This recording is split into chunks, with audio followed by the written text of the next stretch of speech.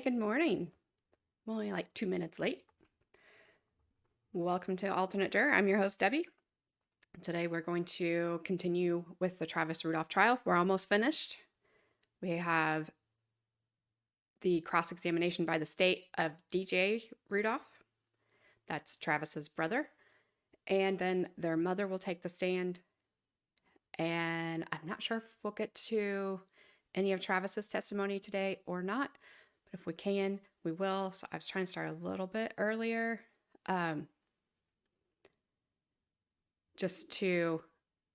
trying to make sure everything's going on Rumble because that'd be, there it is. It's a miracle. For you that maybe haven't been here the whole time, Travis Rudolph was charged with first-degree unaliving of Sebastien Jean-Jacques, I think is his last name, and 3 counts of first-degree attempted unaliving of Keyshawn Jones, Christopher Lowe, Tyler Robinson. Travis was dating Dominique Jones, which is Keyshawn's sister. They got into an altercation. She is clearly on the Ring doorbell camera beating the crap out of the back of Travis Rudolph's head. She goes and tells her brother that he beat her up and tells him and his friends to go over and shoot up Travis's shit. That's what she said. They show up at midnight, don't park in front of the house, which there was plenty of parking. They park 2 blocks down the street and they walk up to talk. Travis's brother DJ, who's on the stand, who we're going to watch the cross-examination of today. He was first out the door. You know, they're demanding Travis come out to, again, talk. There's obviously a fight in the front yard. There's allegedly a display of a firearm by one of the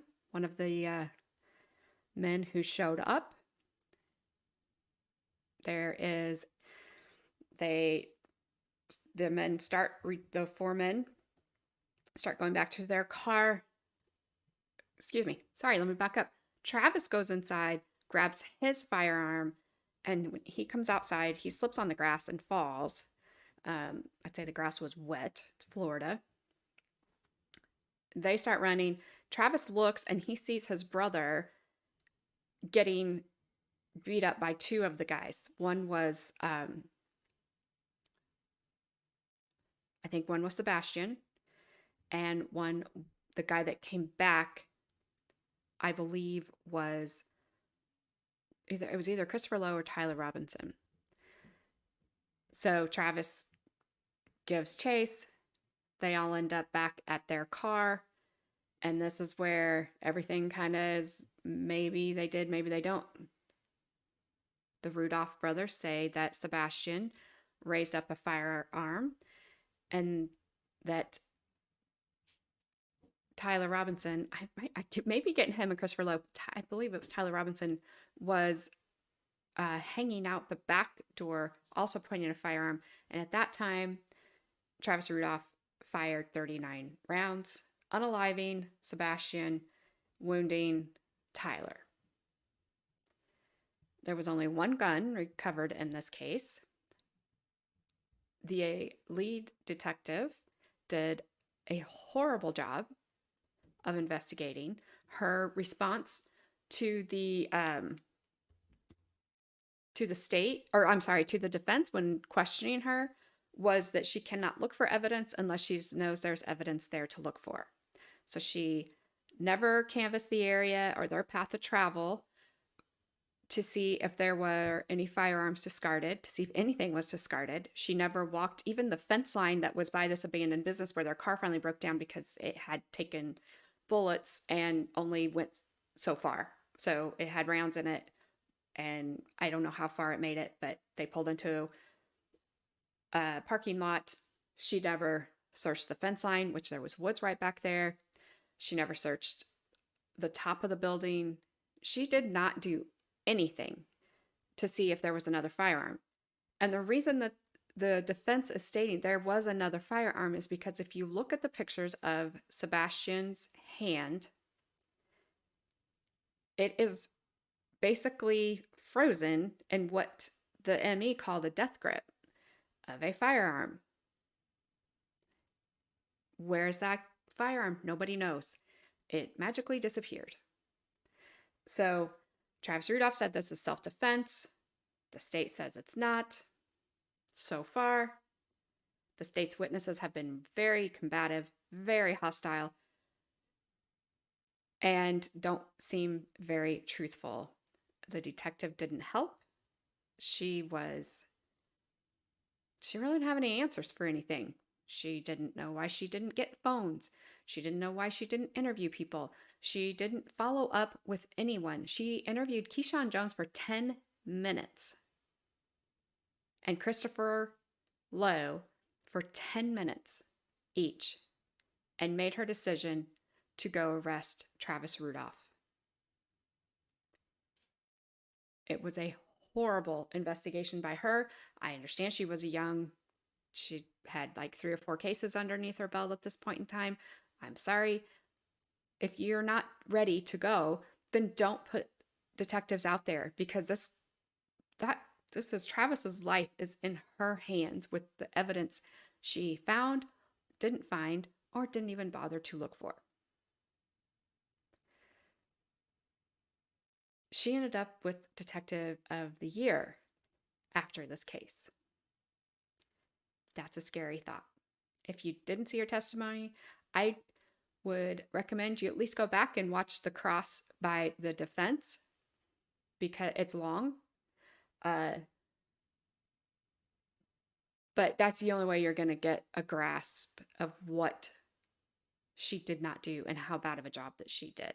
I cannot express it enough how bad of a job she did. And I don't know why my camera's not focusing. Sorry. And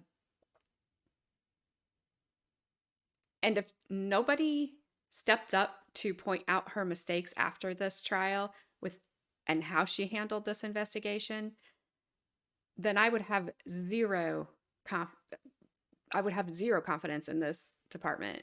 I think it's Palm Beach Police Department in Florida. If nobody stepped up to correct her, if nobody stepped up to say, hey, this is what you did wrong, this is where you should have done better, they're all at fault for that. That's my opinion. As a non-lawyer, a non-Palm Beach resident, just somebody sitting here on the sidelines watching it, that's completely my opinion. That's it. So I want to get through as much as this as we can today, because I really, really, really want to wrap this up on Friday. So doesn't look like we have a ton of day 7 left. So we're going to go right in with the cross-examination of DJ by Mr. I Got My Hairstyle from 1978. Don't mean that in a bad way, but if you've not seen him, you will soon understand.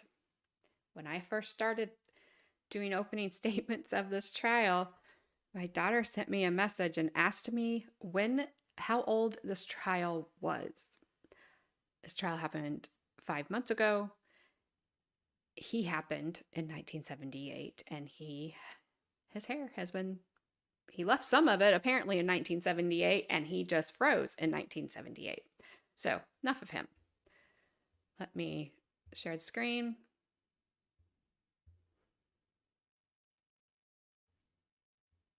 Get this going. All right, I have my volume boosted as far as it will go. It was really bad the other day, so that's not me, that's the court. So hopefully it's better today. Fingers crossed. Because I can listen to it and it sounds way different to me than I know it does to you. but I have done all I can. Doctored it up as much as I possibly can. Thank goodness for closed captionings. And all right. Oh, I may have to mute a lot today. I was going to leave the door open to let my dogs kind of come in and out because they have had some behavioral issues since I'm home, but they can't come and see me. But they were not behaving, so I had to shut the door. But I left it so they could at least be outside of the room I'm in. So if you hear them, I apologize. I'll mute if I can, myself if I can. I just heard one creeping outside the door.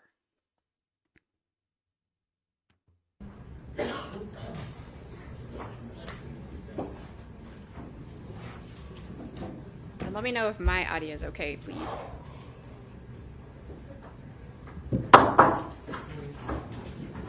Jury entering.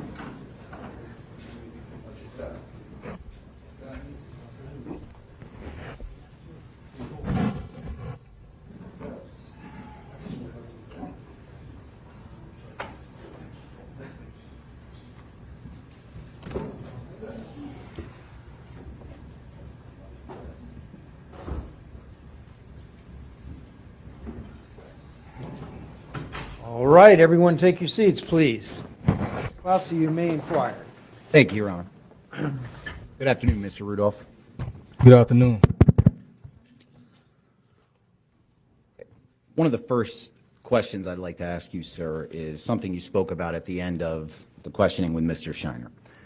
I believe you stated, when you were asked if Detective Vanderland ever came and spoke to you, you said the answer was no, right? Yes, sir. Do you remember giving testimony in this courtroom back on March 8th of 2022? No, sir. You don't remember coming into this courtroom? No, I remember coming to the court, but Okay. you That was said- my question. And do you remember that you came and gave testimony just similar to what you're doing today? Even though Yes. you might not remember it, you remember being here for that, right? Yes, sir. And you remember when you came in, you got sworn in to tell the truth just like you did today, right? Yes, sir.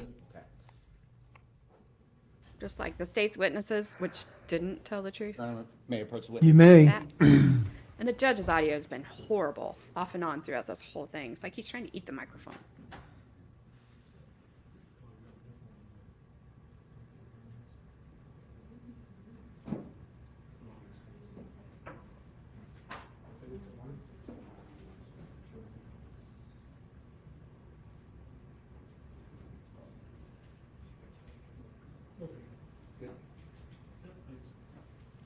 Yes, you may.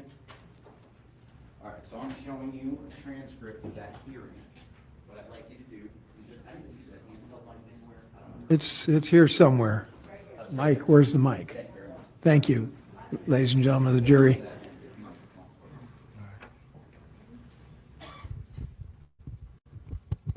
So what I'd like you to do Prosecution on page sucks at using 271, mics. if you can read Haven't heard lines already. 11 to 22. Silently, please, to yourself. And let me know when you're done, okay?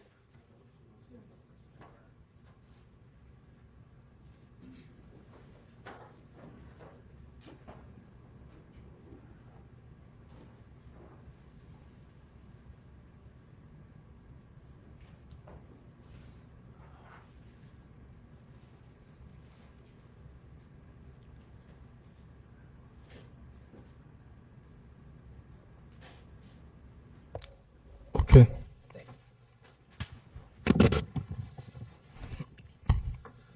So isn't it true that on March 8th of 2022, when you were in this courtroom, you were asked, and she, meaning Detective Vanderland, leaves her card, right? Do you remember saying yes, ma'am? Yes, sir. Question was asked, and she, Detective Vanderland, says, well, hey, if you decide you want to talk, give me a call, right? And your answer was, yes, ma'am, right? Yes, sir. Question was asked to you, you never called her, did you? And your answer was, no, ma'am. Is that accurate? That's correct. So as you sit here today, is it still your testimony that Detective Vanderland never came up to you and gave her her card for you to be able to speak with her?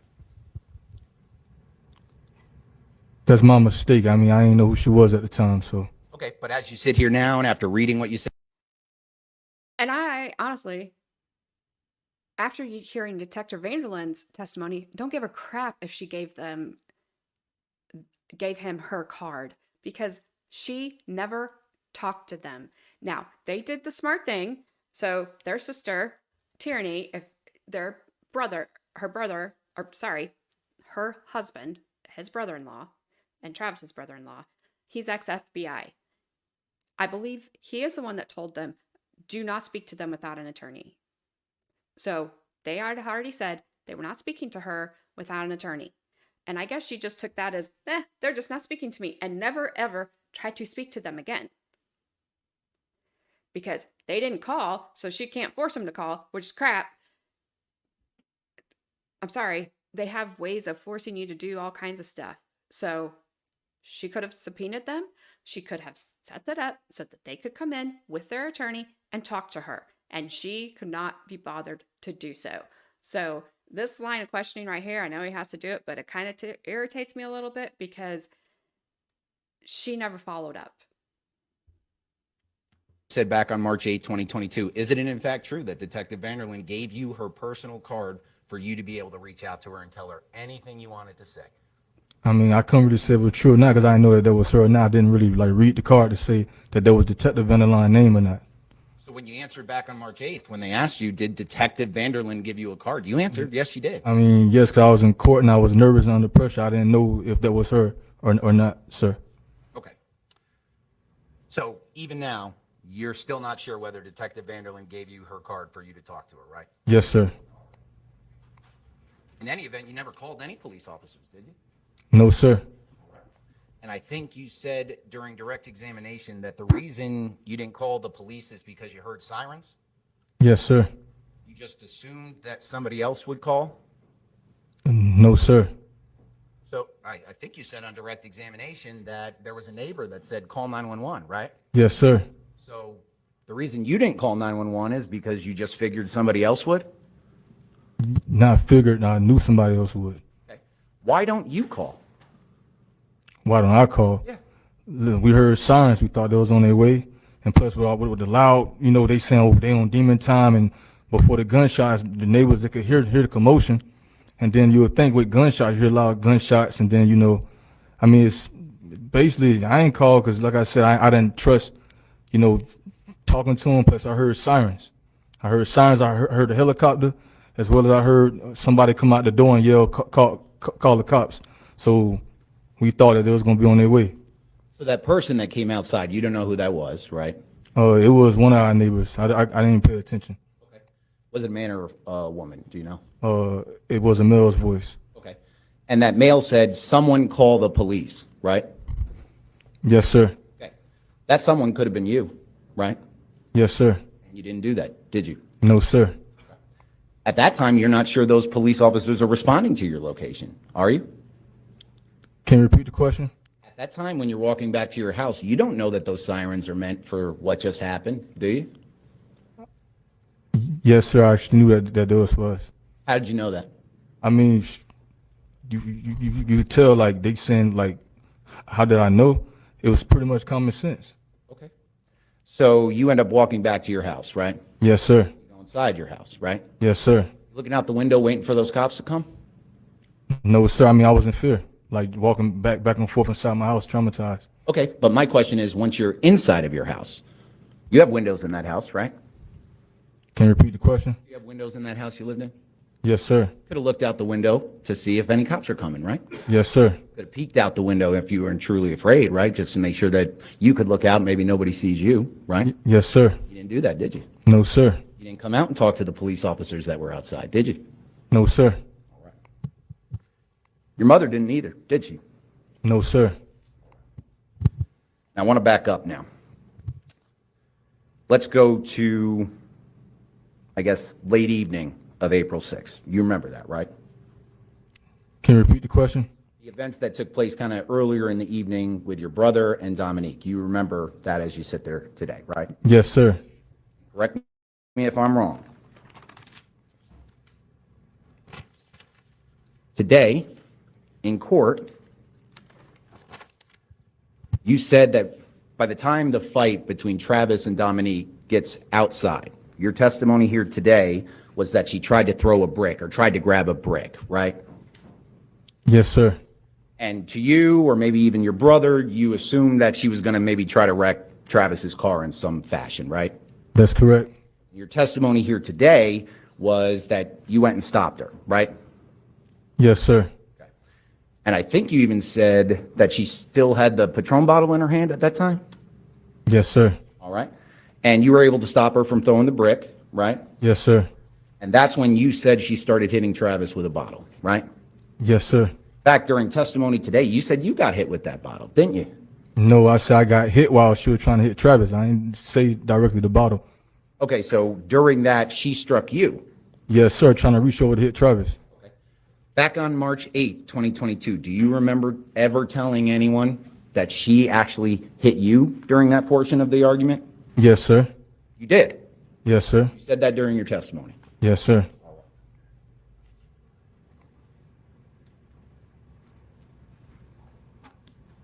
And then after the brick part, that's when the bottle part happens, right? Yes, sir. All right.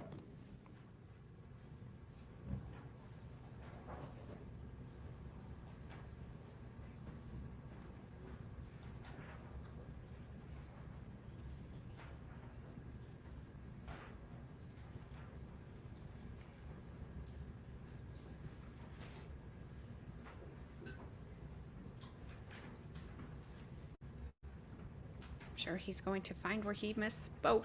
We learned that it's not lying from Detective Vanderlyn, it's misspeaking. She misspoke a lot.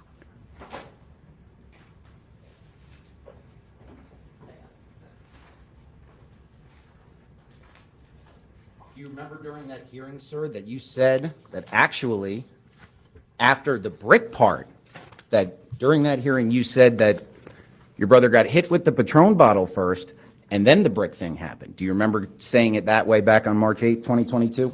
No, sir. If I showed you that section, would that help refresh your memory as to whether you said that? Yes, sir. All right. We'll come back to that one too.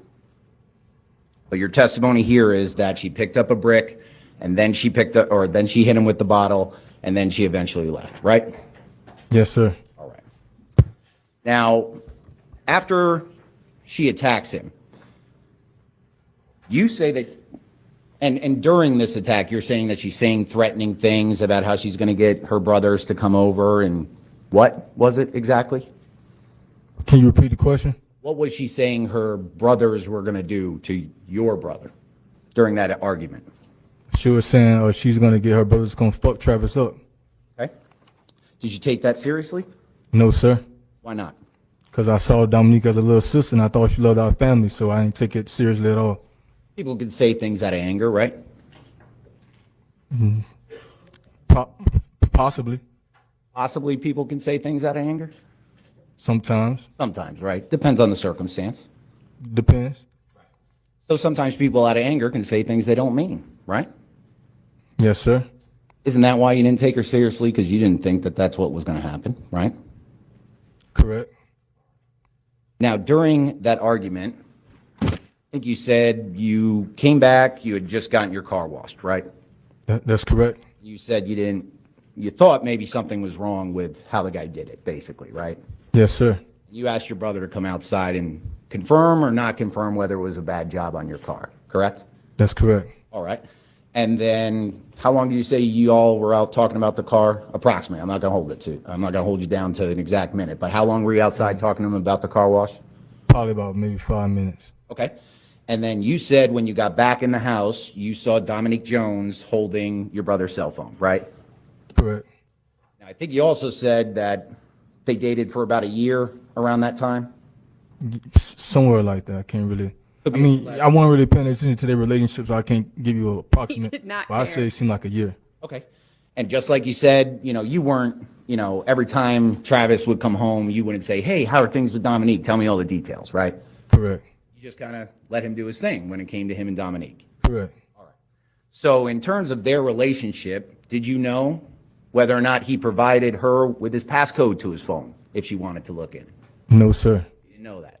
No, sir. All right. So you wouldn't know whether he gave permission for her to look through that phone, right? That's correct. All right. But in any event, when you come back inside, she is upset, right? Yes, sir.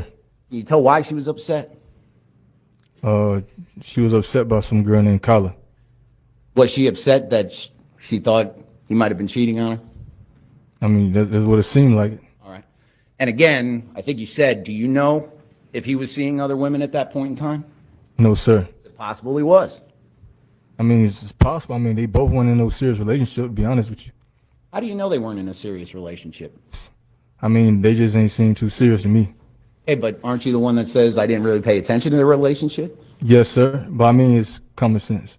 Okay, well, common sense. Weren't you the one that said she slept over basically 5 nights a week? Yes, sir. You'd call that not a serious relationship.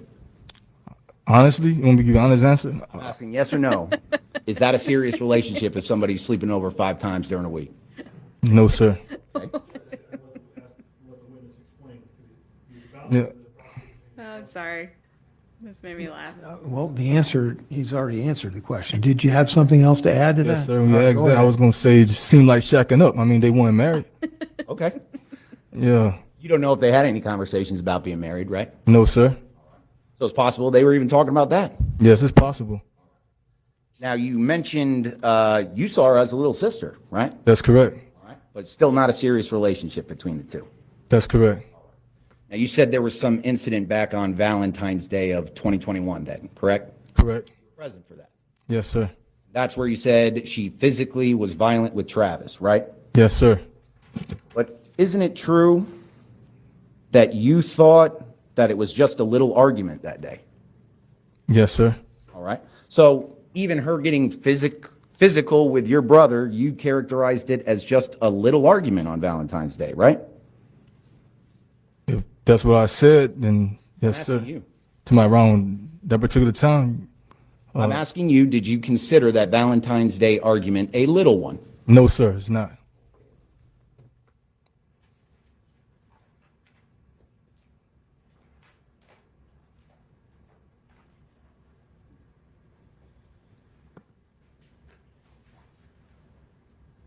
Sorry, I had to laugh at the whole shacking up thing because if you haven't watched this whole thing, Dominique was still married and did not tell Travis that because Travis didn't specifically ask her when they were talking about things if she was married. So, dating advice, if you need any, make sure you just ask that specific question because she didn't feel like it was hers to tell. Like she would be gossiping, I guess, about herself.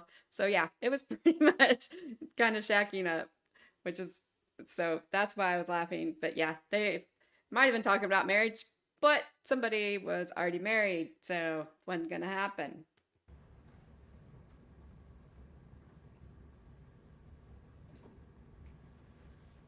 Showing opposing counsel the transcript from March 8, 2022, page 117, lines 3 through 6. 117? Yep, 117, 3 through 6. May I proceed? You may. You look at page 117, lines 1 through 6. Let me know when you're done.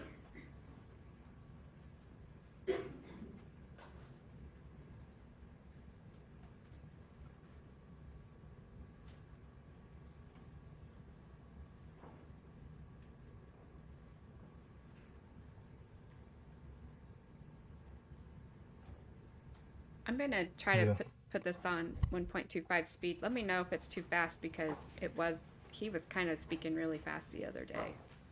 TJ. So isn't it true, sir, that back on March 8th, 2022, when you were asked about that Valentine's Day incident, you stated, but I ain't really take it like seriously because I thought that they was just going through like a little Valentine's, a little argument. That's what you said back on March 8th, right? Yes, sir. Is it still your testimony today that it was not a little argument? It was something bigger than that. That's correct. So it's different than what you said on March 8th, 2022, right? Yes, sir. All right. So, your brother got assaulted by Dominique? Yes, sir. Your brother stronger than Dominique? Yes, sir. Did there come a point in time where he did touch her when they were out in the lawn? I mean, when you try to stop Dominique from beating him up, My question Kinda is, like- did there come a point in time where he did put his hands on her? yes, sir. Now, before that, you can understand why Dominique was upset, right? I'd give you the right to hit anybody. Overruled. It's a reasonable question. You can understand why she was upset at your brother, right? Yes, sir. It's understandable that when a girlfriend finds out that maybe she's not the only one, they can be upset over that fact, right? Yes, sir. That's true. So that fight Assault didn't really anybody. start because of Dominique, did it? Yes, it did start because of Dominique. The fight started because Dominique found out about what your brother was doing with other women. Isn't that right? No, sir. Well, isn't your testimony that the first things coming out of her mouth is who's Kyra? Who's Kyra? It started because she went through Travis's phone, Right. without What- permission. That's how it started. You said without his permission? That's correct. Again, you don't know whether he gave her passcode back in the day and said, go ahead and look through it if you need to, right? That's correct. You're saying here today she didn't have permission. Yes, sir. Okay. So she was very angry about this potential other woman, right? Yes, sir. So they were fighting over the fact that maybe he was being unfaithful in that relationship, right? Yes, sir. All right. So she's very angry, and you said that your brother tried to calm her down, right? Yes, sir. So he didn't just say get out of the house right away or anything like that, right? No, sir. Okay. And I think you said they were kind of jawing back and forth, right? Correct. And then you went into your room because, hey, I don't got time for this, basically, right? Yes, sir. And then I think you said that you got brought back outside because maybe the commotion started back up again, right? Yes, sir. And at that point is when you come out and you hear your brother saying to Dominique, you just mad because Kyla has a better body than Dominique, right? Yes, sir. It's not a nice thing to say to your girlfriend, is it? Yeah, I agree with that. Right? You wouldn't do that, right? No, sir. Not a wise Yes, sir. I mean, I definitely, yeah, I see. So the point being, you can understand why I she got agree, upset after your brother said that. Of course, yes, sir. All right? And it wasn't until he said that Dominique started insulting him from what you could hear, right? Not insulting him is after she started hitting him after he said that. Okay, so let me just get the timeline clear. He says that comment. What does she do right away? So as soon as he said, Dominique, you just mad because Skylar got a better body than yours, that's when Dominique started punching Travis. I thought your testimony here today was she started calling him a broke bitch and saying, don't disrespect me first. Well, she said that first, but then after that, she started hitting him. All right, so just so we're clear All then. right, he's As too soon fast. as he says that, that's when Dominique starts calling him a broke bitch. Broke, Right? yo, broke bitch or broke ass nigga. And she said, don't disrespect me, right? That's correct. I think you Would changed you that a agree? little bit. He did disrespect her with that sentence. I mean, it was a low blow. I It agree. doesn't give you the right Yes, sir. to hit anybody. So then she starts hitting Travis, right? After she said that Okay. Travis was a broke bitch and a broke nigga, all the other stuff. Okay? That's when she started hitting him. Yes, sir. Open fist, closed fist. You remember? Closed fist. All right. How many times did she punch him? I want to count. Can't even guess? Guess probably maybe about 5, 6 times. Okay. And is that when you got in between the two of them, try to break them up again? That's correct. All right. Did it work? No, sir. Well, eventually, she didn't just keep hitting him 6, 7, 8, 9 times when you broke him up, right? She shouldn't have hit him one Can time. you repeat the question? She hit him about 5 or 6 times, right? Right. And you stepped in the middle of it to try to get it to end, right? That's correct. So did she keep hitting him after that? No, sir. All right. So it stopped, For a little bit. right? So you were successful, right? At least at that point. Now getting it to kind of stop on your own, right? I don't think I was successful at all. He cannot be justifying her hitting Travis because she was angry. Because flip this testimony around, and she's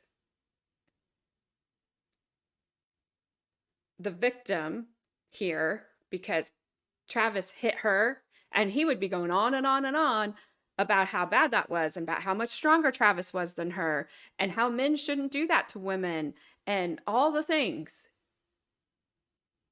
I hope he is not going to try to justify, because it really sounds like he's trying to justify the fact that she hit him. And I get she was angry. She should have just kept her nose out of his phone because she wasn't Miss Innocent by any means. But he surely cannot be trying to justify her assaulting Travis. Especially considering what his job is. Because like I said, if old Dominique was the victim here, they would be absolutely nailing Travis with everything about how wrong it was. And it would be wrong. It's wrong either way. Oh, be honest with you, For that moment, for that he moment, wasn't punching anybody, right? no, sir. All right. You were the referee at that point in your own home, right? Yes, sir. All right. So I think you said now the fighting stops and they both go into, I guess, Travis's bedroom? Yes, sir. Did they shut the door when they go in there? After that, I wasn't even paying attention. I just went to my room, so I wasn't even really paying attention to if they closed the door or not. Okay, so you saw them go into the room, right? No, didn't see him go into the room. How do you know they went in their bedroom then? Wait, can you repeat the question? Yeah. You break up the fight, and I think you said after Dominique Jones was hitting him, then they went in the room. Correct. You said, right? Yes, sir. Yes, sir. How do you know they went in the room? Oh, I actually saw him go in the room. Okay, so when you saw him go in the room, they shut the door behind him? Yes, sir. They shut it. Okay, so you do remember them doing that. Yes, sir. And then after the door closes, is that when you go to your bedroom? That's correct. Do you think at that point, I think you even testified on direct, that you were hoping that was the last part of the argument and they were going to work it out in their bedroom, right? Yes, sir. This was right after Dominique had struck your brother 5 to 6 times? Can you repeat the question? They go into the bedroom, and this is after she had struck him 5 to 6 times, gotten physical with him, right? That's correct. You just thought it was a good idea to let them go in the bedroom by themselves? Yes, sir. All right. Now, after that, what do you do when you go back in your room? Can't remember what I did when I went back in my room. Okay. Can't remember. But there comes a point in time where you say you hear the commotion starting up again outside in the living room, right? Yes, sir. Okay. And you go back outside, right? That's correct. And I think you said she was in a psychotic rage, Dominique Jones, right? Yes, sir. Now, during that, I think you also said, though, that Travis is still antagonizing her. Didn't you say that today? I said they both was antagonizing each other. Okay, so Dominique Jones is yelling at him, right? Correct. Is he staying silent? No, sir. Did he just stay in his bedroom? No, sir. Did he go somewhere else? Yes, sir. I'm talking about during the argument. Did he just leave and not say anything to Dominique when she's going after him like that? No, sir. Okay. He stayed and participated in that argument, right? Yes, sir. All right. And I think you said that at some point, then Dominique goes outside, right? And the argument now is happening outside. Yes, sir. I think your testimony was that you were trying to get Travis to go back in the house, right? Like there was like in the middle, like after that when wait, can you repeat the question? Yeah. So once the argument goes outside, you stated in direct examination that you were trying to get Travis to come back in the house. Again, you're being the ref trying to get this fight to end, right? Right. All right. And that's when you said that at a certain point she goes back inside the house and wants to get her Patron bottle, right? Yes, sir. All right. And then she comes back out of the house with the Patron bottle, right? Yes, sir. Yes, sir. And that's where you said that she first picks up a brick, right, to try to throw it at the car. Yes, sir. And then she hits Travis with the bottle. Yes, that's after we get the brick out of her hands. Okay. So is it at the point in time where she's going back in to get the Patron bottle where your brother says, hey, you know, come get this bitch or something to that effect on the Ring doorbell video? Yes, sir. I think you remembered exactly what it was. Can you say it again? Can you repeat the question? What did your brother say as he's coming back in the house right before he gets punched by Dominique? He says, open this door, bro, because this bitch got me fucked up. So he called his girlfriend a bitch again, right? Yes, sir. Think it's a natural reaction from Dominique to smack him in the face after that? Overruled. Can you repeat the question? How long, I'll withdraw that one. All right. How long after he said the word bitch to his girlfriend did she smack him in the face? Like, No. you mean you start punching him in his face? Yeah. Like, immediately, as soon as you said that. So as soon as she heard the word bitch coming from her boyfriend's mouth, she smacked him upside his head, right? Yeah, she started punching him. That's the point where then she ends up on the lawn on her butt, right? Like when I'm getting, like, trying to diffuse him too, yes?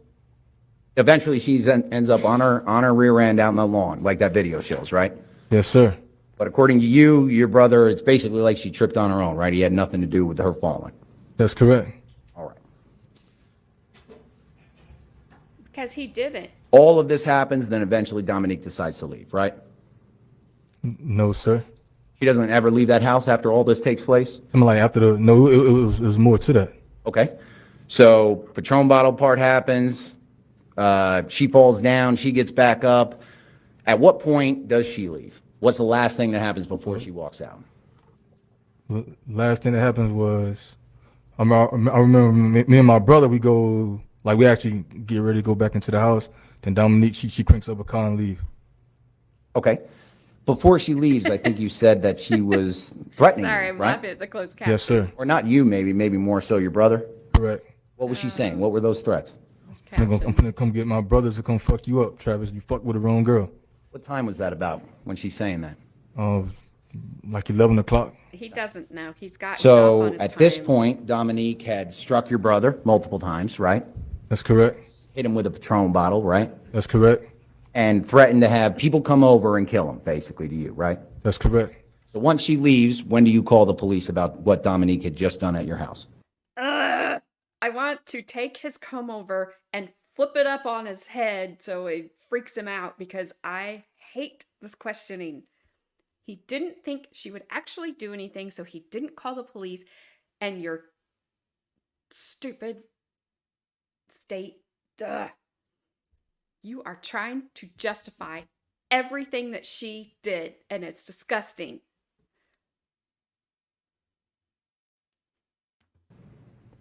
Can you repeat the question? Yep. After all that was over, all the threats, all the hitting, all that stuff from Dominique Jones, and she leaves, when did you call the police to tell them everything that had just happened in that house? Never. Never did. Yes, sir. In fact, after all this happened, right, you were yelling at your brother. You were upset with the way he acted during that, right? I was upset with bringing this. Can I explain? Well, here's my question. Were you upset with the way your brother handled that situation in that house? No, sir. Thought he acted appropriately the whole time? Oh, he didn't touch I her. didn't think he acted appropriately, but I wasn't like necessarily mad with him during that particular. Okay. So on the Ring doorbell videos, when we see you storming out of the house, being all mad, your testimony here today is it wasn't you were mad at your brother for anything that he did. You were just mad over the situation. Yes, sir. All right. I think you say now you're at home, everybody's awake, right, in the house, and now you start getting even more threats, right? Yes, sir. This is coming from other people. That's not Dominique, right? Yes, sir. Those people are basically telling you, hey, they're coming over to your house to mess you up, right? Yes, sir. All right. But it's your testimony that when somebody knocks on the door, this is about an hour after all those threats came out, right? Yes, sir. That when those boys were knocking on the door, you thought it was the police? You mean those grown men that was knocking on the door?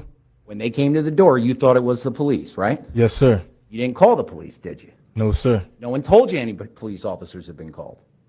Yes, sir. And you've been told over and over and over again that these people were coming over to your house. That's correct. And I think you saw, or you know, right in your basic living room, there's a big monitor that shows all those cameras that you got installed in the house, right? Yes, sir. And one of those views is, in fact, your front door, right? Yes, sir. So you're telling this jury that before you opened up that, Why couldn't he think it was the police pounding on his door? That's what he said. And he demonstrated. They pounded on the door like the police would pound on your door, especially late at night. Or maybe anytime. I don't know. I didn't know the police had to announce every time before they came to your house. What if it was something else? I'm sure the police probably came to their house the night their dad was killed. Oh, this man irritates me to no end.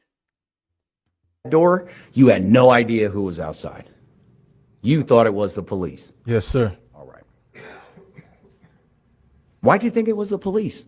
I mean, They that's knocked on how the door. police is knocked. So I assumed like that this girl, I'm not taking that threat serious at all. So I said, who else could it be at 12 o'clock at night except for it's the police? When that knock comes, doesn't that ring a bell in your head that maybe the threats were serious? No, sir. I didn't take it serious until I actually walked outside. Okay. So you didn't look outside to see who was knocking at your door at 12 o'clock, midnight, right? No, sir. Didn't look out a window, I should have. but you didn't, right? That's correct. You just came right outside, even though all those threats had been made an hour before, right? Yes, sir. All right. And it's because you didn't think that they meant anything, right? You didn't think they were serious, correct? No, sir, I did not take a threat serious. So then you said that you go outside, and correct me if I'm wrong, when you go outside and see these four men, you don't see any gun in their hands, right? No, sir, not at that moment. They didn't tell you they were there to kill you, right? You talking about okay. as we're at the door doing the whole Walk past. Go get my altercation. brother. Right when you first went outside, they were asking for Travis, right? Yes, sir. They weren't asking for you, right? No, sir. They weren't asking for your mom, right? No, sir. They weren't asking.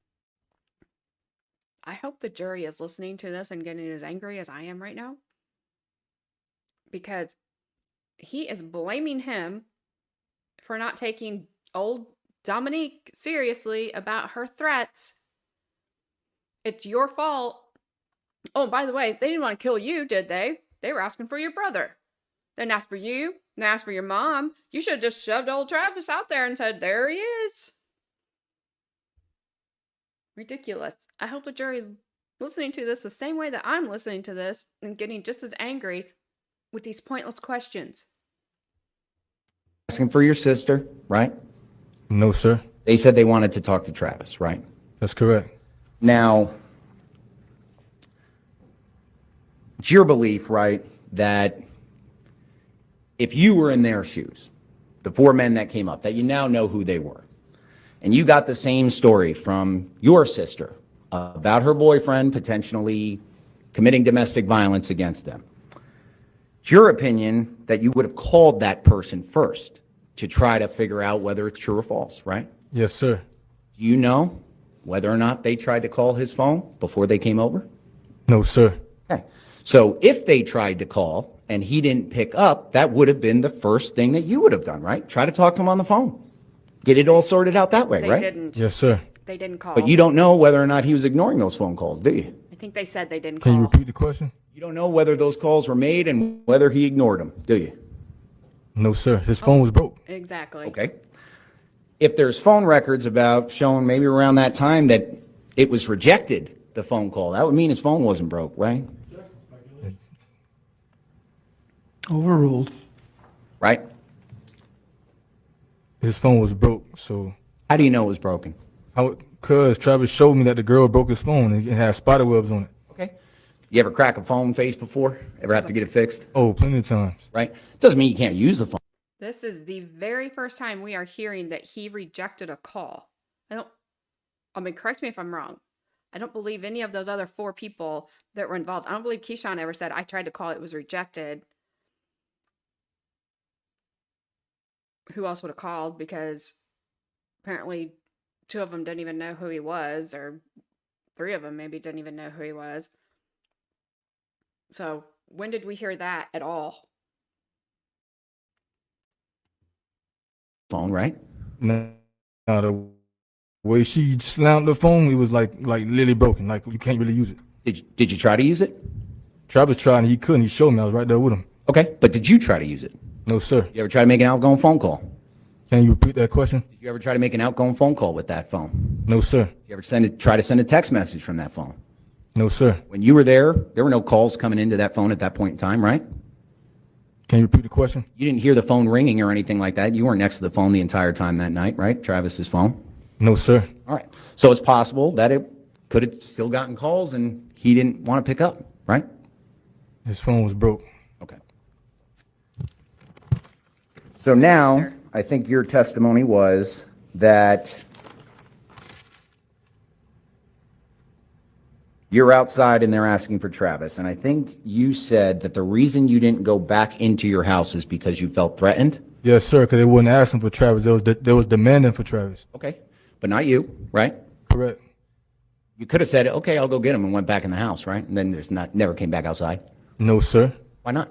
Because I felt threatened. I was in fear for my life. You got guys, first of all, before Travis even came out, they was cussing me out, saying, where Travis at, and Sebastien was calling me a fuck nigga, saying we ain't gotta listen to you, fuck nigga, we ain't gotta listen to what you got to say. So at that point, I felt threatened and I felt in fear for my life. Okay. So at that point, why didn't you just say, okay, I'll go in the house and go get him, and then just not come back out? Can you repeat the question? At that point, Tyler's threatening you. They're all threatening you, saying, we demand Travis come outside. You could have just said, okay, let me go get him, and went in the house and locked the door. I couldn't because I felt cornered. You got like 4 or 5 guys in front of you making threats. I felt like if I turned my back, they was gonna try to they was gonna try to kill me. You wouldn't have to turn your back, right? You just I mean, backwards, right back into the house. so if you're around 4 or 5 guys, I don't care if it's your front door, just in general, jurors, if you got 4 or 5 guys like you and you're cornered, you're not gonna use critical thinking skills because you're in fear for your life. So I couldn't think like, oh, let me just go back inside. Like I'm cornered. Okay. What does cornered mean to you, sir? Literally, my back is by the door, and you got 4 or 5 guys in front of me. Cornered would mean there's nowhere to escape, right? Yes, sir. That's Door how was he right behind you, felt. wasn't it? Yes, sir. So you could have escaped through the door that was right behind you, right? No, sir. I'm like victim blaming here, state. But in any event, they didn't pull out any guns at that point in time, right? No, sir. All right. Now, did they try to force themselves into the house? No, sir. Never tried to just barge in past you, the one guy outside, to go force themselves to talk to Travis? No, sir. All right. Travis came out on his own volition, right? He decided to come outside, Yes, sir. right? And you got them cameras inside of the house where if someone's inside the house, they could see everything going on right on the porch, right? Yes, sir. Despite that, your brother came out to this threatening situation you were in, right? Yes, sir. And according to you, as soon as he comes out, it's Keyshawn that starts threatening him, right? Yes, sir. Okay. When Keyshawn starts threatening him, does he go back inside the house? No, sir. Okay. Does he try to hide behind you? No, sir. Okay. He starts interacting with them, right? That's correct. What is your brother telling them at that point in time? He's trying to diffuse the situation, like Wow. trying to tell like Keyshawn, listen, bro, let me explain to you what's going on. And Keyshawn cussing him out, saying, you know, no fuck nigga, like you put your hands on my sister, like you got the wrong girl. And that's when they all kept saying that. Okay. Did your brother apologize for what had happened to them? No, sir. He was just trying to explain like what took place because it's 2 sides to every story. What's he got to apologize Did your brother for? start telling them, yeah, I did, make fun of her body? No, sir. He didn't say that, right? No, sir. He didn't talk about the fact that he might have been in another relationship with somebody, right? And that's what she was upset over. Can you repeat the question? Did he admit to all of them, yeah, man, I messed up. I got caught cheating on her. I'm sorry. Did he ever say something like that? He didn't get a chance to. Like they immediately like within like 3-4 seconds of Travis trying to explain to Keyshawn, like all of them started jumping on him. He didn't have a chance to even explain. Okay. He couldn't explain himself. So is it your testimony that all of them jumped on him at once? Yes, sir. Well, no, not well, after Tyler sucker punched Travis. That's when they all started jumping. I remember you saying that on direct examination that Tyler came out of nowhere and punched your brother, right? That's correct. How'd he come out of nowhere? He was standing right in front of you guys, right? It's a metaphor saying like he just came like real fast and sucker punched Travis. Okay. I think you were the one that said that your brother has extremely quick reflexes, right? That's correct. Wasn't able to dodge that somehow?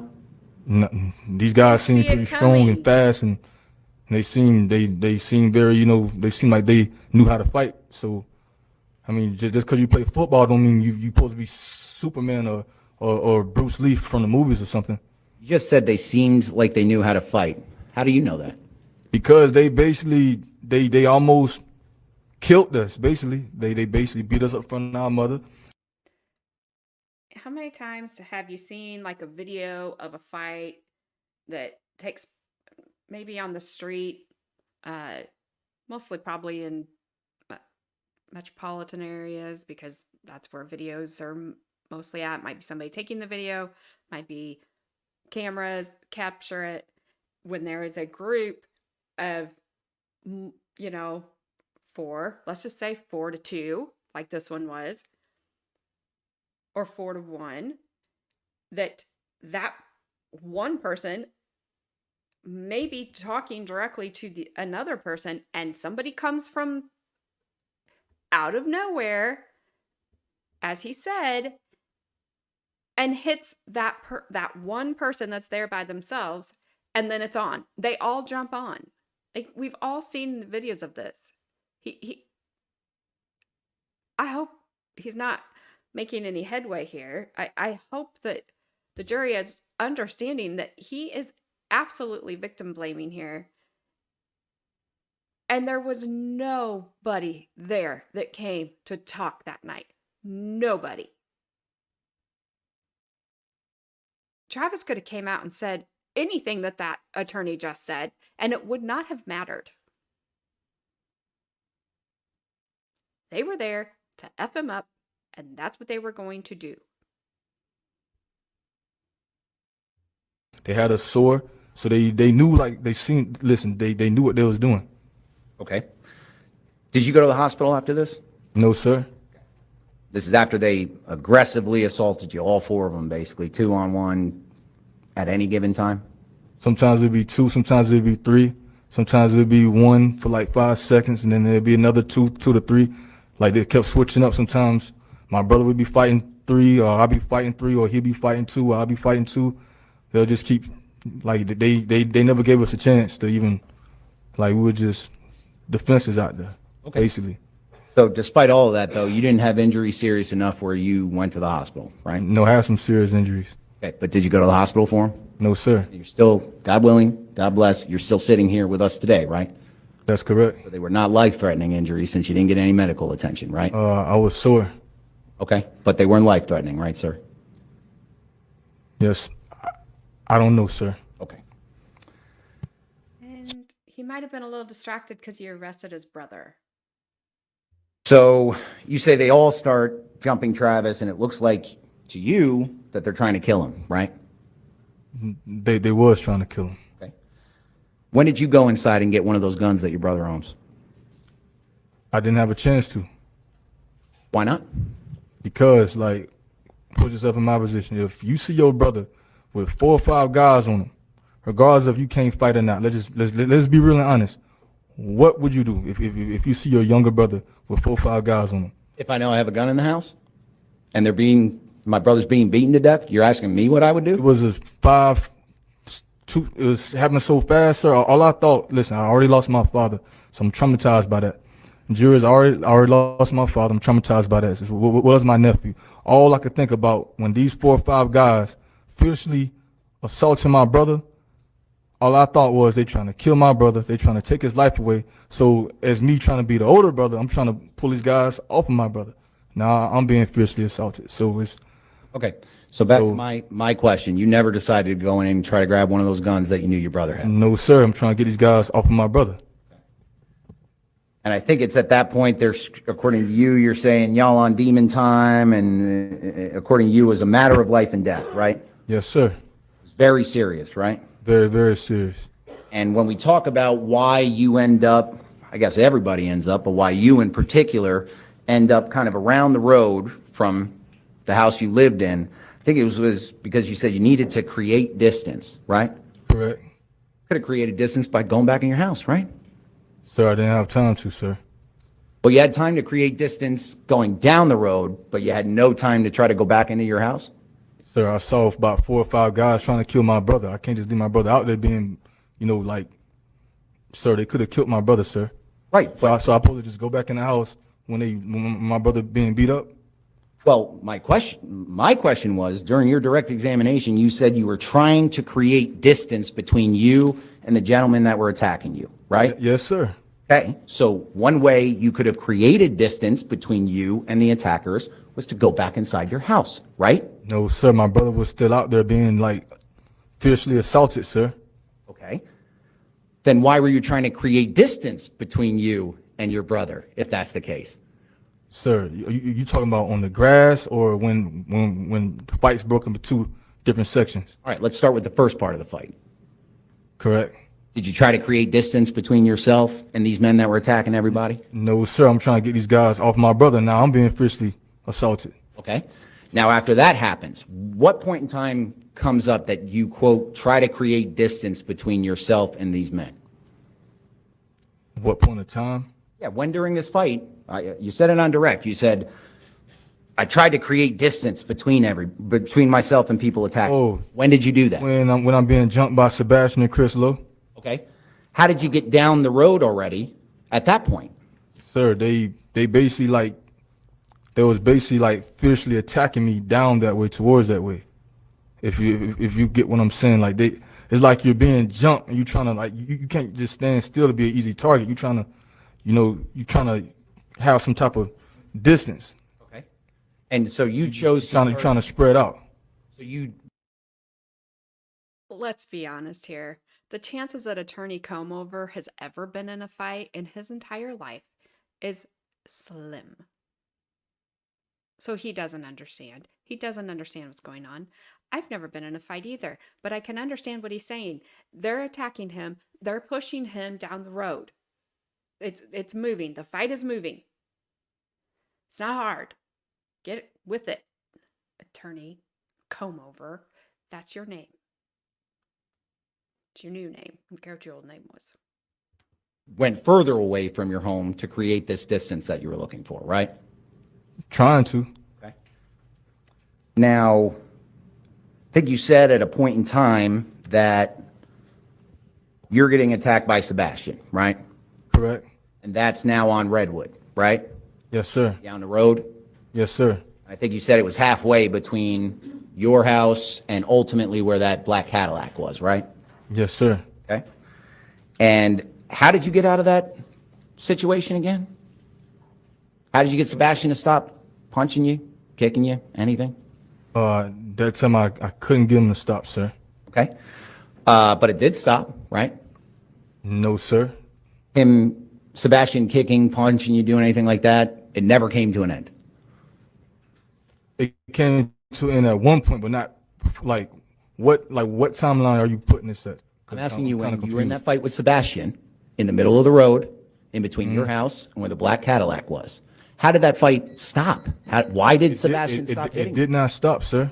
Okay. Because Chris Lowe came out of nowhere and sucker punched me. Now I'm fighting both of them. Okay. So it never stopped. Did that come to an end? During that timeline, it didn't. Okay.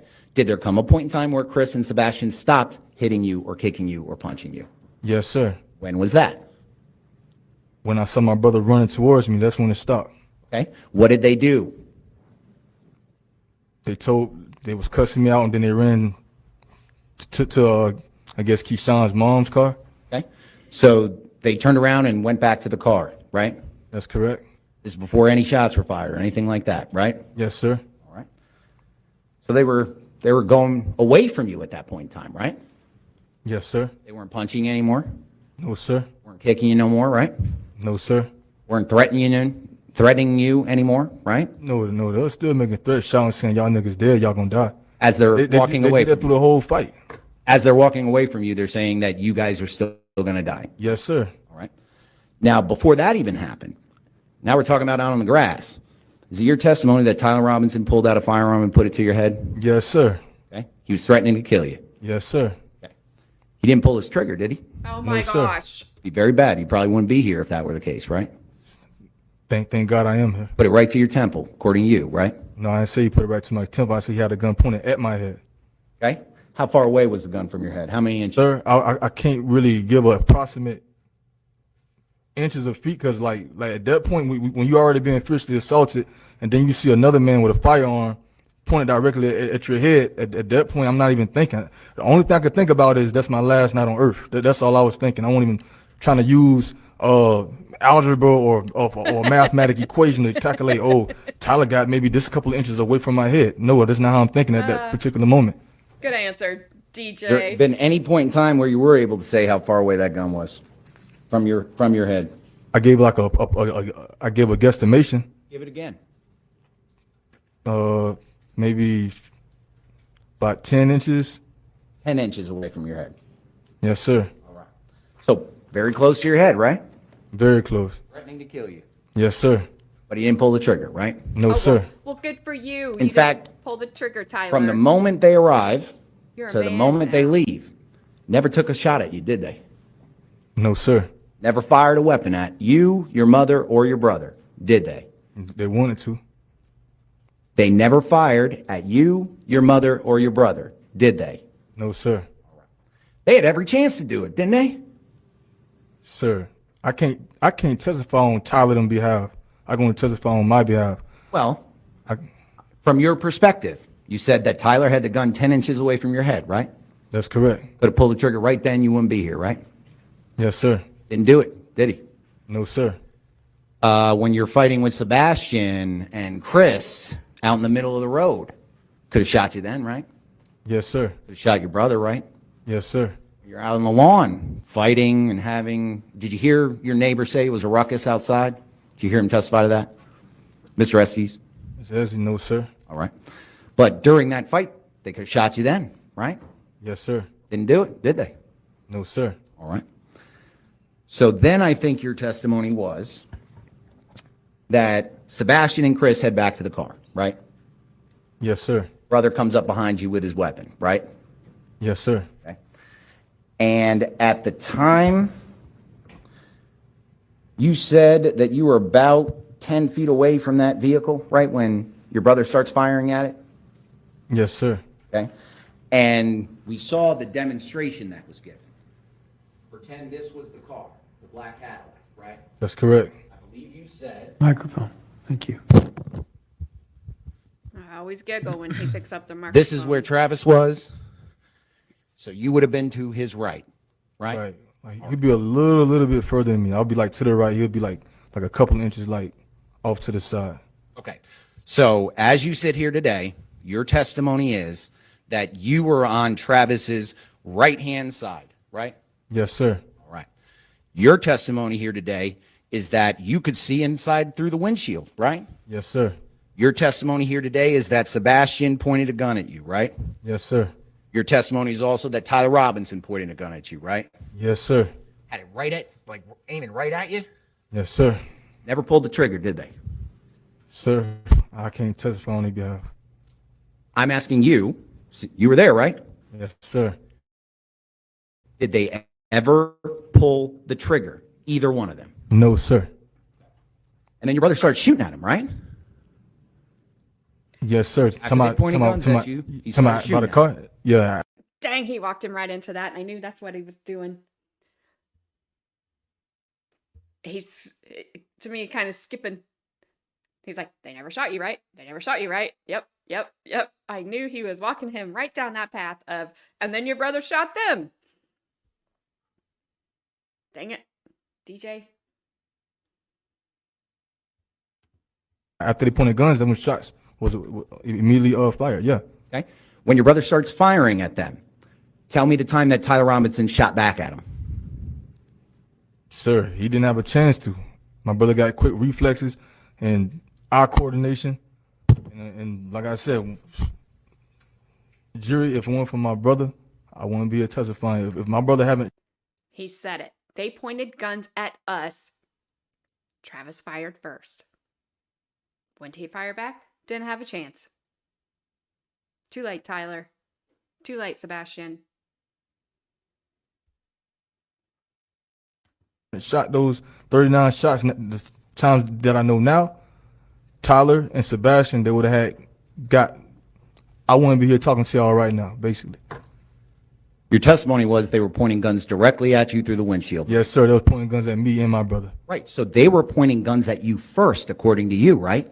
That's correct. Your testimony is they had no time to shoot back at you? They were aiming first. Is that your testimony? They had no time. I can't testify on their behalf, sir.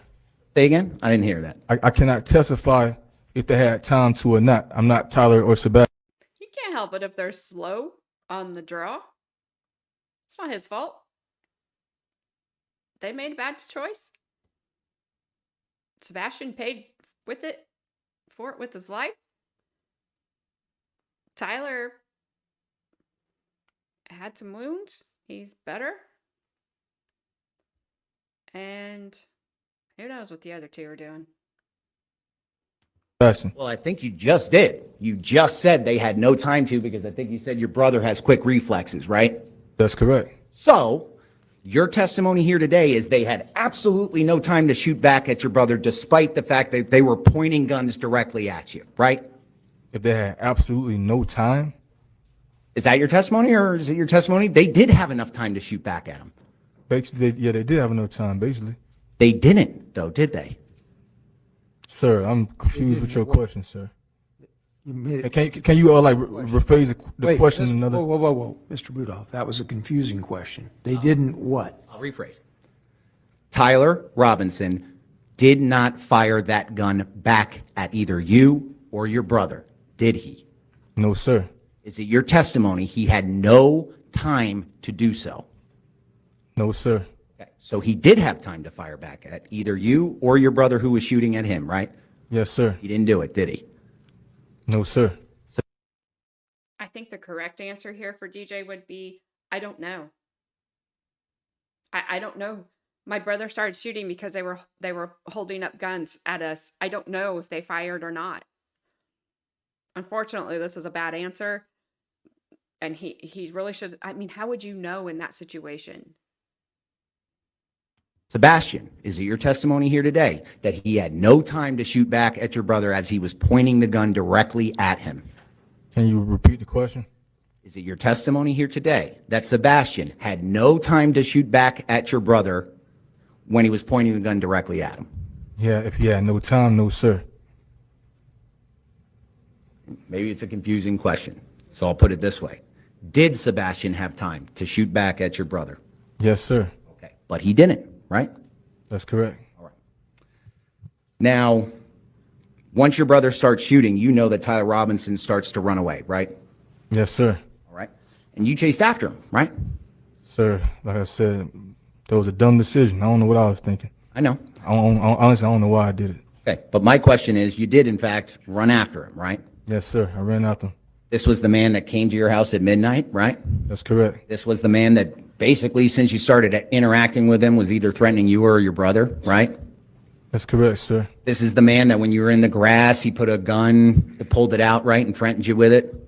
That's correct, sir. And then, in fact, I think you said that during the middle part, when you're in between the house and the car, he threatened you again with a gun, right? Yes, sir. That's the man you chose to run after once the car was leaving, right? Yes, sir. You didn't have a gun at that point in time, right? No, sir. That doesn't make sense. You know that, right? I know it don't. Like, sir, I don't know why I did it. Everything happened so, sir, you gotta understand, jury, things happen, like this, all this took place within a matter of seconds. Like, everything happened so fast, I was traumatized from being brutally beat up. Maybe I wasn't thinking because my head was being pounded so much. I don't know, I just wasn't thinking. Just traumatized, and it just happened so fast, I didn't have time to process, like what's going on.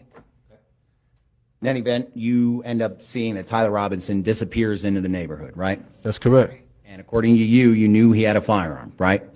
Yes, sir. Why don't you call the police to say, hey, there's this guy with a gun on the loose in our neighborhood? Talking about at the moment when I'm by the car?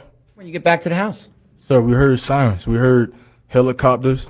We even heard a neighbor that came outside that said, call the cops. And before we heard those, you got to remember, they yelling, we on demon time, y'all niggas gonna die really loud. And there's a lot of commotion going on during the fight. So it was common sense thinking that neighbors heard it. They woke our neighbors up. So it's like, How would the police know where Tyler Robinson ran if you didn't tell them? Who else saw that? sir, I can't testify on the police half. I can only testify on my behalf. Right. So you said the reason you didn't call 911 is because you just heard sirens and figured the cops were coming, right? That's correct. How would they have learned about the gunman that just ran into somebody's yard if you don't tell them that?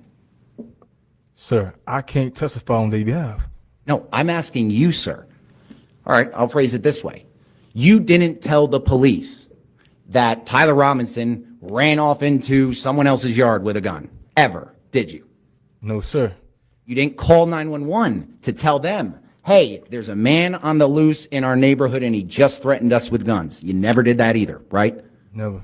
You never called the police to say, hey, there's this black Cadillac that just sped off and I don't know where it went and they just tried to kill us. You never called the police to tell them that, did you? No, sir. I was traumatized. Okay. Well, in terms of your neighborhood, that Cadillac kind of went around a curve, that Sable curve, right? Yes, sir. Went out of sight. Yes, sir. It's possible, given how your neighborhood's set up, that a person could just go around that curve and end up coming right past your house again, right? You can just do a big circle and come right back around, right? Yes, sir. At that point in time, you don't know whether anybody's been shot inside that car, right? That's correct. You don't know if anybody's been killed inside that car. That's correct. You don't know what they're thinking inside of that car, right? I mean, I knew what they was thinking, to be honest.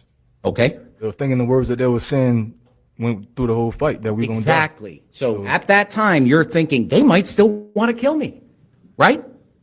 Yes, sir. They might come right back around and try to do it again, right? Because I don't know where they're going. At that point, I thought the threat was over. Why? After my brother got him away, I thought everything was over. How did you know that they weren't going to come back? Sir, you want an explanation?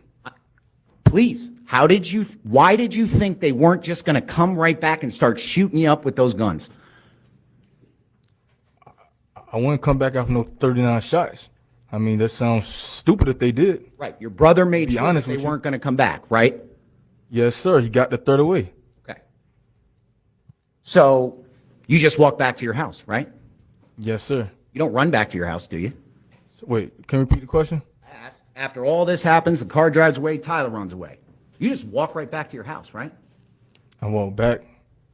I can't remember what I did. I can't remember if I ran or walked. Okay. If it's on video, you don't doubt that the video is what the video is, right? I mean, yes, sir. All right. Don't doubt So it. if that video shows you just walking back to your house, you have no reason to doubt that, right? No reason at all. If that's what I did and that's what the videos say, then that's what I did, sir. So you just decided to walk back to your house after all this happened? You weren't afraid that maybe Tyler's just waiting in a bush, ready to Sir, shoot you? Sir, I was afraid the whole time. My heart was beating, sir. Like, you know, and when we went in the house, we was, sir, look, me and my brother sitting here crying like we got guns pointing at us. So, So did you run back to your house to get to safety? sir, we went back to our house. We were afraid, sir. Like, I don't get what you. My question is, sir, did you run back to the safety? No, sir. Sir, I can't remember if I ran or not. You got to show me the video. Right. Now, when you get back in the house, you said you talk with Travis about what had just happened, right? Yes, sir. Talk to your mom about what had just happened, right? Yes, sir. Everybody was very upset, right? Yes, sir. Now, at that time, when police officers are outside, you do not voluntarily come out and say anything to them, do you? No, sir. Okay. You'd agree with me that it would have been very easy to come out of the house and say at least one sentence. That sentence being, they had guns. You agree that would have been very easy, right? Can you repeat the question? You could have came outside that house to any one of those law enforcement officers that were outside, and all you would have had to say, or one of the things you at least could have said, was they had guns. Sir, so you want an explanation? Could you have done that? Sir, why would I talk to them when they had made my brother walk out with his hands up and did all that? Like, When did that happen, sir? When did your brother get arrested? Was it right away? sir, yes, sir. So Before literally, I came out, he did. well, the cops get there and they just put him in cuffs. There wasn't any cops just waiting outside during that point in time. Sir, as far as I remember, sir, they basically detained him right then. So So it's your they treated us like they treated me, my brother, as well as my mother, like we was criminals or something. So How long afterwards did your brother get, or were you asked to come outside after the shooting happened? Do you remember? can you repeat the question? How long after this shooting occurred did it take to the point where your brother was asked and you were asked and your mother were asked to come outside on that loudspeaker? Can you repeat the question one more time? Yes, sir. From the moment the shooting happened, okay, to the point where your brother is being detained by the officers and put in handcuffs. Correct. How long did that take? I can't remember the exact amount of minutes, sir. Okay, maybe longer than a half hour at least, right? Before that actually happened? I can't remember the exact amount of time, sir. I was too shooken up by the whole situation. Okay. But in any event, before that happens, you never come outside. Before your brother gets arrested, according to you, you never came outside and told anybody a single sentence as simple as they had guns, did you? You saying before my brother came outside? Yep. Sir, I didn't come out before my brother, so I didn't have time to like what are you? Right. You never came outside to try to flag down a police officer, right? No, sir. Never tried to speak to a police officer, right? No, sir. Didn't try to motion for a police officer to come to your front door so you could talk to him there, right? No, sir. Okay. And you didn't know any of these police officers, right? That's correct. They responded to your location, right? Yes, sir. Where you are saying you were the victim along with your brother, right? Yes, sir. And never once Do you tell those police officers that are responding that these men had guns? Did you? No, sir. All right. In retrospect, do you think you should have went outside and told them that? Sir, if I had a lawyer present, I would. Let's talk about that. Isn't it true that one of the reasons you said that you did not want to go outside and talk to police is because you didn't want to incriminate yourself without a lawyer? And I knew you were going to say that, sir. You got to understand, sir. I said that word and Judge, non-responsive. Objection. Just, if you remember the question, please just answer it, Mr. Rudolph. yes, sir. I remember I said that.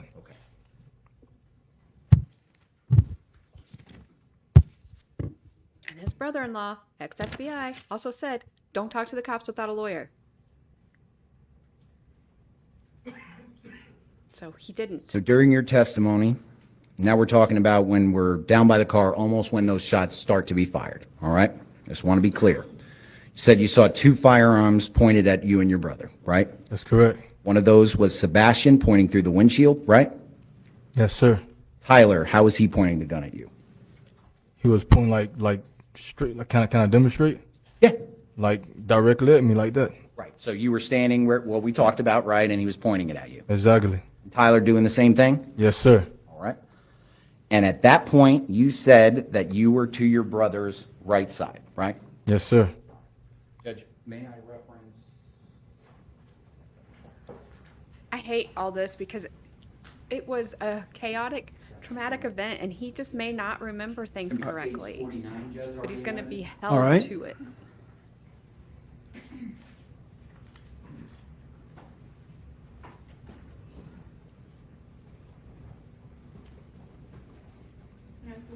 You may assist, yes.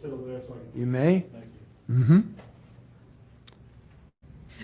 All right, I can't remember if this is one that helps with the lights dimmed. Okay.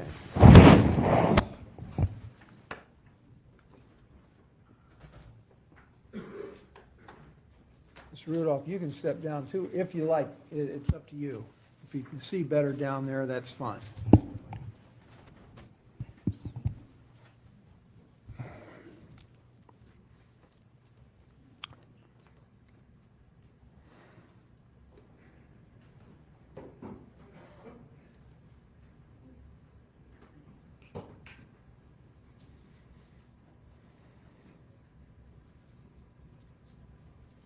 Well, we're going to have zero view of this.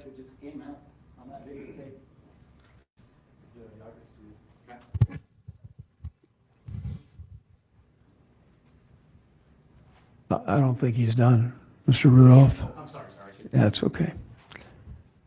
Make sure you use the pointer, however, because you're going to block the view of the jurors. Yes, sir.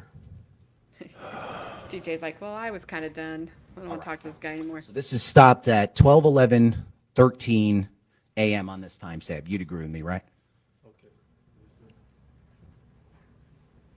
That's your brother right there, right? Use the pointer. It's right behind you. There you go. And Mr. Gentleman shooting a firearm. Dang. Is that your brother? With that. All right. screen. Now stay right there. Well, actually, Mr. Rudolph, you can use a pointer as well if you need it. It's right there on the table in front of Mr. Shiner. Okay? Right, there you go. Okay. Possibly, yeah. Start whacking that attorney Keep watching with here, it. okay? That's what I'd do. I wouldn't, but I'd think about it.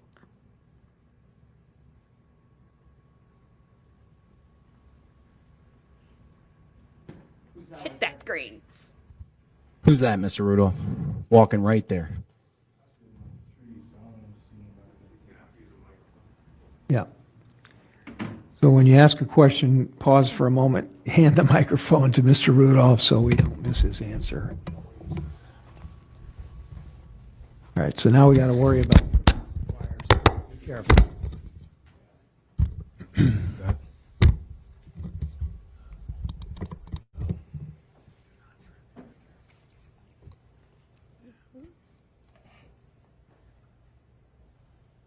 All right. So on this side, you see your brother shooting the gun, right? Not right now. Let me play it. Just tell me as it's playing, you can see your brother shooting that gun. Yeah, yeah, I see it now. Yes, sir. Now, what I'd like you to do, I'm going to pull it back. I want you to watch right in this section right here. All right? Watch right here.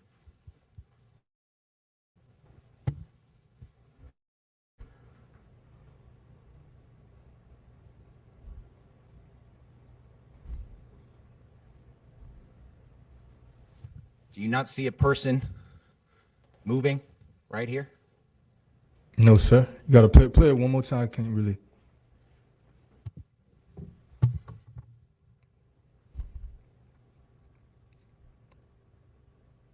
See that person moving right to the right coming on screen?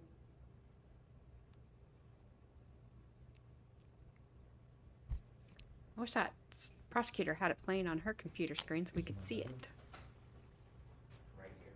Who is that? Well, let's do a process of elimination. It's not your mother, right? No, sir. It's not your brother, right? Because he's shooting, right? Correct. Okay. It's not any one of the four boys because they're either in the car or right near the car, right? You mean the 4 grown men?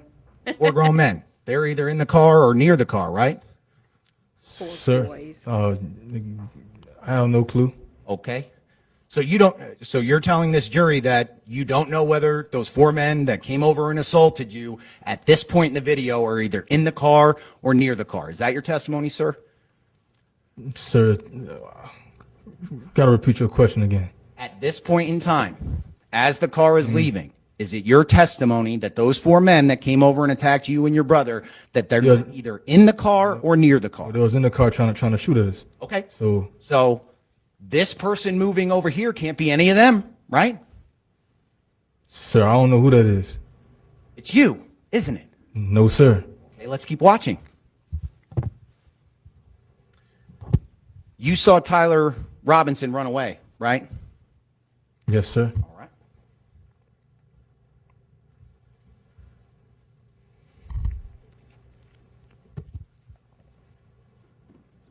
This person moving now is at this position. Are you still saying that's not you, Mr. Rudolph? Sir, it don't make, sir, if I ran out the Tyler, how could it be me? It don't make sense. Is this you right here, sir? No, sir. Okay.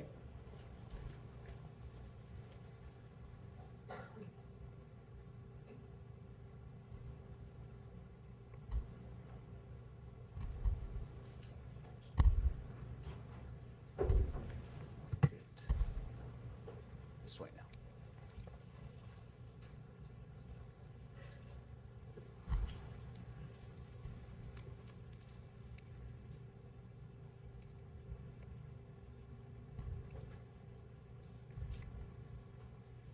Did you see the individual run this way? No, sir. You could play it back one more time. Yes, sir.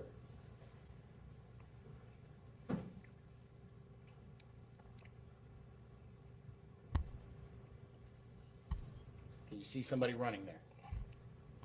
Play it back one more time, cause I ain't seen anybody. I don't know what difference this makes unless That's they're the- just Yeah. I saw like a little shadow. trying to Yeah. say he's not being That's got to be Tyler Robinson, right? That's exactly where he started running, right?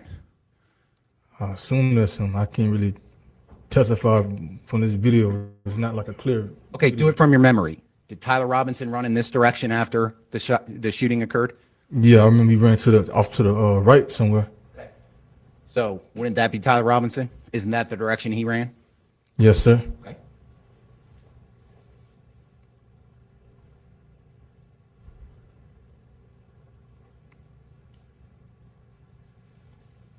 See another person running now in the same direction?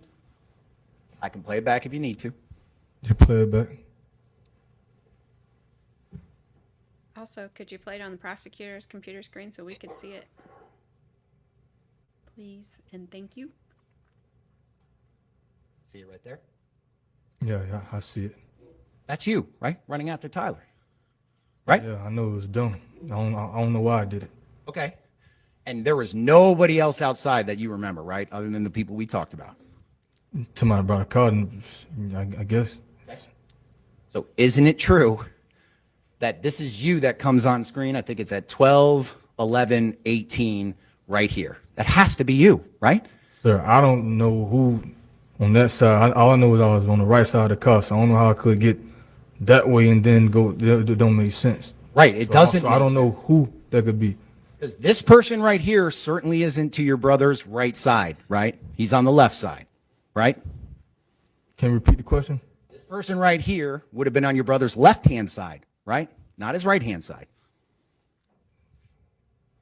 I can't, sir, I was so traumatized, I can't think of, Okay, you can take your seat, sir. yeah.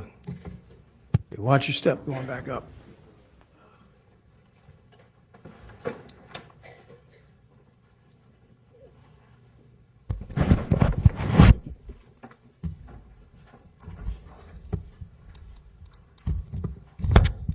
You texted with Dominique after all this happened, right?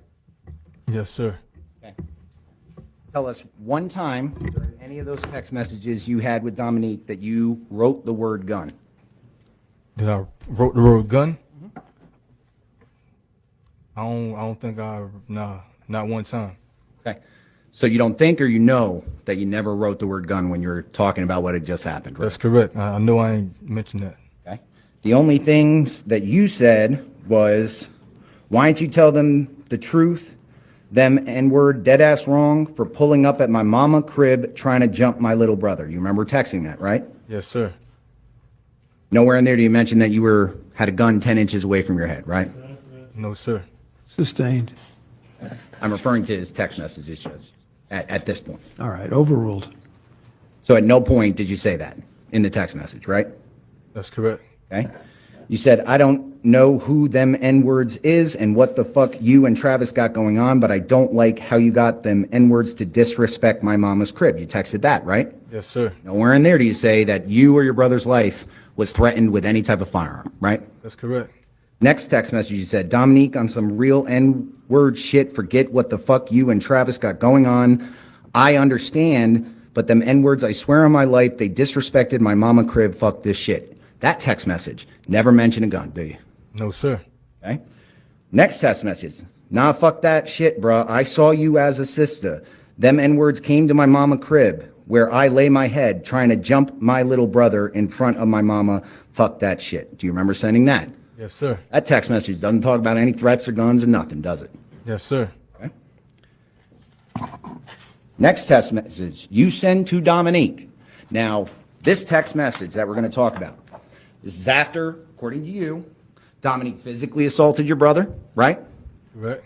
This is after she broke his PlayStation, Yes, sir. after he broke the charger, according to you, right? Yes, sir. Now, you guys have a house phone at your residence, right?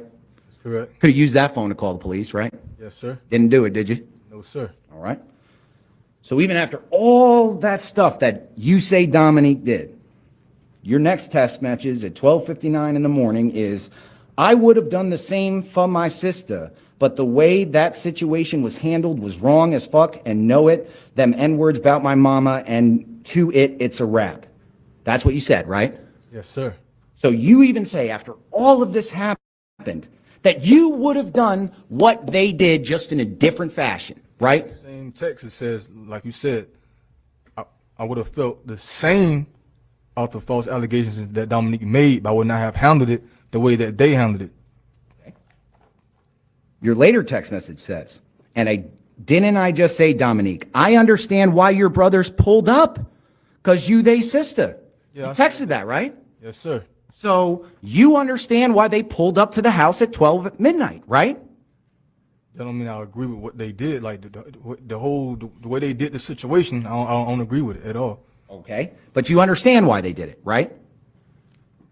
I understand why Keyshawn wanted to do it. He just handled it the wrong way. Right.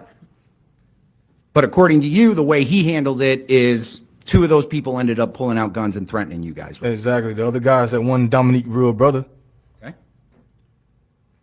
Last text message you send to Dominique is, get the fuck off my phone. You sent them N-words over here to jump me at my house when my mother was here, and I was trying to defuse this situation. You remember saying that? Yes, sir. Whatever y'all got going on, don't bring that shit to my house. I didn't ever do a fuck thing to you, Dominique, or anybody. I'll be in my room minding my business. You remember saying that? Yes, sir. Nowhere. Jury takes a look at this exhibit. Not once. You text back and forth with Dominique, right? That's correct. You are giving details about what had happened at the house, aren't you? Not all of them. Yeah, but you're giving some, right? Some of it. Right? That's correct. The detail you left out in all of these text messages, never once do you say to Dominique that you got threatened with a gun, did you? That's correct. Never once did you say Travis got threatened with a gun, did you?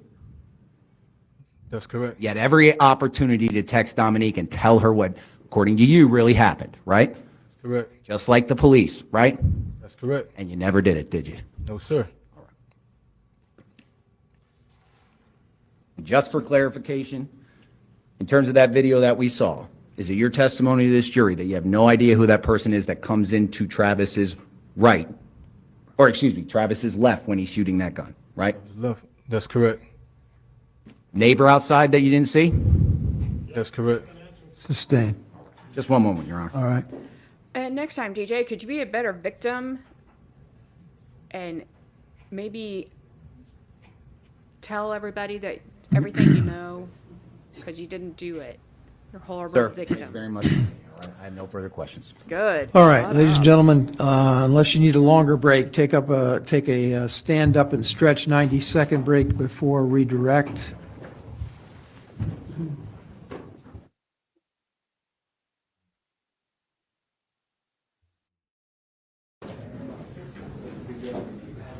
Almost done with day 7.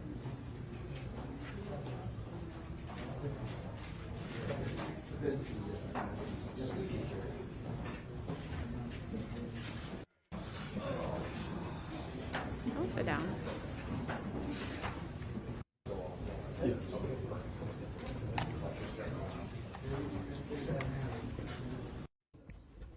There we go.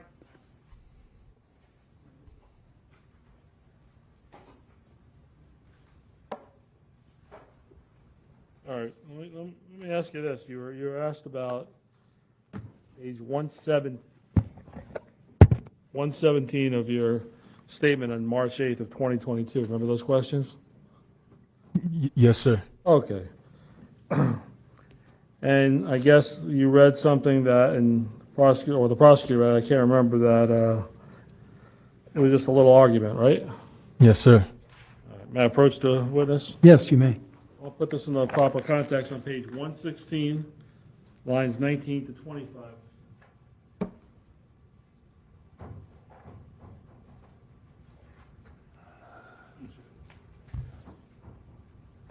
Turn to line 19 to 25 on that. 19 through On 25. that page.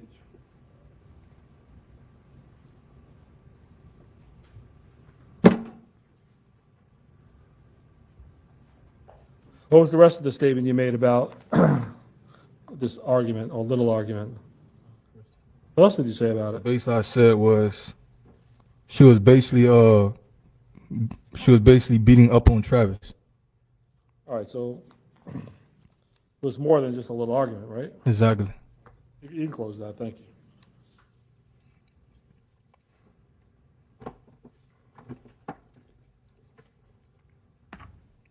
And I think you were asked a question about calling the police on Valentine's Day incident. Explain to us why you didn't call the police on Dominique. I didn't want to get Dominique in trouble. I mean, I saw her as a little sister, and I just didn't want her to get in trouble. Your brother didn't want her to get arrested either? He just didn't want to get her in trouble, and him too.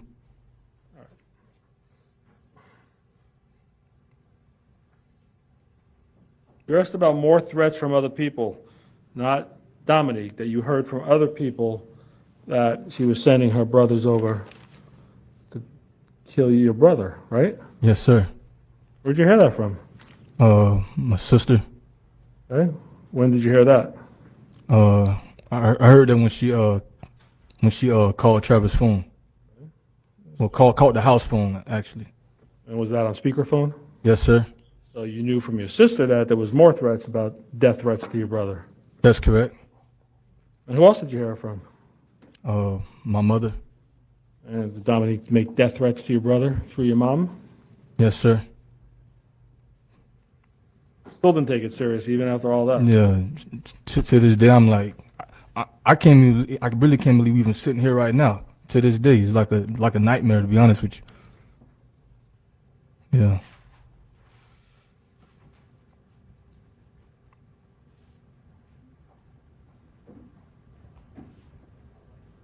Mentioned something about Travis showing you his phone. Tell us the context. What happened about that? He was showing me that the girl like broke his phone, like he couldn't use it. Was this later on before your mom came home? Yes, sir. And you mentioned that he tried to use it in front of you. Yes, sir. What happened when he tried to use it? It didn't work. He couldn't use it. The touch screen was messed up.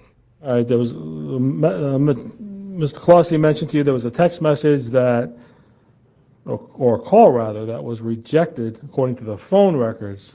Do you have any, did you see your brother rejecting any calls? No, sir. You ever hear that phone ring again after Dominique broke it? No, sir. Well, you don't really know Dominique broke it. You didn't see that, right? That's correct. You were told that. That's correct. Okay. Did you ever hear it ring or see the screen ever light up again? No, sir. You know if the internal phone was working, that it could still receive calls, but you just couldn't hear them or see them? That's correct. You know that? No, sir.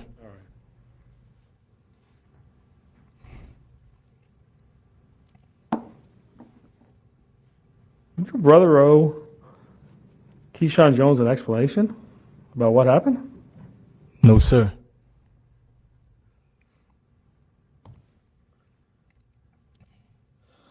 You said you had some serious injuries, but didn't require hospitalization. That's correct. All right. What was hurting? You said you were sore and what's going on? My head, my back, my chest, my eye, my face, just sore all over. How long did it last? It lasted for I'll say approximately about six days. Okay. That's a long time. You're asked by the prosecutor. You never went inside to try to grab a gun, right? Remember those questions? That's correct. You not even shoot a gun? Uh, Oh, you pull the trigger, but do you have any experience in doing that? yes, sir. All right, then why didn't you go inside? Were you able to go inside? No, sir. Did you even think about it, or you weren't even? I was afraid Why? because I was surrounded. Did you have guns? No, sir. Did you know where your brother's guns were when you were outside? Yes, sir. Did you ever have an opportunity to possibly run inside the house and try to get a gun? No, sir. If you did have that opportunity, would you have acted upon it? Yes, sir.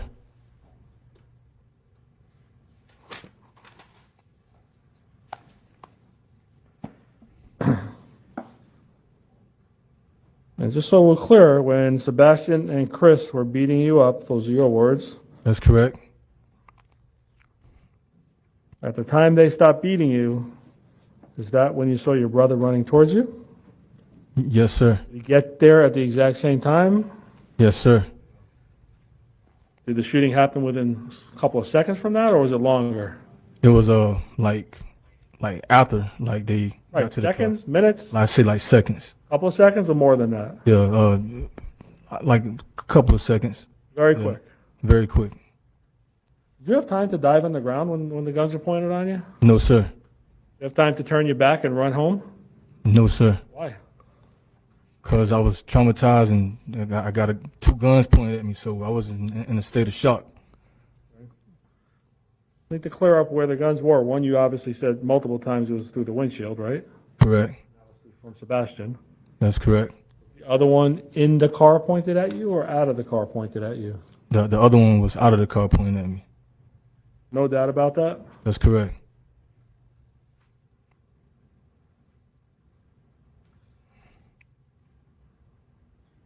You asked all these questions about Sebastian and Tyler having time to shoot back at your brother.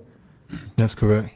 Your brother started unloading his gun very quickly when you saw the guns? Yes, sir. You Yes, sir. know if they had time really or didn't have time or what was going through their mind while your brother is shooting them?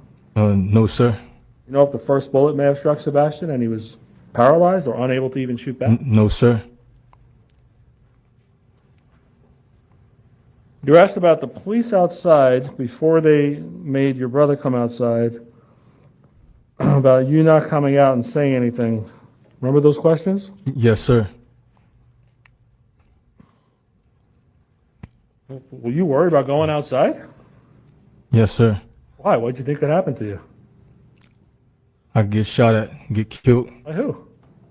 by the four strangers that came over earlier. I'm talking after this happened, when the police are outside, those questions. Remember those questions that the prosecutor asked you, that you saw, the police were outside, is what he said, and you agreed. Okay. Remember that? Yes, sir. He was trying to figure out why you didn't come out then and say, hey, this is what just happened. Remember those questions? Yes, sir. Why didn't you walk outside then and try to find a police officer? Oh, because to my when they was there or when they was. Well, I don't know. I'm just going back by his questions. He said, the police are outside, and this was before your brother was arrested. Were there police outside your door? Oh no, I didn't see no police outside at that time. He's confused. There was a word that incriminated came out, and it was a yes or no question. Correct. Remember that? Yes, sir. What did you mean by that? Basically, like the same way how they did my brother. I mean, you know, like sometimes officers may try to twist things and try to, you know, and it's like they just jump to conclusions with my brother. So I feel if I talk to him, they'll try to like do me the same way as they did my brother. You'll be charged with murder. That's correct.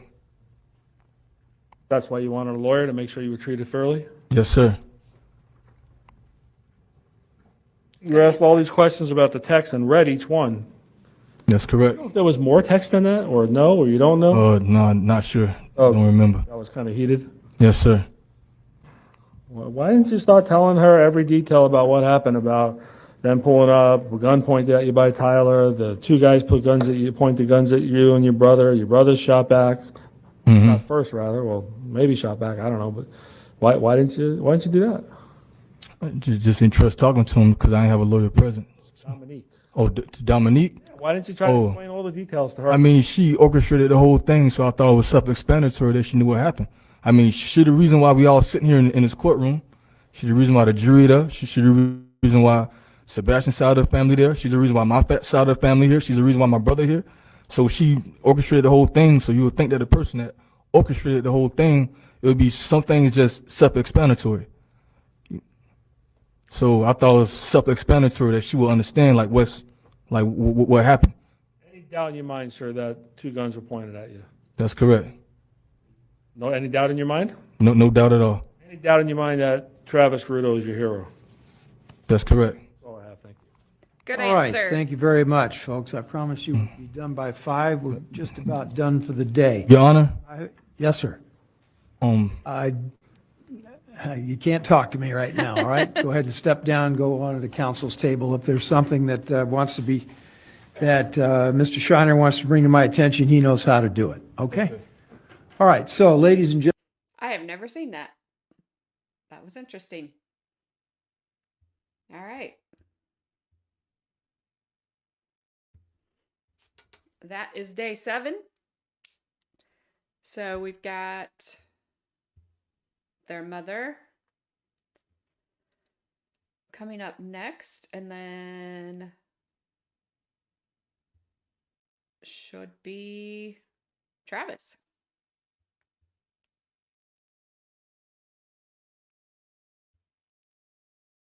Trying to see if this stayed where I paused it. Of course not.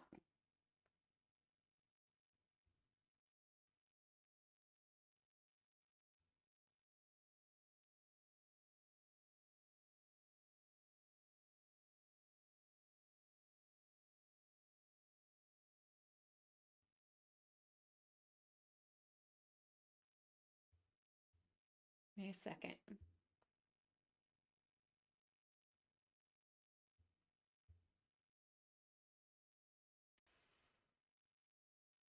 It's funny, there's no sound coming from the courtroom at the moment, but there's closed captioning coming across my screen.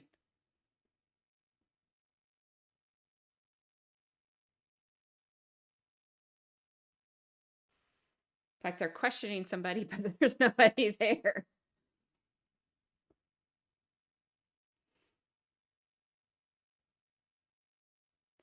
It is, oh, that's weird. It's the closed captioning from his mom.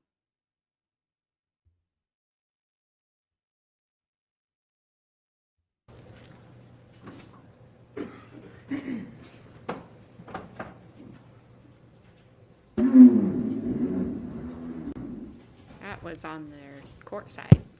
It's not me.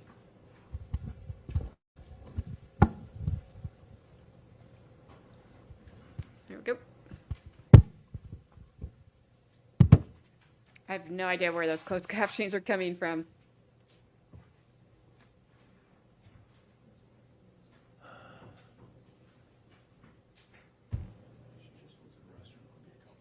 All right, thank you. Apparently, she's indisposed momentarily. We all heard what the deputy said, sir.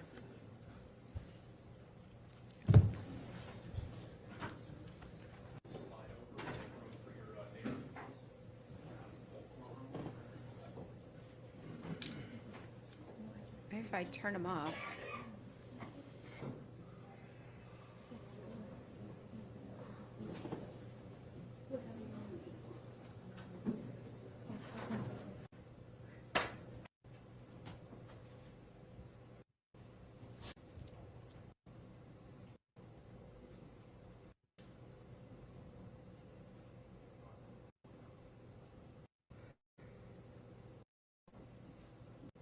This judge is up there counting the days till he retires, especially after this trial.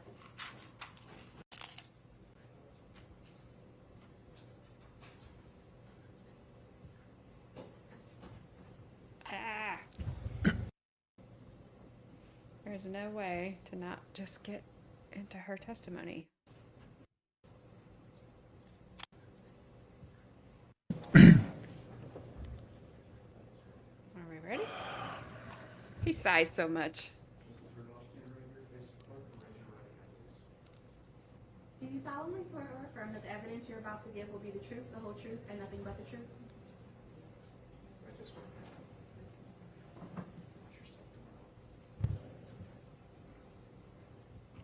I don't know what's wrong with the closed captionings. I don't know if I can. I don't have any control over them. That's law and crimes.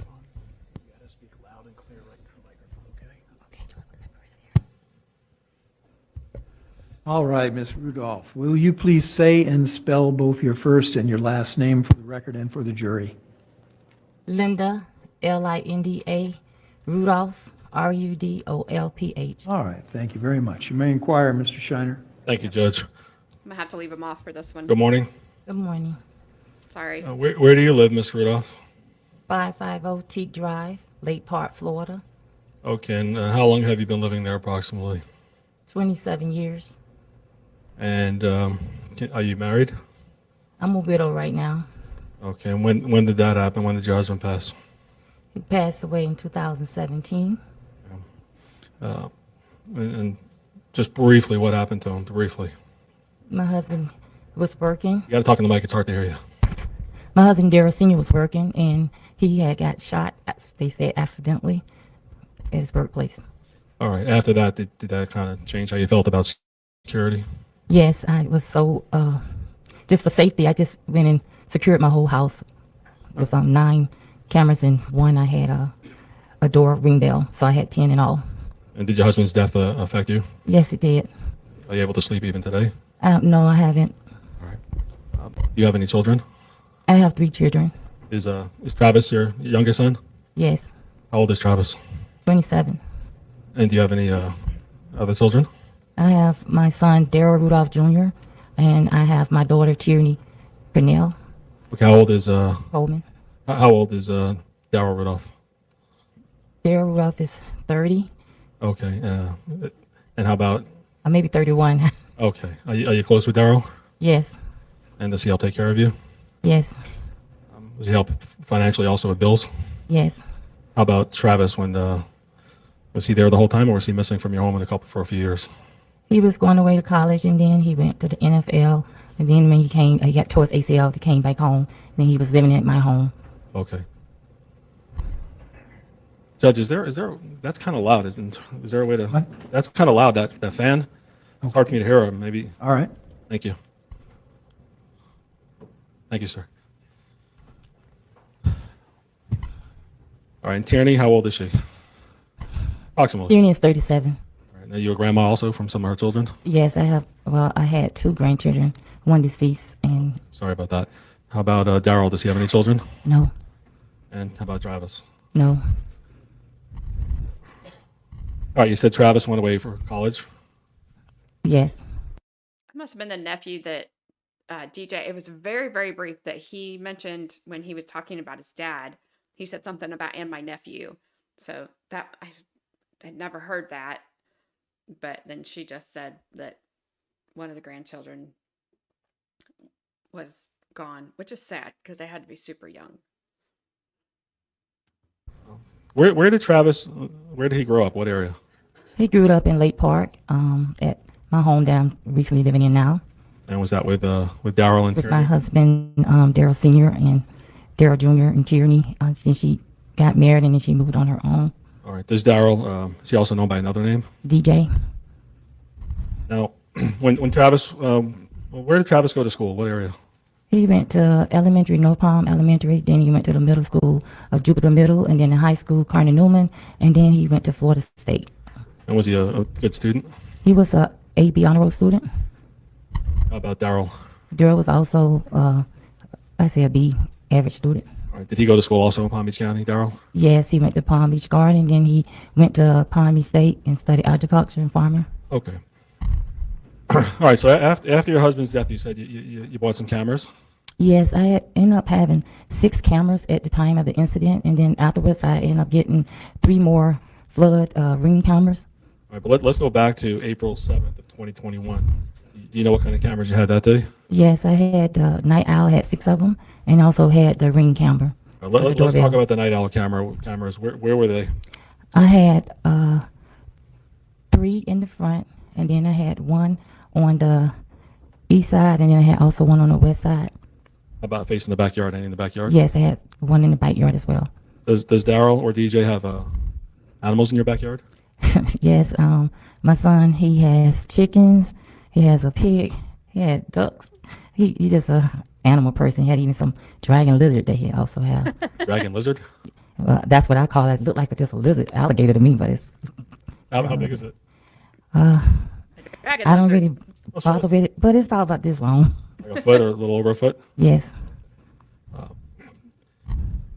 And do y'all have property in Alabama with horses and a farm?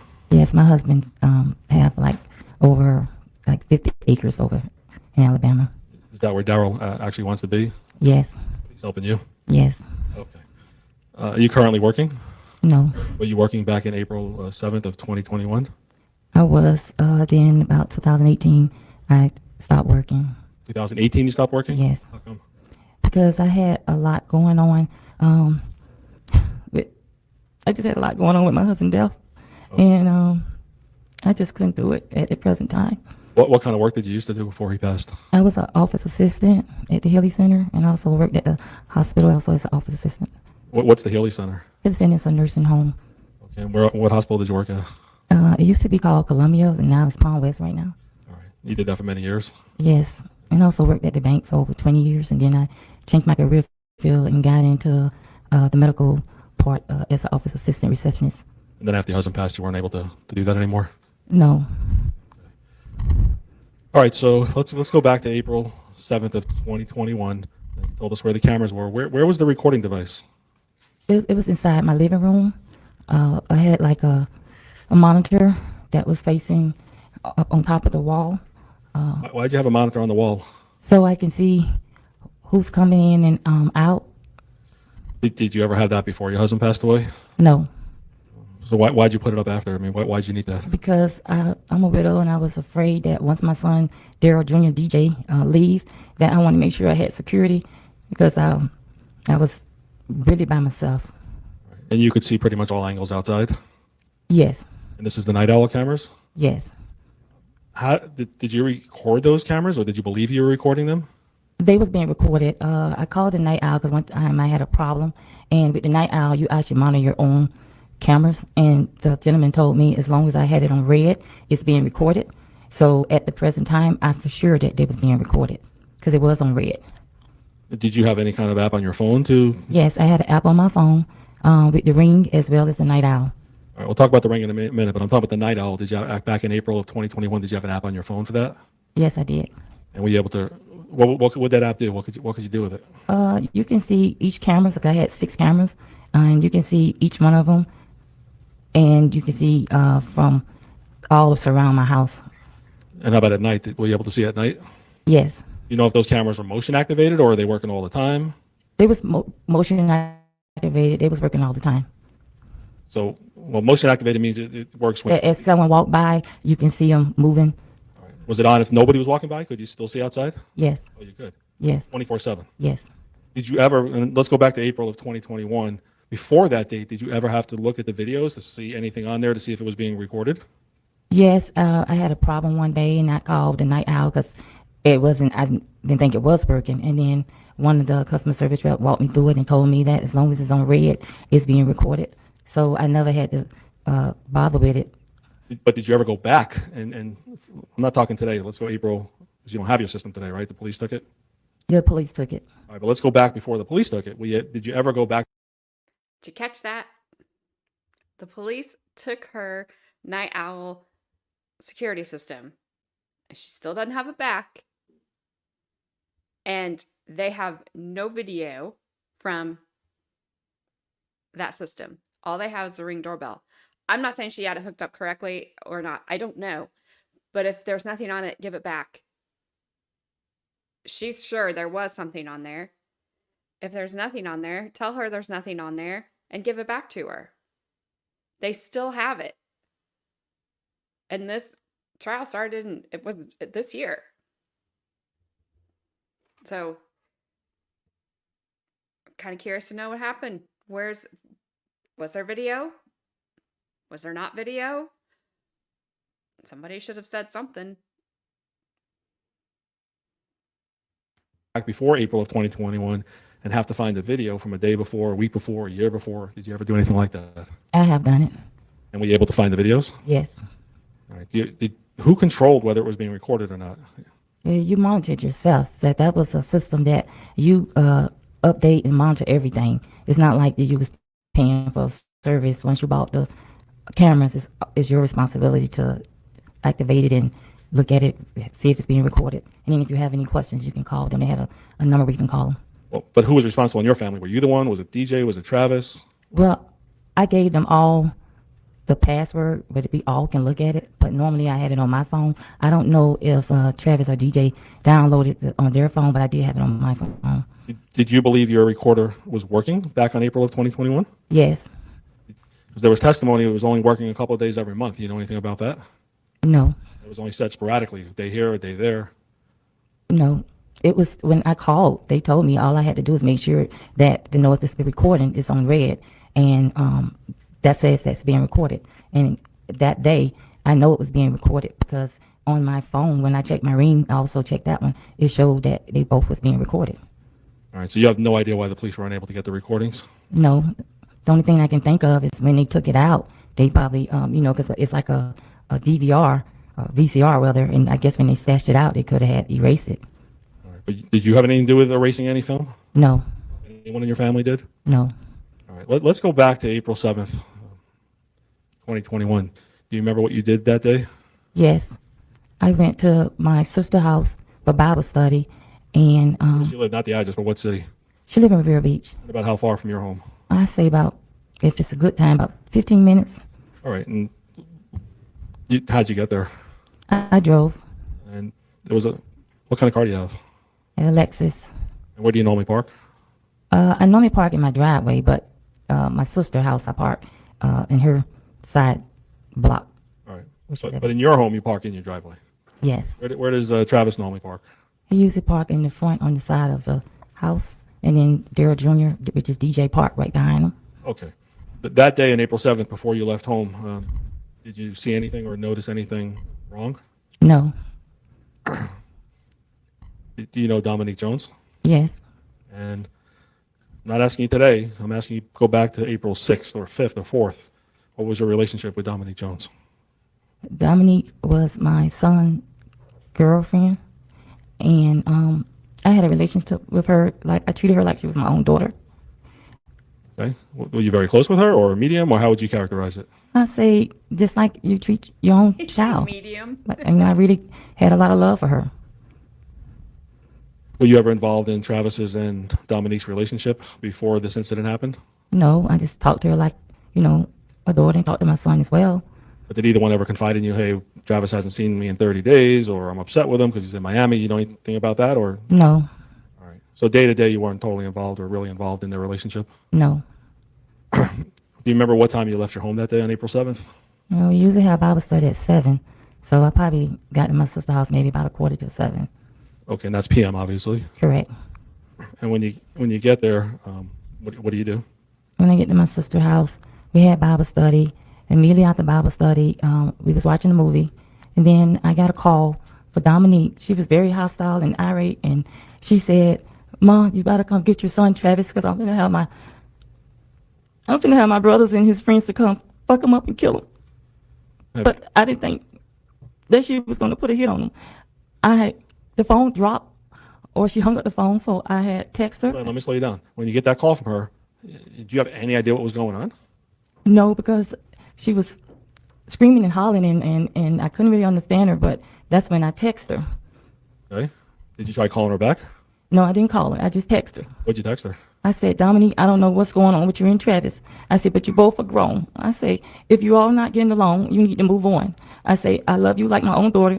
I don't teach my son to be disrespectful." I say, "I will talk to Travis, and I will let you calm down, and I will call you later." And then she texts me back and say, "He has the wrong one." That's all I'm going to say. He has the wrong one? Yes.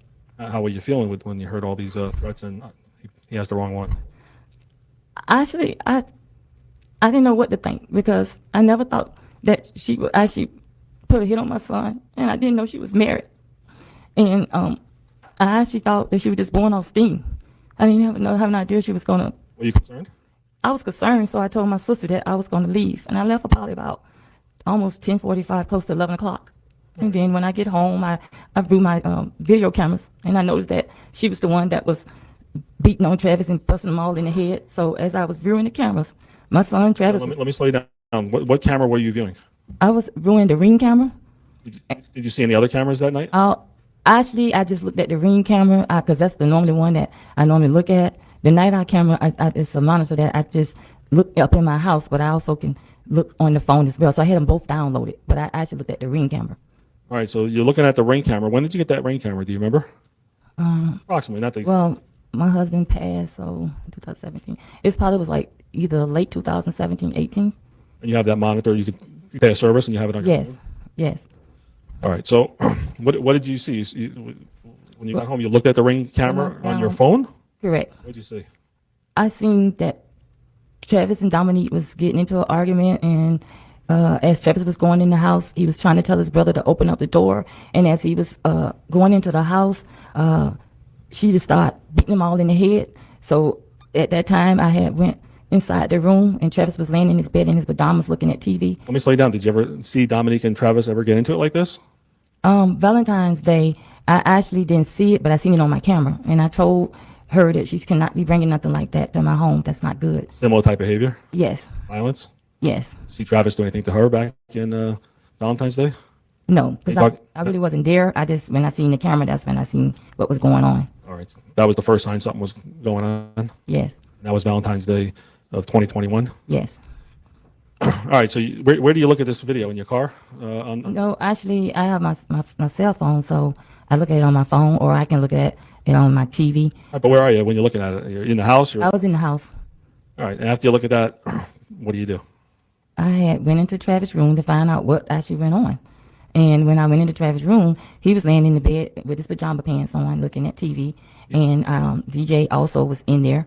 And I was asking him, tell me what's going on with Dominique. She called my phone very hostile, irate, saying that she's going to have her brothers and his friends to come kill you. I said, what's going on, Travis? And as he was explaining, and DJ was trying to explain what happened, then we heard a bam, bam, bam. Let me stop it. Did you talk to your daughter Tierney at all before you heard that bam, bam, bam noise? No. All right. When you were talking to DJ and Travis, were they trying to calm you down and say they don't believe she's going to do anything? Yes, because I actually didn't think she would actually do this. Do you know any of Dominique Jones's family? I have met her mother and also met her brother. You know how many times you met the mother and brother before that night? One time at my daughter's birthday party, a Christmas party, and my daughter's receptionist party. Did you know much about the mother, Dominique's mom or brother? No, I just met her just through the Christmas and the other holidays that, we had for my daughter birthday. And you mentioned you didn't know Dominique was married at the time. No, I definitely didn't know she was married. She would have never even came into my house if I knew that. Did you have any knowledge about, you said your son tore his ACL. Do you remember when that was? When Travis did that? He was at the New York Giants and he tore his ACL. And then he ended up going to Miami and deja vu, the same thing. And did he have surgery? Yes. Do you remember how much before April of 2021 he had it repaired for the surgical procedure? If you remember, if you I don't. can't remember, but I know it was during the same time he was out from Miami. He was getting rehab. And All right. Was your son taking it serious that he wanted to get back into football? he wanted to get back. Was he working out every day? Yes. And do you know where he went to work out? He was working down in Miami. Do you know any of Travis's friends who may be in the NFL? Yes. And do some of them have very big contracts? Yes. If your son Travis had any firearms? Yes. All right. Do you remember if he got them there around the time after or his dad and your husband passed? Yes. Did you know what kind of firearms or no? I didn't know what kind, but I know after my husband passed, with security and safety, he made sure that the house was secured When he was home. when he was home. How about Daryl or DJ? Did he have any kind of firearms? No. When your son Travis would leave the home and go out with his friends or just go to practice, do you know if he carried a concealed firearm? If you know. I don't know. Okay. Did you feel safer with Travis having guns in the house? I felt safe. Yes. Okay. So you were about to tell us the door started banging.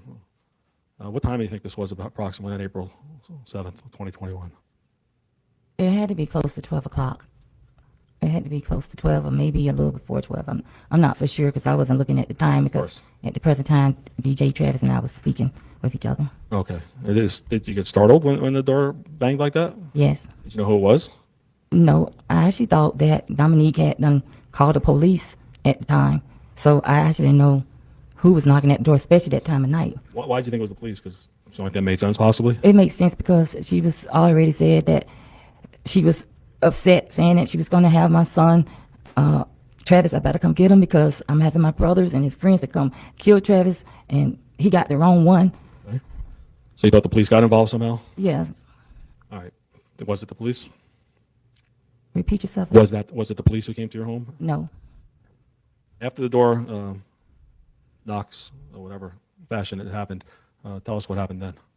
What happened was my son DJ, he went to the door and he was already, upset about what Dominique did. So with the cameras, it's like my cameras is right here.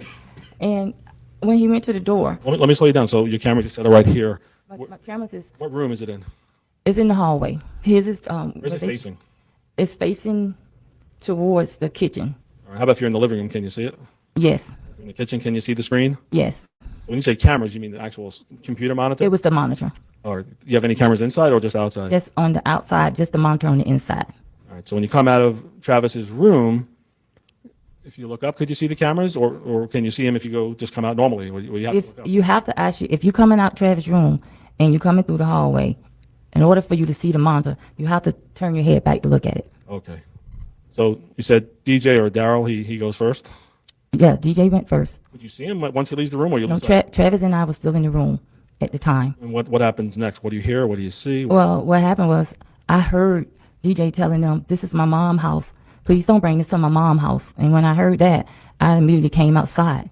And when I came outside, I seen a crowd of 4 to 5 men out there. And I told them, I say, "You all please leave. I have cameras all around my house." How are you saying it? The way you are now, or differently? I was saying it as I'm speaking now. Okay, were you nervous? I was scared. I told them. So DJ said it. She's now said it. 4 or 5. And there's always that question out there, was old Hack there? Because didn't they say that when old Detective of the Year Vanderland was on the stand, that he had been texted, I don't remember if it was Chris or Tyler, one of them had texted him, Hack, the address of where Travis and his mom and his brother lived. So they keep saying 4 or 5, which makes it sound like they're, just seeing too many people, but I don't know that they were. There could have been 5 guys there. But we'll never know because old agent of the or detective of the year sucks at her job.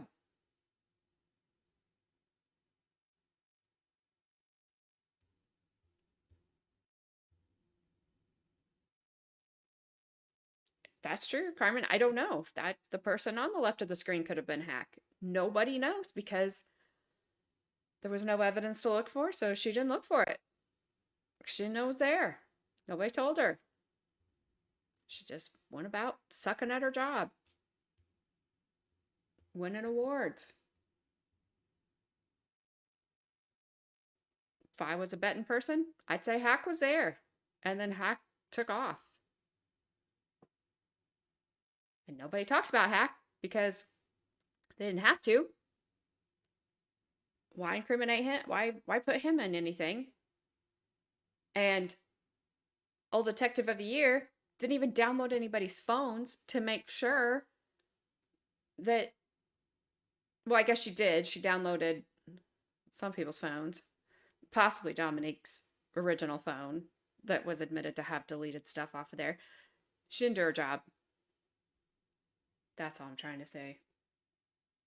So there's a lot of this we just won't know on how maybe bad those people acted. Not the Rudolphs, but that group of people. I said I was really in fear because when I came out, I told them, I said, I have cameras all around my house. I said, the police going to be coming. I said, y'all please leave. I said, I have it on the video that Dominique was aggressive. I can show you the video. I said, but y'all need to leave. Then, Hold on, did anyone listen to you?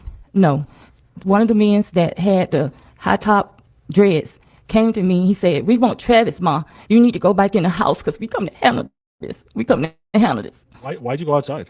Because I heard my son saying that this is my mom's house. Y'all need to leave. Please leave. So me being a mother, I try to get him away from my house before the police or anyone come because I didn't want nobody to get hurt or anything. I tried to de-escalate it and none of them was listening to me. I don't know if they was on drugs or I don't know. They just weren't listening. Did you recognize any of these men? I didn't know none of the men. I think the one with the hoodie on, I couldn't tell who he was, but later on I found out that was Dominique's brother. Okay. But at the time you didn't recognize any? I didn't know none of them. How did you feel when you were out there telling them these things? I felt very scared. I didn't know what to think. And then as soon as my son came out, as soon as Travis came out, the one with the shirt with the tattoos, sucker punched him in the head. And all of a sudden I seen a crowd of all of them jumping over Travis. And then my son DJ, he jumped in to try to protect his brother. And I'm watching a crowd of them all over, and I'm saying, come on, y'all, y'all all men, y'all need to leave, please leave. I said, the police gonna be coming. I had my phone, and you can see me just going in my phone, trying to open up the phone, and my mind just went blank because I had a security code on my phone, so I couldn't even think of the number because I was just so disbelieved that my son, they're gonna kill my son right in front of my eyes. Both of my sons was out there, and I didn't know what to do. Why'd you think they were going to kill your sons? Because I seen all 5 of them. It wasn't 4. I seen 5 with my eyes. In your mind, you thought there was 5. In my mind, Okay. I seen 3 on 2, 1 on 4. I mean, they was just switching up. So it was a lot of them piled on just on Travis until DJ decided to jump in and try to help to protect his brother. Were you kind of in shock at this point? I was terrified. I was scared. I was already thinking about my husband, that what had done happened to him with the violence and the gunshot. So I was scared. When Travis came outside, did he have any weapons in his hand? Travis didn't have any weapons. When he heard that the guy with the dreads, the long dreads with the high top said that, go back in the house, we come to handle this mom, we want Travis, that's when Travis came out. And then as soon as he came out, he was trying to say, before he can get a word out to the brother, that's when the guy with the shirt with the tattoos immediately jumped on him, and that's when all of them jumped on him. And did you say the guy with the shirt? The guy without the shirt with the tattoos. Okay. And where did that happen? What part of your home? It was in the front of my yard. Then it led into the front of my yard in the streets. Then it went to the side, and somehow Travis broke loose. And I'm seeing like different fights going on at one time, and I'm steady trying to tell him to please leave, please leave. I have cameras around my house. The police gonna be coming. Y'all just need to leave. And when Travis broke loose, He went inside. That's when he grabbed the gun. And then, Let me slow you down. Did you see Travis actually break loose? no, I didn't see him because I was still trying to reasonable with all of them just to leave the house. So I didn't see him. When I seen him, when he did come out, that's when I ran towards him and said, "No, Travis, no, come on, Travis, come on, Travis." Why'd you do that? He said that they got my bro. They got my bro, man. They got DJ. My brother. They got my bro. I was wondering which attorney was going to cross-examine her because I was just getting ready to say, whichever attorney cross-examines her, they got to tread lightly. They're going to have to be very, very careful. I didn't figure it was Attorney Comeover. I figured it was going to be the one that just objected. So now we can tell. And she better be gentle because it won't come off well if she's not. I mean, this woman is scared, obviously. Bro. That objection is, the basis for that objection is denied. Why were you grabbing Travis at that point? Because at the time I was trying to stop any escalation for anything else because I actually thought that DJ, I didn't even know he was still in danger. You didn't know where he was at that I point? didn't know where he was. Did Travis point the gun at anybody? No, he did not point the gun at anybody. When I grabbed Travis and I said, "No, Travis, no," he said, "Mom, they got my bro." Then I realized that my other son was in danger. And then I was with Travis at the time. And there was the guy with the shirt with the tattoos right beside me. I was in the middle and Travis was on the other side. And he said, "Mom, you need to go back in the house." And that's when I ran in the house. Did you see Travis trying to load the gun or No, do anything to get it to work? no, Your knowledge is Travis practiced at a shooting range and knows how to use his firearms? I know he has his permit. I know he went to the shooting range. Yes. Okay. But you didn't see him having any difficulty trying to load the gun or anything like that? No. The guy without the shirt on, do you remember if he was saying anything to Travis when he saw him with the firearm? I can't say what he was saying, but I know it was either "I got this" or "You got this." And that's when Travis say, "Go in the house, Mom, go in the house." And I ran into the house. And at the time I ran into the house, I was trying to call the police. I was very fearful for my life and my children's life. And then you could see me on the phone trying to get into my phone to even call the police. Thank God I had neighbors that did call the police. Why 'Cause I didn't could, you use the kitchen phone? you know what? I didn't even realize I still had the phone in my hand. When I ran into the house, that's when I realized that my phone was in my hand. I was trying to stop him to get the call. And then Travis came in and he said, Hold on, let me slow you down. So when you're outside and Travis says, "They got my bro," did you know what he was talking about?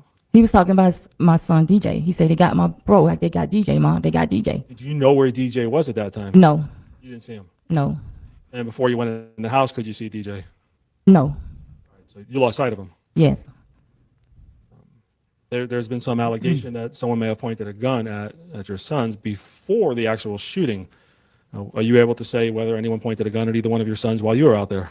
No, because it was so broad. It was going so fast. I was trying to de-escalate, so I can't say I seen the gun or anything. All I know when my sons came back in the house. No, I'm talking about during the incident in the yard before you went in the house. No.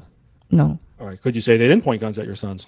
I can't say because there was a brawl between. I'm trying to de-escalate everything between each one of them. All right, were you kind of totally out of your mind at this point?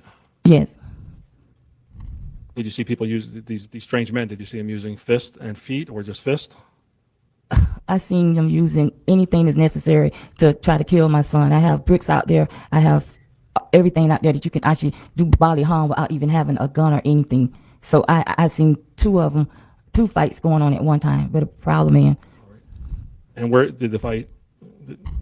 You said Travis, you didn't see when he went in the house, right? Only when he came out? Only when he came out. You know where he was before he went in the house or not really? No, How about DJ? Do you know where he went? no.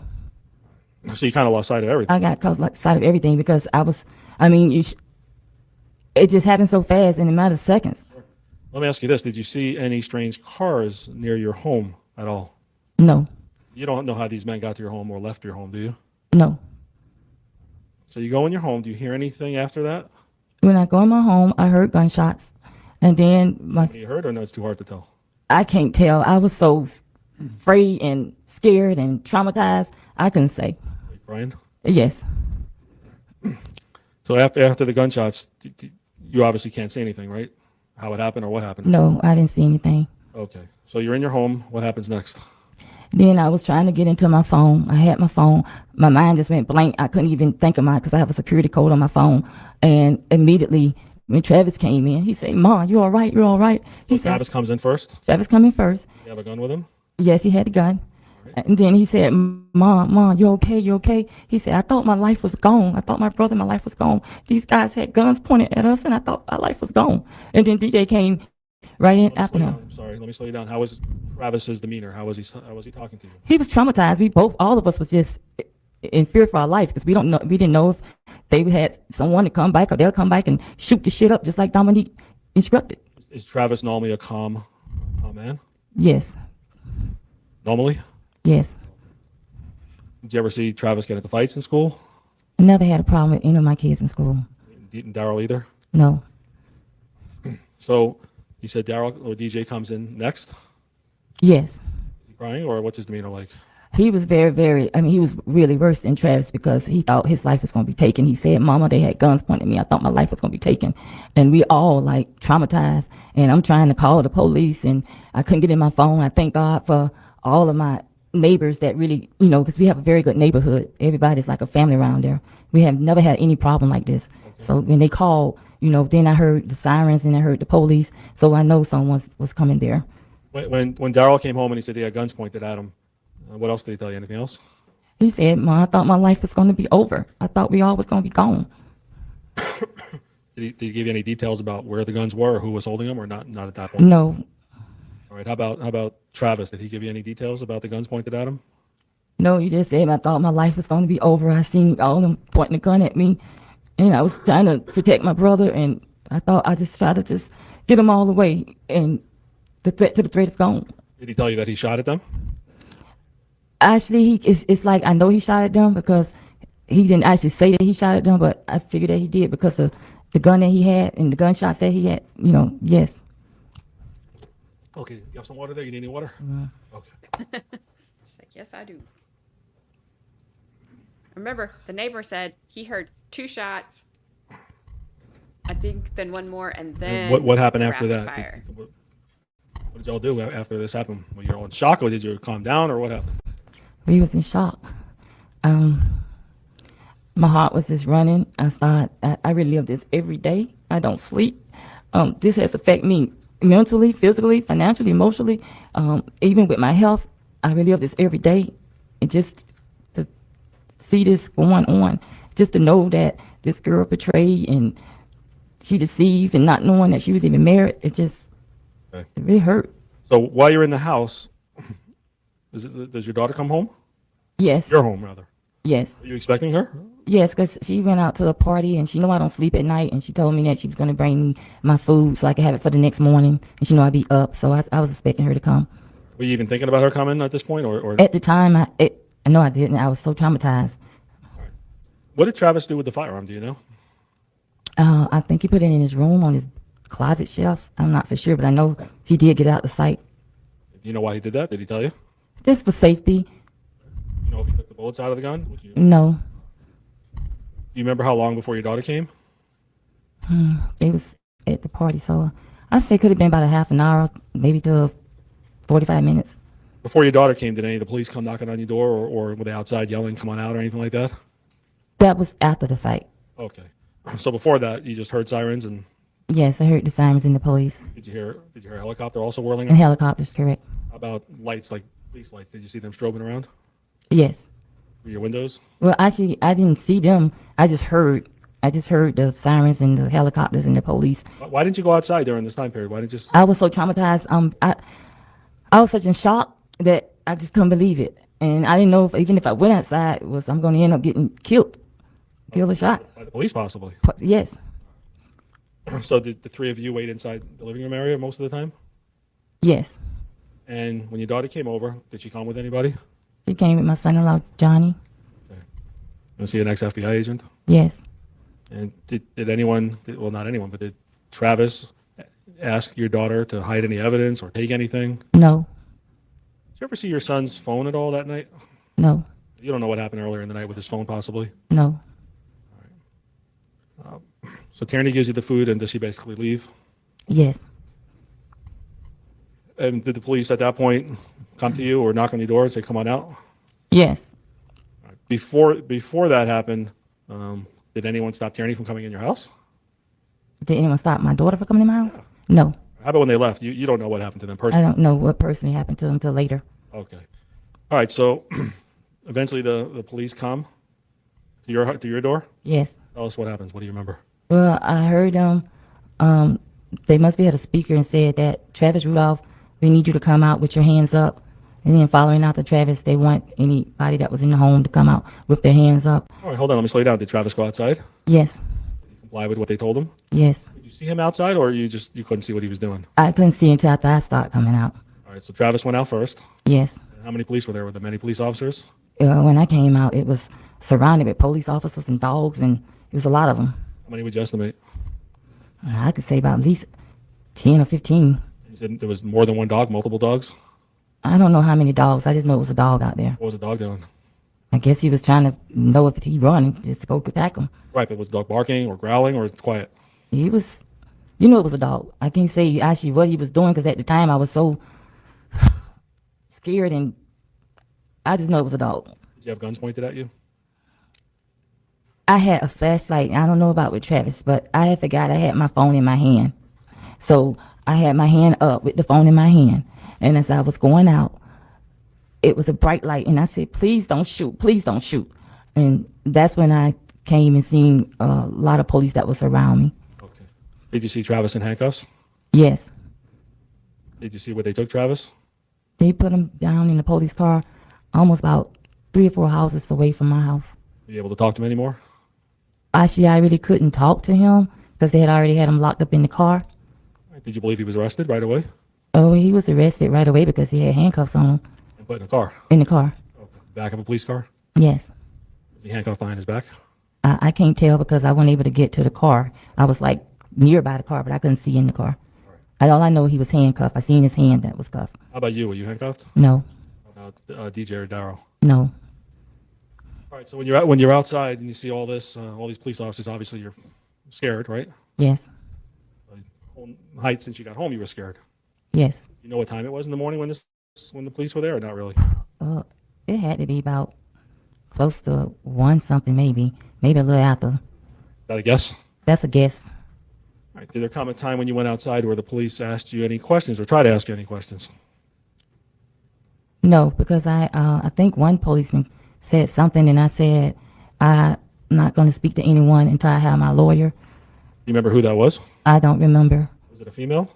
No, it was a male. Did any female police officers give you a business card and say, call us tomorrow or the next day when you have your lawyer, a week later or a month later? I don't recall, and I don't remember. I just remember talking to a man police officer when I was out there near Travis' vehicle by the car. Did you tell the police officer anything about what Travis's defense was?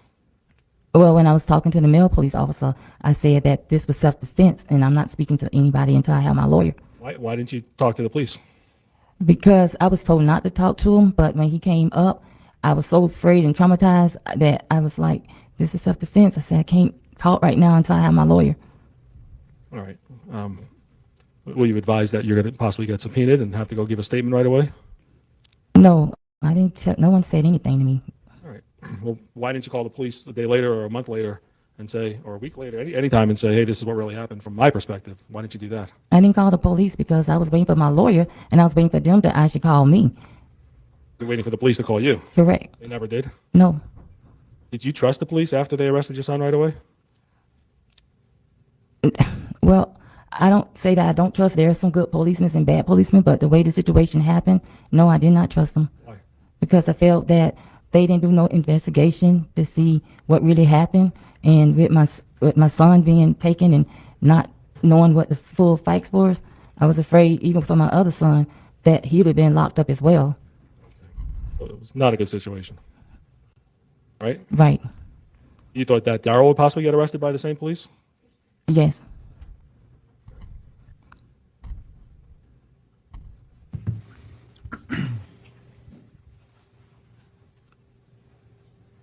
Okay, tend to the witness. Thank you. All right, thank you. Ladies and gentlemen, need a break of any kind before we get into cross-examination? Apparently not. Okay, who's going to handle cross-examination? All right, Ms. Ellis, go ahead. She better be gentle, or she's not going to look good. Good morning. Oh, that's not who I thought it was going to be. I'm fine, thank you. She still better be gentle.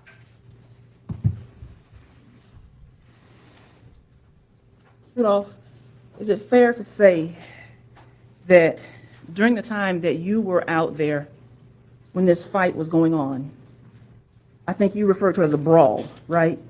Yes. That you never saw any of the 4 or 5 guys that came to your house that night. You never saw anybody pull out a gun, did you? No. And, I mean, had you seen that, you would have immediately run in the house, or you would have went to the phone and your landline in your house and called 911 immediately if this was anything other than a fist fight, right? Ma'am, Yes, ma'am. as being a mother, that's with anybody that have any children, I was trying to de-escalate this. And I couldn't even go back into the home because I was seeing all 4 to 5 people jump on Travis. And then immediately, when the one with the shirt with the tattoos, the one with the shirt with the tattoos attacked at Travis and hit him in the head, that's when all 4 to 5 of them jumped on Travis. Okay, so let me stop you right there. So at that point, you're out there, you're witnessing this, right? Yes, And they're jumping on your son, right? correct. And at some point, you see Daryl, your other son, he intervenes to help. Is that right? Yes, And you're out there and you're watching all this go on. yes, And you have your phone in your hand at the same time that this is going on, correct? yes, And during the time that this was going on, you were actually trying to show the guys, the young men that came to your house, a video or something that was on your phone. Is that right? what I was trying to do is get into my phone to call the police. And when I told them that I seen Dominique as the aggressive on my videotape and y'all need to leave because I have cameras all around my house and the police gonna be coming. Yes, I was trying to show them the video, but I couldn't even get into my phone. They was not listening to me. They said that they wanted my son, Travis, and they wanted him dead. So I was trying to de-escalate. I didn't want anyone, any child, to end up getting hurt. So it's your testimony today that you were never able to get into your phone while you were outside. Correct. And all this time, though, you are concerned that these young men are going to kill your son or both of your sons, right? Correct. And when the fight was going on, you realized that you could not get into your cell phone.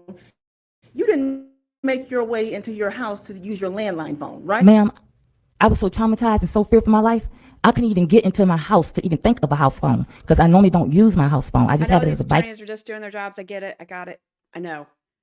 I want to see them in a situation similar to this with their kids or grandkids or whatever they have going on.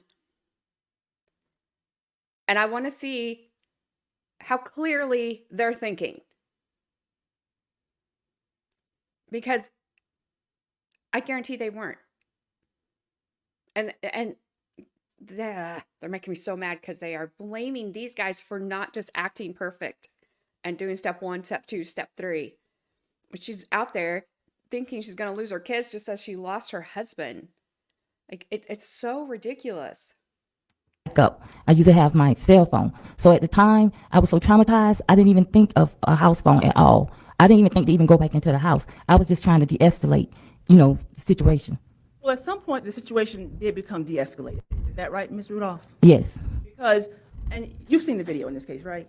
yes, yes, And there's a point in that video where you guys are standing at the end of your driveway, pretty much in the street, right? yes, And there's you, that's kind of like to the left of the gentleman, the young man who had the tattoos, right? correct. And then there are the other young men who came as well, right? I'll be honest with you, all I remember is that the guy with the shirt off with the tattoos was beside me. I lost track of DJ and Travis because they went from my front yard to the street. So yes, we was beside each other. Okay, and at this particular point, Ms. Rudolph, nothing was going on. You guys were just standing there, right? No, we weren't just standing there. You got to remember the ring is just so many seconds. So, but you probably seen just a glimpse of us standing there at the present time. But it's not like on my night owl. If my night owl would have been shown, it'd have been shown from the brow that broke from the beginning of my front yard up to the street of my front yard, then to the side of the front yard. So, it's your testimony that when we see you guys, Yeah, she's breathing in the microphone. I'm thinking if they had the night owl video, they didn't want to show the night owl video. If they didn't have the night owl video, then just say you don't have it. But now it's just kind of hanging out there. It's somewhere. Her equipment hasn't been, well, hopefully it's been given back by now. Guys standing in the roadway at the end of your driveway, and you guys are just standing there. That's not what we're seeing? You guys just standing? I just said again, that is the ring. The ring has so many seconds for, it's not like it's like a video that's showing over and over again. It's just a glimpse. So, like I said, the guy with the tattoo, that with the shirt was off. I'm right beside him, but taking mine, I'm also running each directions trying to de-escalate the situation. So as they was continuing beating on Travis and DJ, somehow Travis broke or loose and got away while they was continuing beating on my other son. And you said, well, when they broke a loose, when that occurred, and you see Travis, you lose sight of Travis, isn't that right? That's correct. I lost sight of Travis. And when he did come out and slip and fell, I grabbed him because I said, no, Travis, no. He said, they got my brother, mama, they have DJ. In the fear of my life, in the fear of his life, I actually walked with Travis. Travis did not even use the gun or anything. When I walked with him, that guy with the t-shirt off with the tattoos, he was directly standing beside me. And I was in the middle and Travis was on the other side with his gun. And when he told me to go in, he said, Ma, go inside, Ma. And I ran inside. After that, I don't know what happened. And when we see you on the video, when your son Travis comes running out of the house with his firearm, we see you immediately start to run, make your way towards Travis, right? Correct. And you're yelling, please, Travis, no, right? I said, no, Travis, no, please, Travis, no, come on, Travis. And then that's when he said, they have my brother, they have DJ.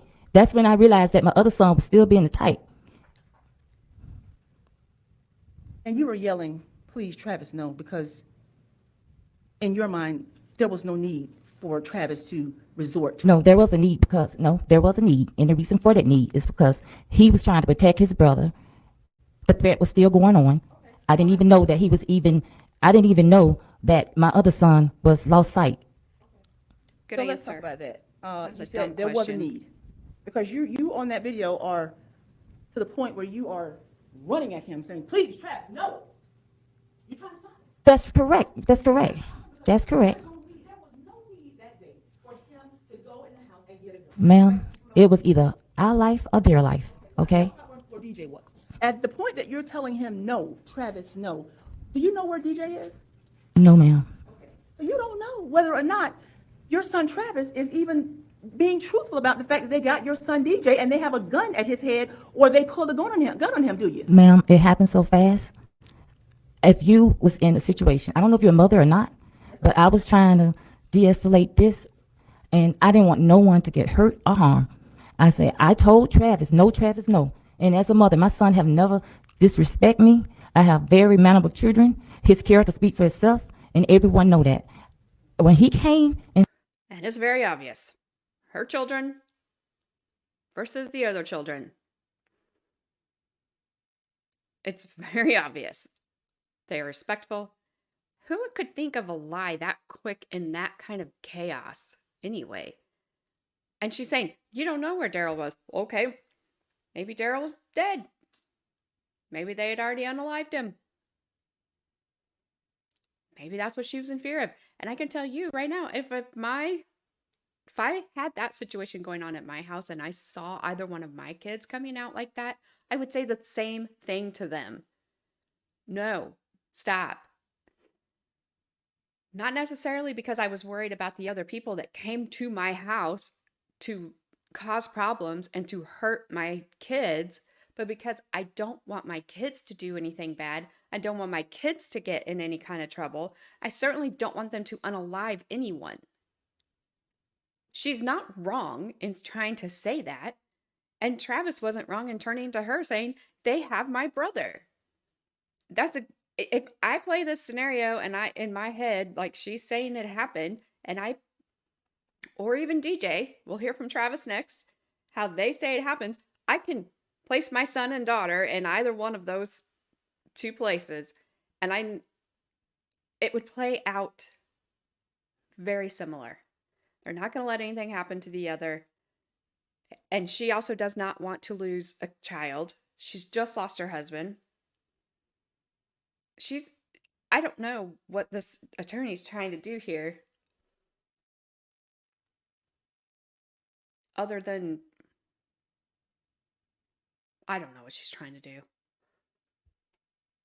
And said, no, Travis. When I said, no, Travis, no, I didn't have no idea that my other son was in threat for his life. I had no idea that the type was still being on. I had no idea that when Travis told me, Mom, you need to go back in the house, they got my brother, they got DJ. And that's when I ran back into the house. And just to finish this area of question right here, Ms. Rudolph. When Travis tells you that they have his brother, your other son, you don't know what he means by that, do you? You don't know if that's still the fist fight going on, do you? Ma'am, I do know what that means. I have never seen my son react in that way. I never seen my son ever disrespect me in that way. I never seen my son get to the point that he is so afraid for his life, my life, as me being a mother, being out there, especially when Dominique said, go shoot that shit up. And her brother said Travis was a dead man. Of course, I did not know what could have happened, but I do know this, that my son saved his life. He saved his brother's life. He saved my life, because it could have went the other way around, and it could be dead in the casket. So let me just stop it right there. Dominique made threats, right? Correct. And the threats were that she was going to have your son killed. Is that right? That's correct. And if I'm not mistaken, and if I am mistaken, I apologize. I don't mean to be. I'm not trying to confuse you. When don't believe the her. young men were there were threats being made that they were going to kill your son and his brother as well? Ma'am, when I came out the door, as I said, and I'm not trying to be disrespectful, me as a mother, when I heard my older son outside saying that this is my mother house, please leave my mother house. When I heard him say that, I immediately walked out the door. And that's when I had told all those young men that was out there, and they weren't young, they was actually men's. I told them, I say all of them, I said, I have cameras all around my house. The police will be coming. You all need to leave. Y'all all black men, I don't need this on my property. Right here. You said and you said this. She was actually trying to look out for all of them. All of you need to leave. None of you need to get in trouble. This is stupid.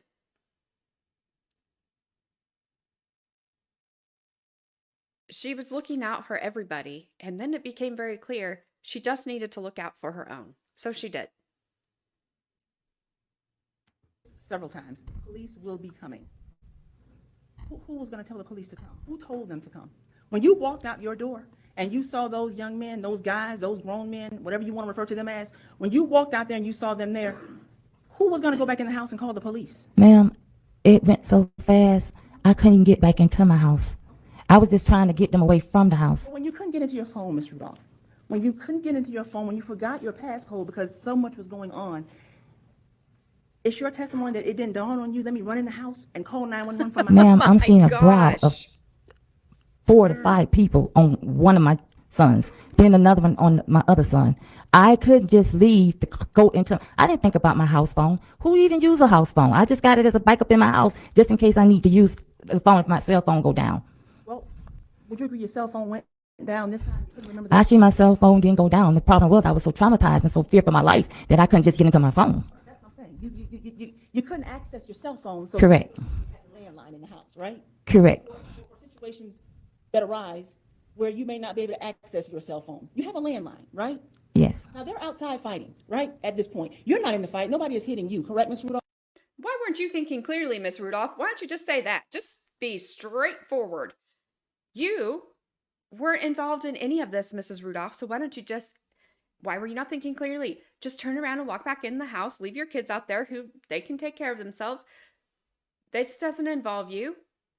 Think clearly, just like you should do the right thing and think clearly at that moment and have the right state of mind to think about a landline that you never use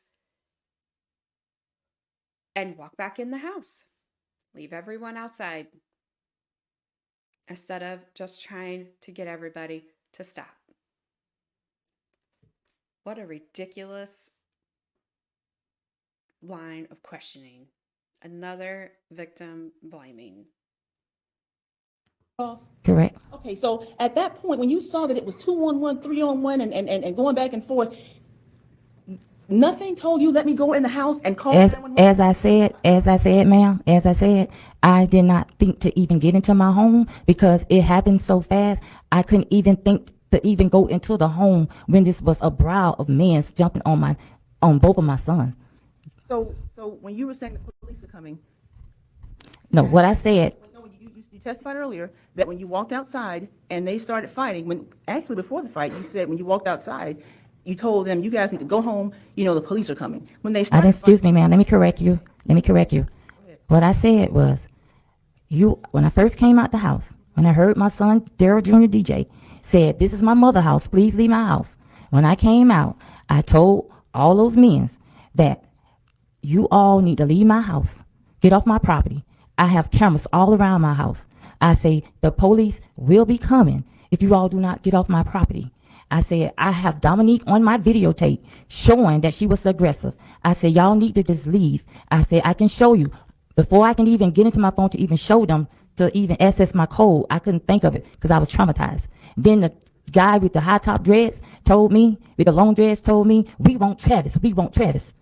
And he said, we want Travis. He said that, Mom, you need to go in the house because we come to handle this. We come to handle this. all right. So let me ask you about this video that you have on your phone. That video that you are referring to, that is the night owl video, is that right? The one I seen was on the ring. The ring, is that what you were trying to show them? Correct. So you had I think you testified on direct that that your night owl video device, it was recording that day. It was being recorded. Okay. But when I looked at the camera, the first thing I look at is my ring camera. So I looked at the ring camera, but the reason why I know it was being recorded because I had a situation going, From what? That's being recorded all the time because I had a situation a while back from what device are you referring to? from the night owl. Okay, I had a situation a while back and they told me that if you ever want to know if your video is working and being recorded, it has to be showing on red. So that's why I looked at my ring camera because my night eye camera was on red when I left my house. But for whatever reason, it did not record that day. For other reason they said wasn't recorded, but in my heart I believe it was being recorded. Did you ever see it? No, because Did they I took ever see it. the night camera? Because you believe that that night owl camera was recording that day, right? Yes. And did you ever see it on your phone? Were you ever able to access that footage? When I pull up the night eye camera, I was not able to see it because they have already taken the camera, the DVR. So which means that when they take the DVR, you no longer to watch it like whereas the ring will monitor it. Even if they take it, they have a backup. Now, Good answer. She's moving on. you are Mr. Estes, right? You live across the street from him, correct? Yes. And while this fight was going on, he wasn't outside, was he? No. And Mr. Estes is somebody that you consider, a good neighbor, right? Well, we have a very good neighborhood. Yes. But I mean, to the point where you actually had him do some work for you at your house, correct? Yes. When you couldn't get into the passcode, when you couldn't remember your how to get into your phone because you were traumatized by what was going on, why didn't you run to Mr. Estes' house? That same night, He's right across the street, dude. ma'am, somebody coming to your house at 12:30, 1 o'clock in the morning. You think I would run to his house for that? No, I wouldn't do that. You wouldn't ask for help. I mean, you describe your neighborhood as Yes, but I would never go to disrespect any of my neighbors or even my family coming at 1 o'clock in the morning asking them to take the code or help me get the code off my phone. well, no, not to get the phone, the code. I went to open my phone. Call the police from their phone or their house. To be honest with you, ma'am, my neighbors are so good. We have a very, like a family neighborhood. They had already called the police. That's when we heard the helicopters and the sirens and the police. Before I can even get into my phone or even call, the police was already on his way. And so you said that. Let's talk about that. You said that the neighbors in your neighborhood are so good that because I mean you were the first one in the house, right? Correct. And when you went in the house, your son Daryl and your son Travis, they didn't come inside with you, right? No. When you went in the house, you hadn't heard sirens or anything at that point, right? No, I didn't. You didn't hear a helicopter at that point, right? No. And you knew your sons were still outside, though, right? Ma'am, when I came, Yes or no, Ms. it's a yes question, but when I cannot respond to it, when I came back into the house, it was just in a matter of seconds. No, I did not hear it right away, but as soon as that gunshots fired start going off, I thought that my sons was gone. I thought my life was going to be gone as well. So let me ask you about that. You started hearing gunshots. As soon as you heard those gunshots, you thought that your sons you thought, you didn't know who was being shot, Correct. and you still didn't use your landline, did you? Ma'am, I was so traumatized and so fearful for my life. I didn't usually use my house phone only if my cell phone is down or if one of my relatives that's an older person maybe call me. Fairly rarely you have people even use a house phone. Let me ask you this, when you got back inside your house, could you remember the passcode from your cell phone? Ma'am, I was traumatized. I was fear. I couldn't think. Surely when you start hearing gunshots, and there were 39 of them, surely when you start hearing gunshots like that in rapid succession like that, you don't think to just go to use your landline to call the police? Because after all, at that point, your sons are still outside, right, Miss Rudolph? Yes, You don't know who's being shot, you're correct. and you didn't use your landline. As I said, I was traumatized. I didn't think, if I couldn't get into my cell phone for the phone that I always usually use, I didn't even think to even go to my house phone. So let's talk about when the police got there. When the police, well, actually before they got there, when your sons came back inside the house, they both told you that the men who were there pulled guns on them, Correct. and they were both upset, right? We all were traumatized. You all were traumatized. And at that point, no one in the house still used a phone to call the police, right? Correct. I mean, Daryl could have used his phone to call the police, correct? They have, to be honest with you, they had already taken my son Daryl's phone. They have already taken Travis' phone. The only reason why I didn't get my cell phone, because I came out with my hand up. Didn't even realize I had my phone in my hand. Well, I'm talking about when Daryl and Travis first came in the house after the gunfire stopped. All of us was traumatized and we didn't even think about no phone. And you didn't think about the police either, did you? Oh, I thought about the police because I knew that I had neighbors that was going to definitely call the police, because before I can even get it to my phone, that's when I heard the helicopters and I heard the sirens and I heard the police coming. Well, at this point, you and Daryl are in the house, right? Yes, all of us was in the house. And you nor Daryl decided to use any phone to call the police, to tell the police, these men came to my house. As These I men said, came to my house and pointed guns at my sons. No one thought to do that, right, Miss Rudolph? No one thought. If he could object, asked, and answered 1,000 times, that would be nice. I don't know how many more times she can answer this question, how many different ways she can answer this question. She knew her neighbors probably had called the police. And somebody, when Daryl was talking about what the neighbors said, call the police, how do they not know that they didn't say, I called the police? Because they were there. They had the shot spotters in that neighborhood. So that would have already alerted the police that shots had been fired. She really didn't have to call them. And I don't know why she's hounding her so much on this, because I'm sorry, I don't mean to be mean. We could have had a drink. Well, I'm glad we didn't, because we'd all been dead. But we could have had a drinking game on the amount of the times the word traumatized has been used in the last two witnesses. But we'd had alcohol poisoning and it would have been a different story. She was not able to think clearly. She thought she was losing her sons. She thought she was probably going to lose her life. I don't know what this attorney. I don't know what this attorney wants her to say. Yes, I did everything wrong, and your people that you should have charged in this, not my son, did everything right. Is that what you want her to say? To do that. it's not that we didn't think, it's just we were so traumatized that we couldn't even get to the phone. Okay, so nobody did it. No one did it. You guys were relying on your neighbors, right? It's not that we was relying on our neighbors. We were so traumatized that we didn't know what was going on. Ma'am, I don't know if you ever been in a situation like this, but as a mother, not only, okay, so you as a mother, and you see, you trying to de-escalate all these men that at your home. You're not trying to get anyone harmed or killed or anything. You begging them to leave.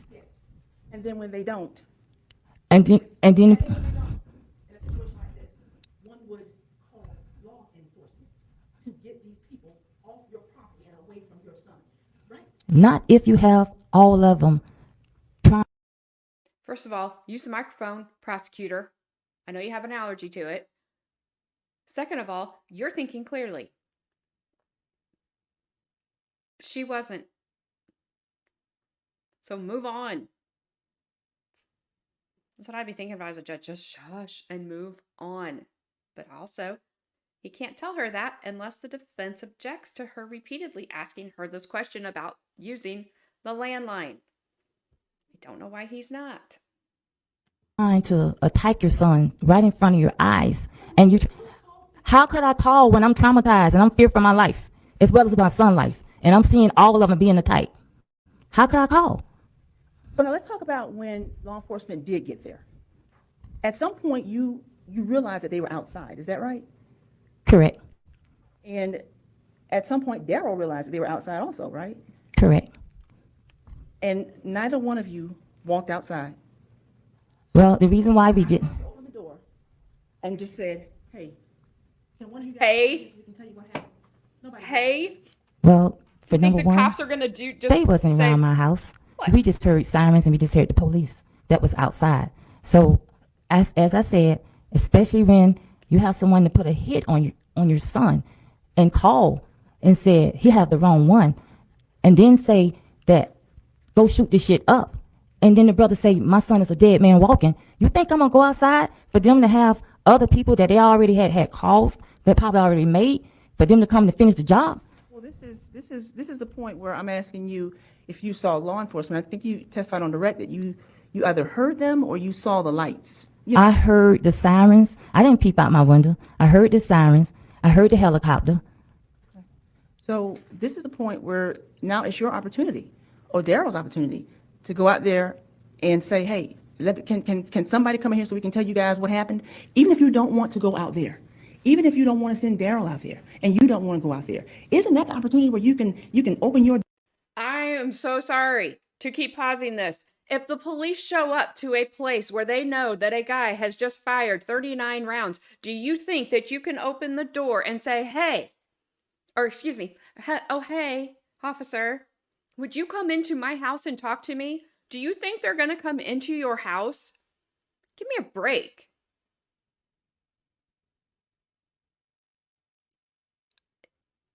I don't even know what to say. Do you think if you walk out of that house that you're not immediately going to have guns pointed at you?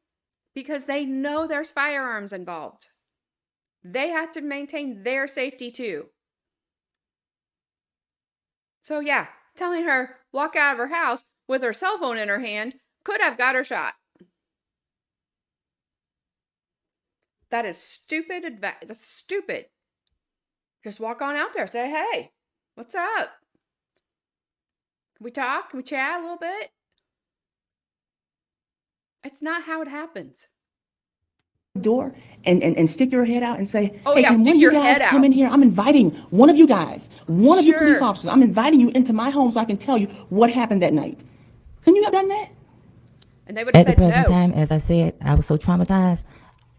Yes, I maybe could have done that, but at my mind and the fear of my life and the fear of my son's life, I just didn't think to do it. I was too traumatized to even go out there. Well, if somebody had actually. And you were smart to not do it. Absolutely smart, because you're alive, all the officers are alive, and nothing bad happened between you, your sons, and those officers.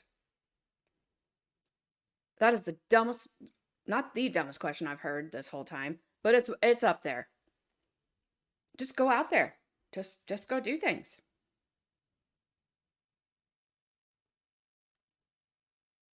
Yeah, stick your head out the door. That always works.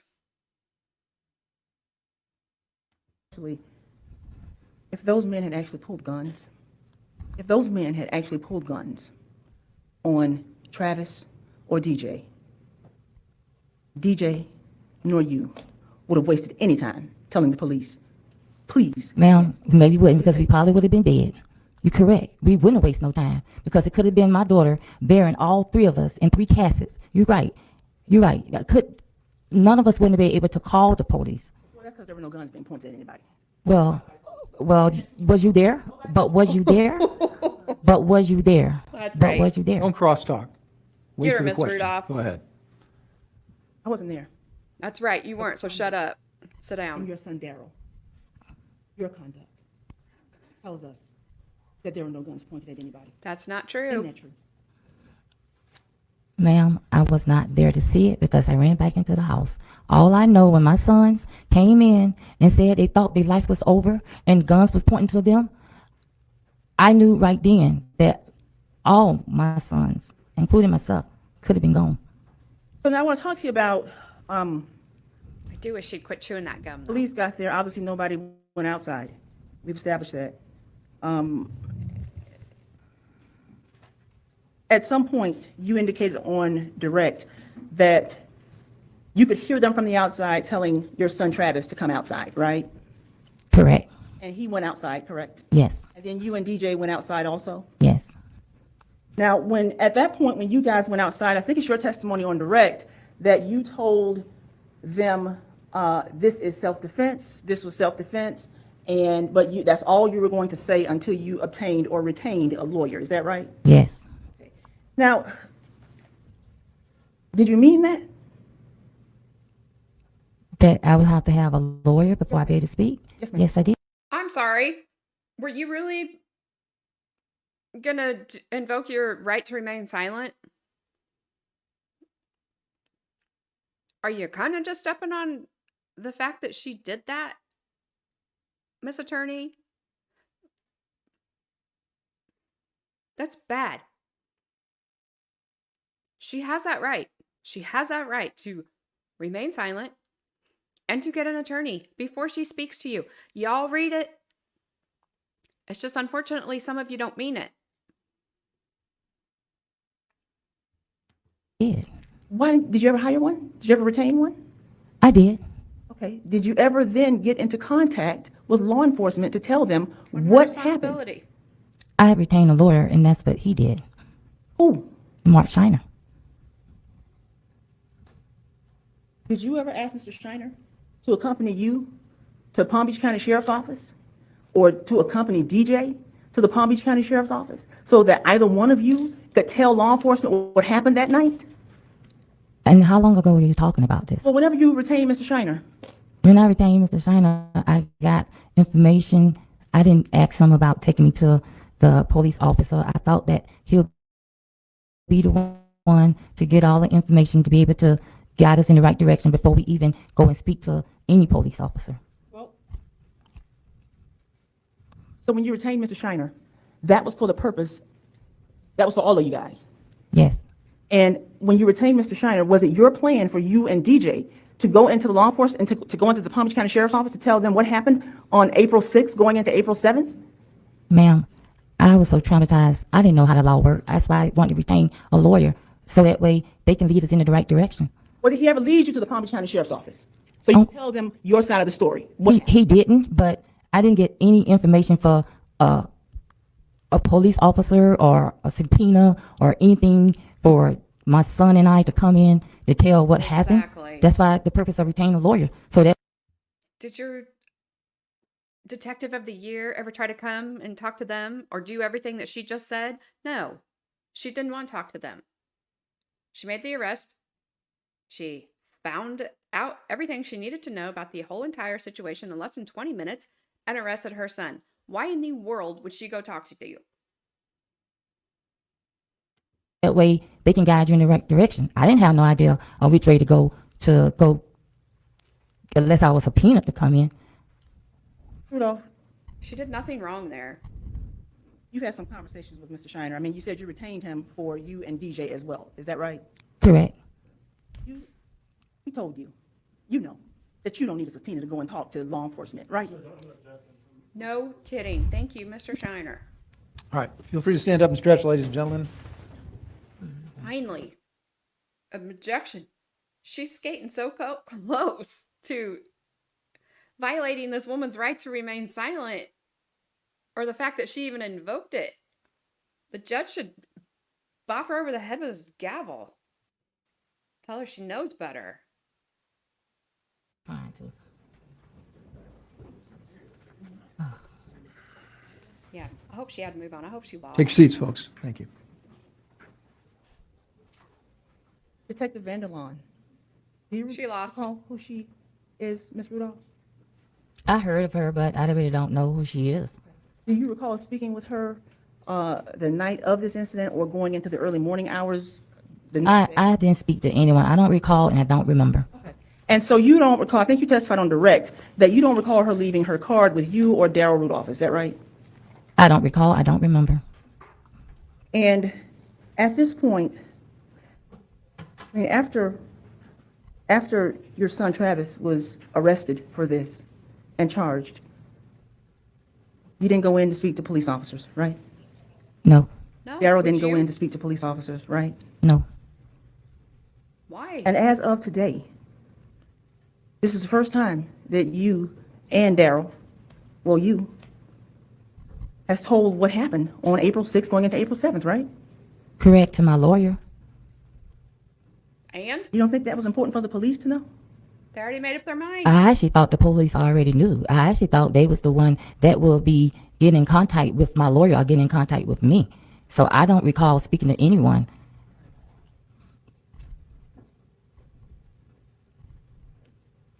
Just if I can just have a moment, please. You may. Why don't you just sit down, because you've been not asked one good question.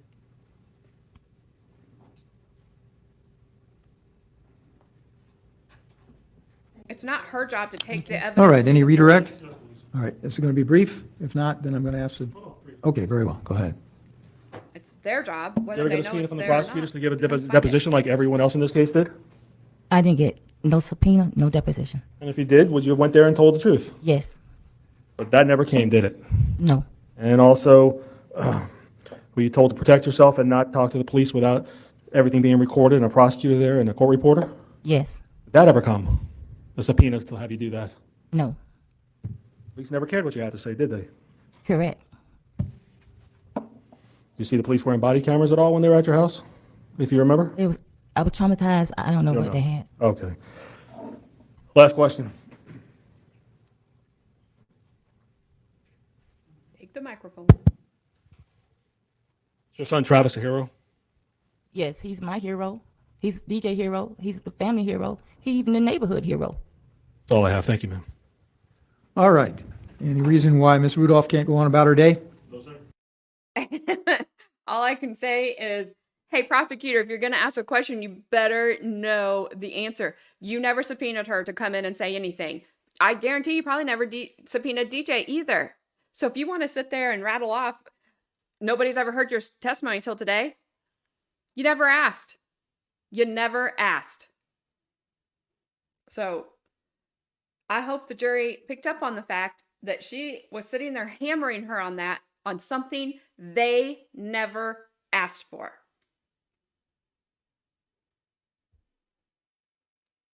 All right, he's probably going to give them a break, so I should be able to fast forward, and then we're going to get to Travis. Very well. Watch your step getting down, ma'am. Stay safe. Who's the defense next witness? All right. It's almost noon. I'm open to suggestions here. I suspect Mr. Rudolph's testimony is going to take a significant period of time, but maybe I'm wrong.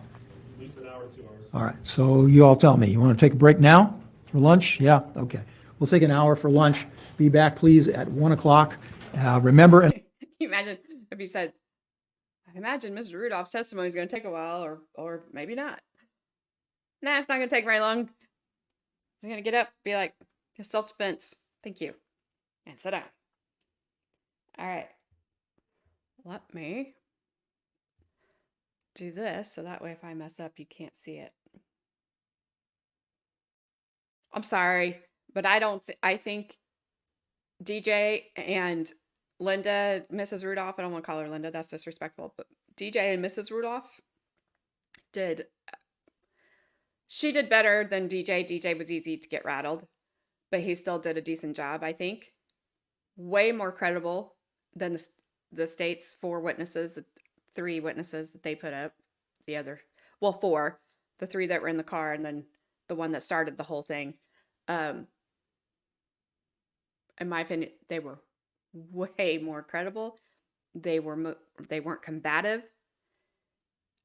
They were respectful. They weren't just looking around all over the place. They maintained eye contacts with the attorney.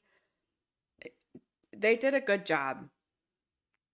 I hope the jury saw the difference in the I guess the quality of the testimony because it was night and day.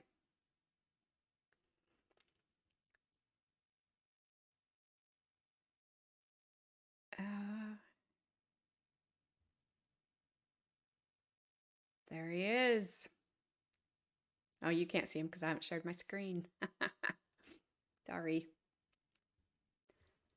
Oh, and then I just... See, that's why I don't have you see. I have it so you can't see anything. How about if I do this? Never mind. How about if I do this? There we go. I found the right button. I have to have at least one moment during a stream that I mess everything up, right? Yes, Carmen. It is not very often you see a defendant testify, and I think in this case he needed to. They had obviously discussed that and made that decision because his attorney said in the opening statement that he would be testifying. So, yeah, I think he needed to.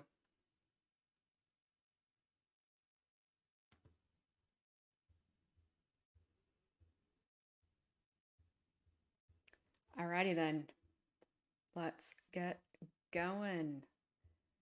I think you have to, we'll see if we need to slow this down. So if I need to, let me know. I may just see it right away and just do it, but maybe not.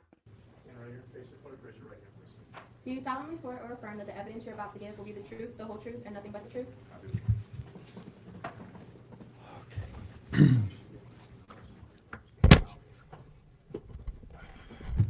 All right, Mr. Rudolph, please say and spell your first and your last name for the record and the jury. My name is Travis Rudolph, Travis. Last name Rudolph, Rudolph. Thank you, sir. All right, you may inquire, Mr. Shiner. Mr. Rudolph, how old are you, sir? I'm 27. And back in April 7th of 2021, how old are you then? I was 25. Where'd you grow up? I grew up in Lake Park, Florida, 550 T Drive. We heard your mom testify that you grew up with your mom, dad, brother, sister. Correct. All right. He looks like his And mom. Did you go to school in Palm Beach County? Yes, I did. Did you have a very close family growing up? Yes. Still have a close family. Yes, sir. Okay. But let's talk about a little bit about your history. Where'd you go to school? Where'd you go to middle school, high school? I went to Jupiter Middle School, and then for high school, I went to Cardinal Newman High School. And when did you start playing football? My first time playing actual recreational football was I was 5 years old. Did you play other sports as well? Yes, I played basketball and I also ran track in high school. Did you excel in athletics? Yes, I did. Did you get a scholarship to college? Yes, I got a scholarship to go to Florida State University. They paid for your full education? Yes, All right. And when you went to Florida State, though, where's that located in case somebody doesn't know? that's in Tallahassee, Florida. All right. And when you went there, why'd you get a scholarship for what? I got a scholarship for playing football. I did exceptionally well in high school, and that was the school that I chose to pick. Did you have offers from any different Yeah, yes, I also had 32 other offers throughout the country. did that something that you had to work hard for? Or does it just come natural, or you tell us? Definitely made sacrifices, worked hard. I remember it was yesterday. I was actually taking time off on the weekend to train with my basketball coach. All right. How about football? Was that a full-time endeavor even in college? Yes, Did there come a time that you played professional football? yes. Where was that? In 2017, I signed with the New York Giants as an undrafted free agent. And 2018, I signed with the Miami Dolphins. Did something else happen in 2017 that rocked you and your family's world? Yes, a week before the draft, my father was tragically killed. They said it was an accidental killing, but yeah. All right. You were shot in the head? I believe he was shot in the neck and he was paralyzed. And pretty much they said he was going to be a vegetable if we kept him on the ICU. Okay. And he passed away shortly after? Yes, Was that obviously traumatic for you? most definitely. Did your mom become a different person? Yes, And everyone in your family traumatized, obviously? yes, Dang, a week. Did there come a before the time where you draft. came back to live at home? yes. When was that? That was after I had torn my ACL with the Miami Dolphins. So I had signed with the Miami Dolphins, and the same day I signed, we had practice, and unfortunately I had torn my ACL during practice. Wow. And did you get surgery for that? Yes, ACL what is that? that's it's in your knee. So pretty much I tore my ACL and I partially tore my meniscus as well. What position were you playing in college? Wide receiver. For people that don't know, if they don't know about football, what is that generally? What do you do? Pretty much you're designed to catch the football and score touchdowns, really. So pretty much you have the quarterback, and he throws the ball to you, and as well as you block to the guys or running backs or whoever catches the ball or run the ball when it's their turn. Can you tell us how many hours you would spend every year practicing? Countless hours. I can't even keep count, to be honest with you. When you play football, are you very fast? Yes. Very fast reflexes? Yes, sir. Even growing up in school, were you pretty much very athletic? Yes. Closed caption. Friends? Most Still definitely. messed up, so I can't turn it on. So you come back from New York and move back to Florida? Yes. And the same day you got injured, you tore your ACL? Yeah, so pretty much when I was with the Giants the following year, which was 2018, I got cut from you have to work out and try out to make the team again, and I got cut from the Giants. So shortly after that, I came back home, and after that, I was there for, I would say, approximately 5 weeks. And then on the 5th week, I got a call from the Dolphins, and they offered me to work out for them. That's when you got injured? Yes. And do you remember when that was approximately? I believe it was October 10th was the day I tore my ACL, and I worked out for the Dolphins. And when you tore your ACL, you said you got surgery? Yes. So pretty much after I tore my ACL, they set up a plan where basically I had to it's like a pre-rehab type thing before you actually get the surgery, because they said it's better for you and then you'll get better results after having the surgery. So I rehab for 2 weeks, and after the 2 weeks, I went and got surgery in Pensacola, Florida.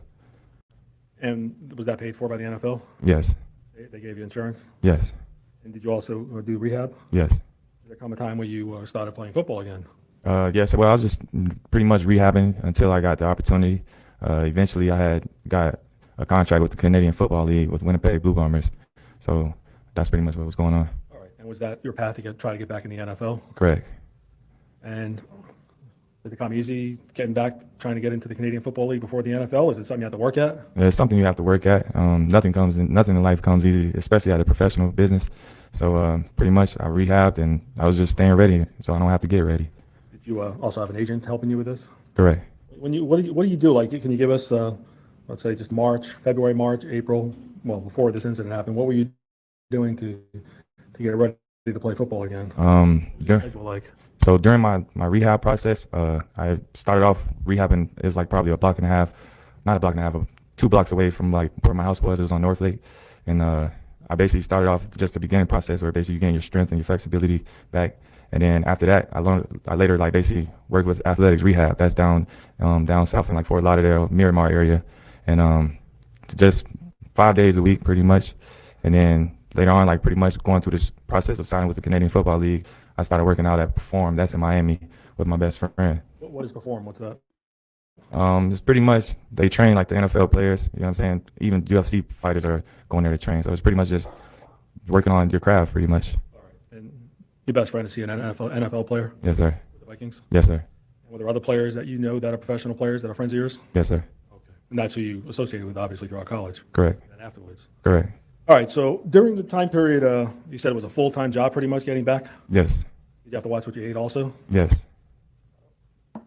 But let's go back and talk about someone named Dominique Jones. Can you tell us approximately how long you knew Dominique Jones before April 7th of 2021? I'll say I knew her for about a year. And what was your relationship? Can you characterize it? Not after this incident, but I'm talking when you first met her, the first couple of weeks, first few months. Can you characterize your relationship with her? I definitely had a lot of love for her. We was dealing with each other, but we wasn't officially girlfriend and boyfriend, because I told her pretty much that I wanted to take my time at really getting to know her, because everything starts off good and glamour until something hits the fan. So I was taking my time with actually getting to make her my girlfriend. You should have been running Well, your away. lingo may be a little different than mine because you're a different era. What does that mean, making someone your girlfriend? I mean, that's like an official title, you know what I'm saying? So technically speaking, I still can do me. When I say do me, that's mean talking to other girls, you know what I'm saying? Texting, or yeah, that's pretty much it. Were you ever officially boyfriend or girlfriend? No, Never. no, never. Was she upset with you that wasn't happening? Yes, I mean, I remember countless times she'll break down crying to me, like, why you won't make me your girlfriend? And I told her there's no timetable on making her my girlfriend. And that was just my opinion on things, because I feel like it's really not no time. She was with me pretty much every other day, so. All right. Hey, guess what? If somebody's not making you their girlfriend or boyfriend, you can leave. You can walk away.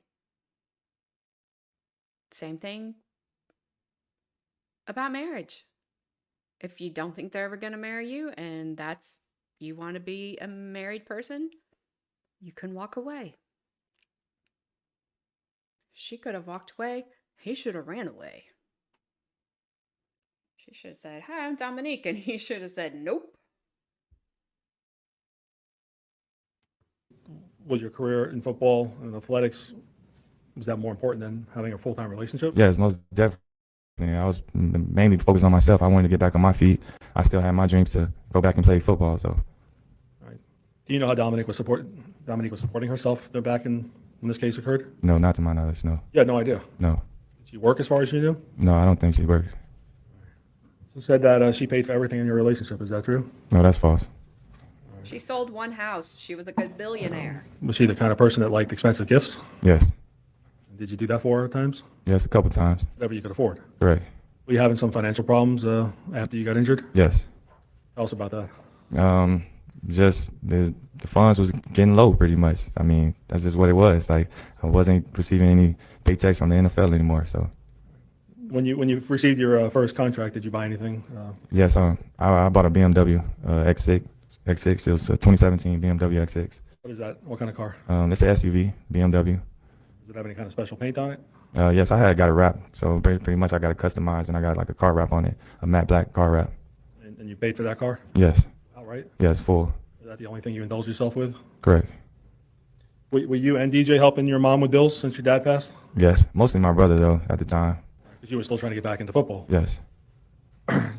Tell us about, did there come a time when you and Dominique had any problems in your relationship? Yes, it originally started from Valentine's Day. She basically said that I did the bare minimum for her on Valentine's Day. So that's what was like the biggest start of things going downhill, I'll say. Was there any violence on Valentine's Day? Yes. She was beating on me, hitting on me, just what she always do, pretty much. Or was it different that day on Valentine's Day? Yeah. You should have left I a could long took it. time say that ago. she's beating on you on a constant basis.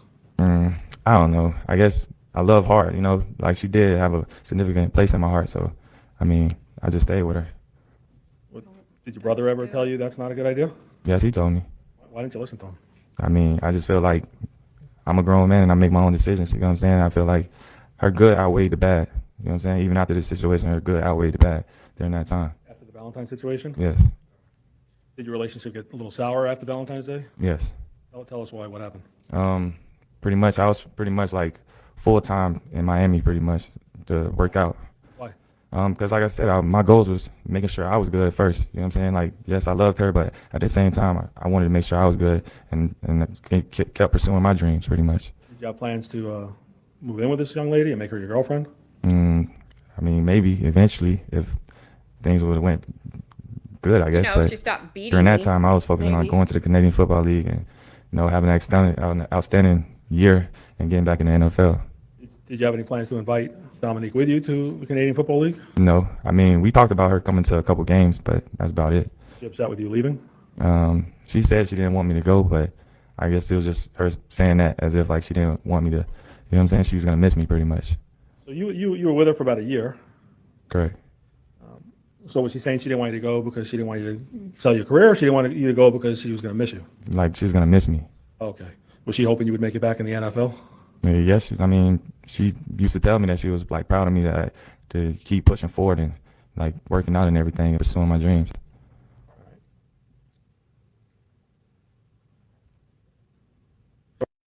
There had to be another side to this woman that we did not see on the stand because I'm sorry. She didn't seem to have a nice bone in her body. She seemed very like she just lived in drama. Maybe not, because these guys don't seem like they live in drama. But I'm sorry, sweetheart. He was not going to make you his girlfriend if he was going to Canada and you weren't invited. Right after Valentine's Day, what happened after that? Did you stop seeing each other? Were you still seeing each other? What happened? Yeah, it definitely died down pretty much. Like, she had surgery. I remember she had surgery, and after that, But Is that cosmetic surgery? yes. What happened after that? After that, like I said, I was in Miami. I was staying with my best friend at the time, and I was working out at Perform. All right, and was there any conversations about her not trusting you? Yes, I mean, she'll text me and tell me that she just felt like I wasn't seeing her enough, and she thought I was in Miami, like basically messing around with all other girls in Miami. Did she know your best friend, who's also a football player? Yeah, she knew him. Did you still see her or talk to her during that time period? We would text and like call each other, but when we first started dealing with each other, we would see each other probably at least 3-4 times a week. But then during this period, I probably seen her maybe once that whole month. And during this time period, when you only saw her maybe once during the month, were you guys arguing or fighting, or just not even really talking? Like I said, we was like texting each other daily, but it was pretty much dry texting, like just like the casual, what you doing, how was your day, things like that. Nothing real loving. No. You have plans to marry this young lady? Talk about that? No, we didn't talk about marriage. I mean, we talked about like goals of like having kids and things, but we didn't speak on marriage specifically. Be glad Dominique that didn't testified that happen, you didn't Travis. ask her if she was married. Is that true? That's true. Did you even think of asking her that? No, Are you shocked to find out after this case broke that you were dating a married woman? most definitely. I was definitely shocked. Why didn't you ask her about it beforehand?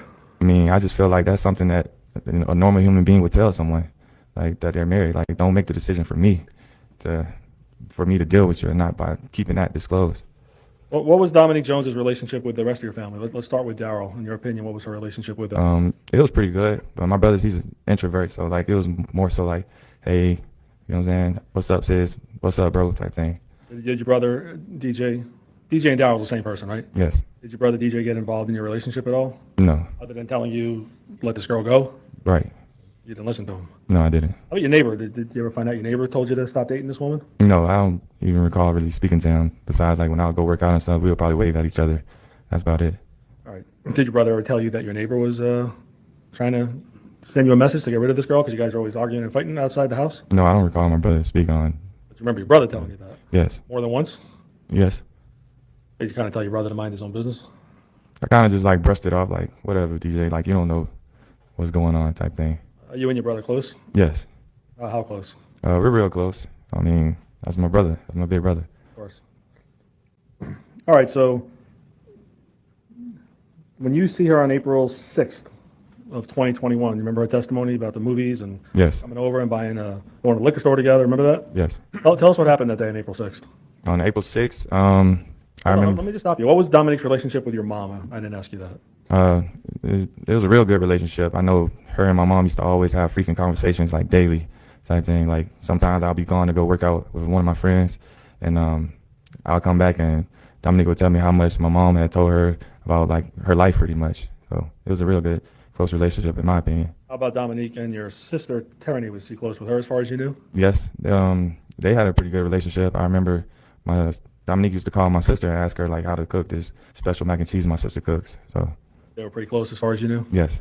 Was there any problems that you were aware of, not the one on Valentine's Day, but any other problems that you were aware of between your mom and Dominique, your sister and Dominique, your brother and Dominique? No problems. Did you ever confide in any of them about your relationship, or was it something you kind of kept personal? I kept personal, and then sometimes when me and Dominique had disagreements, I would call my sister for advice because I try to look at things from all angles. So All right, so let's go back to April 6th. What were you doing that week, the week prior to April 6th? the week prior, Yeah, just in general, what were you doing the last couple of weeks before that? I was working out in Miami. Like I said, I performed. You say you're working out. What do you do working out? What do you do? Pretty much. So it's like it's a formula that's going on. So we'll go out there and we'll do like sprint drills. Well, I'm talking about the football field. We'll go do sprint drills. We'll do routes on there, throw with the quarterbacks, and then after that we'll go to the weight room and do some lifting. How many hours a day would you do this? It starts at 8, and I'll say it'll end at like 2 or 3 o'clock, depending on how fast we're going. And that's every day, pretty much? Yes. Well, Monday, Tuesday, Thursday, and Friday, it was like a schedule. So Wednesdays we had off. How about during the weekend? Did you work out too? No, the weekend was like my free time, pretty much. Okay. So April 6th, you remember talking to Dominique? Yes.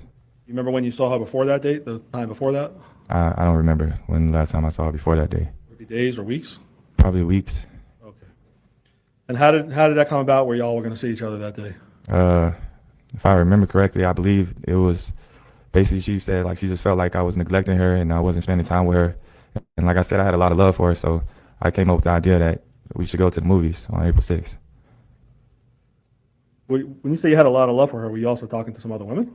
I mean, I had other friends, but not talking on the level that me and Dominique was talking. Was she your girlfriend back on April 6th? No, she wasn't my girlfriend, but Explain the difference. I mean, it's like a respect level thing type thing. Like she was around my family, so. But as far as like girlfriend, in my eyes, I felt like I'm single still, so I can still have other friends to talk to. did you and her have an exclusive relationship where you said y'all can't date nobody and I can't date no one? Was that? No, we didn't talk about that. It's just more so like it's a respect thing. All right. Was she checking up on you on a regular basis, find out where you are and what you're doing? Rarely. All right. How about you? Did you do that with her at all? No. She said she had your phone, your passcode. Did she have it? Yes, I gave it to her. How come? Just for her security, pretty much to show like I don't have nothing to hide. So here you go, type thing. And how'd that come up even in conversation? I can't recall, but I just remember it was probably like a month or 2 months before this event occurred. Did you get her passcode or she just had yours? No, I don't believe in going to phone, so I didn't care to ask for her passcode. Like, All right. So April 6th, she contacts you. You contact her. Do you recall? I contacted her. And what was the purpose of that? Pretty much, like I said, I wanted to show her that I actually did care for her and I had love for her, so I just said, let's go to the movies. Was that your day off that day? Yes. So basically, April 6th was a Wednesday night, I believe, or a Tuesday night. I don't remember, but Oh, Wednesday you had off. yes, Wednesday is the days off. So Tuesday night you can stay up later? Yes. All right. So how do you guys get in contact? Phone, texting? I believe texting. I texted her good morning first, and then we was going back and forth texting. The prosecutor had some records showing you looked up a movie theater and the name of a movie, and then Correct. they said you erased it. Do you remember erasing that? Yeah, I always erase things that I like look up in my Google search, just cause like I guess in my head that's like saving battery, so that's what I did. Okay. Nothing surreptitious or evil about erasing a movie theater or a movie, right? No. Did y'all agree on which movie you're gonna go see? If you remember. I can't recall. You remember what time Dominique came over your home? I want to say it was probably because I believe that the movie was starting at 7:30, so I want to say she got there probably like 7:45ish, or something. After the movie started? Yeah. So Did Dominique own a car? you say what now? Did Dominique own a car? Yes. What car do you have? I think it was like a Scion or Scion or however you pronounce it. Door, four-door? I believe it was a 2-door. And do you know where Dominique lived during the time period you were involved with her? Yes, from my knowledge, she was living with her mother in Delray. Did you ever go to that house? Yes, I have. Was it an apartment? Yes. You remember how many bedrooms or no? I don't remember how many bedrooms. How many times do you think you've been there? I only been there, well, actually, like inside the house once, but I've been there probably a couple times from like picking her up and stuff. Okay. Did you know her mom at all? Yes. Did you know her brother Kishan? Yes. You know, she said she had another brother. You know who that is? I don't remember his name, but I did. I was on FaceTime with him one time. She introduced me to him. All right. What was your relationship with, before this shooting happened on April 7th, what was your relationship with Keyshawn Jones? I consider him like a little brother. I mean, sometimes we'll play video games and stuff like that.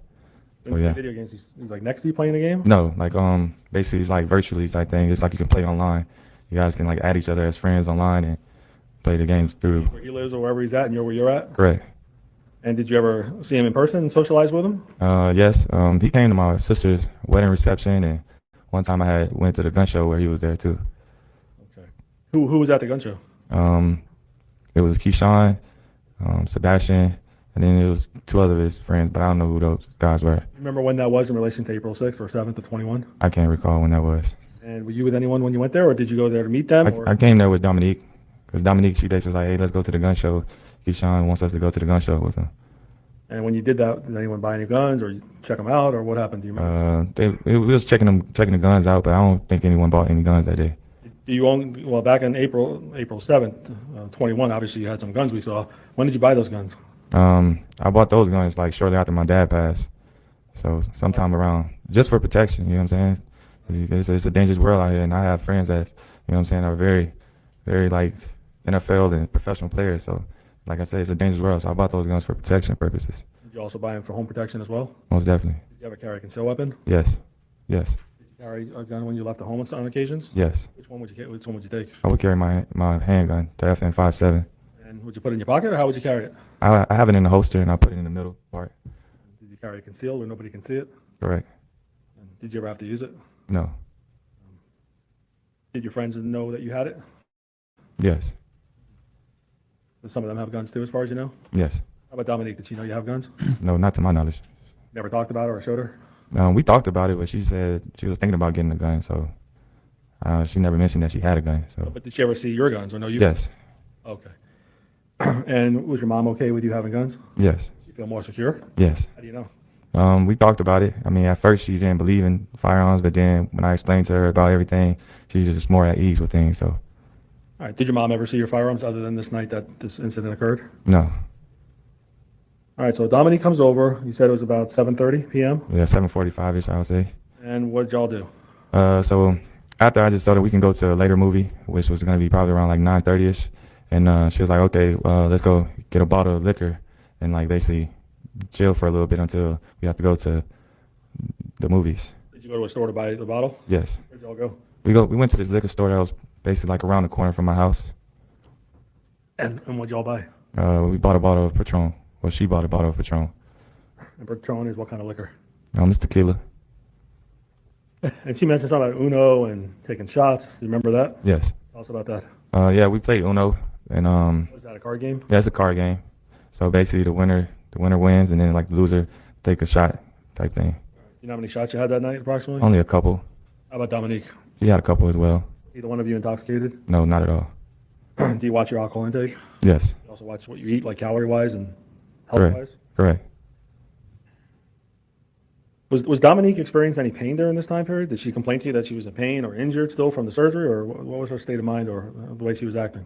I don't remember her saying she was in pain still. I remember like right after she got surgery, she was complaining about pain, but then the time when she was with me this day, she didn't say anything about pain. You mentioned something about you helping her for a week. Remember that? Yes, Is that true? yes, that's true. So pretty much after she had surgery, I guess you have to like stay there for like a week or so, and I guess you have to get like massages and all that stuff, and someone has to be there to make sure she used the bathroom and things like that. So yeah, I was there for that. You helped her through that first week? Yes, sir. So you weren't practicing, or your career you put on hold for a week? Yes. All right. So she comes over, you get the bottle, you're playing Uno, anything unusual happen Uh, at that point? no, not at that point. I remember we was playing music off of my PlayStation 4, because I had left my speaker at my best friend's house. So I was on YouTube on my PlayStation 4 and we was playing music while I was playing Uno. And if someone doesn't know what PlayStation 4 is, what is that? It's a video game. Yeah. You can play music from it? Yes. Well, you can have like a YouTube app that's downloaded on the PlayStation, and that's where I play the music from, on YouTube. On your TV, or actually? It's on TV. Okay. Yeah. So the actual PlayStation's like a little computer? Pretty much. Yes. Is that expensive, that game? Yes. How much does it cost, you know? I want to say probably at the time it was probably like $300, $400. Okay. So y'all just getting along fine? Yes. And this is the first time you saw her in many weeks? Yes. Where's your mom, do you know? So I believe she was at Bible study during that time. You mentioned a little while ago she was with her sister, Yes. her aunt. Yes, that's my auntie. Who's older, your mom or your aunt? I thought my auntie was older, but I just found out just the other day that my mom's actually older. So Why was there a little confusion? they're twins. Yeah. All right, you close with your aunt? Yes, I'm close with my mom. I mean, my aunt. And how about your mom? What's your relationship with your mom? I'm really close. I'm a mama's boy.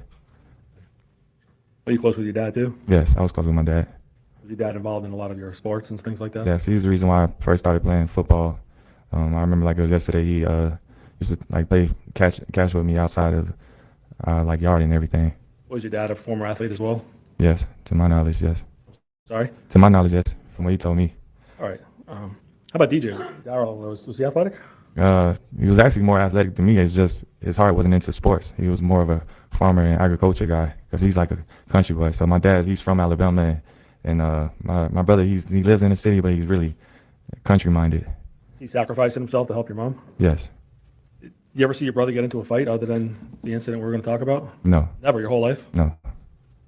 All right. And just because you played for the NFL, did they teach you how to fight? Like, No. No. defend yourself against people punching you or kicking you? Correct. They don't do that? No, they don't. This is strictly football stuff, football related. You're watching how you eat. They basically, if you want to gain weight, they have a routine for how you can gain weight. If you want to stay the same, they have a routine for that. And then if you want to lose weight, they got a routine for that as well. So it's just strictly sports related and football related. All right, so you guys are playing the game, listening to music. What happens after that? I remember my brother, he came home, and You know where he was coming from?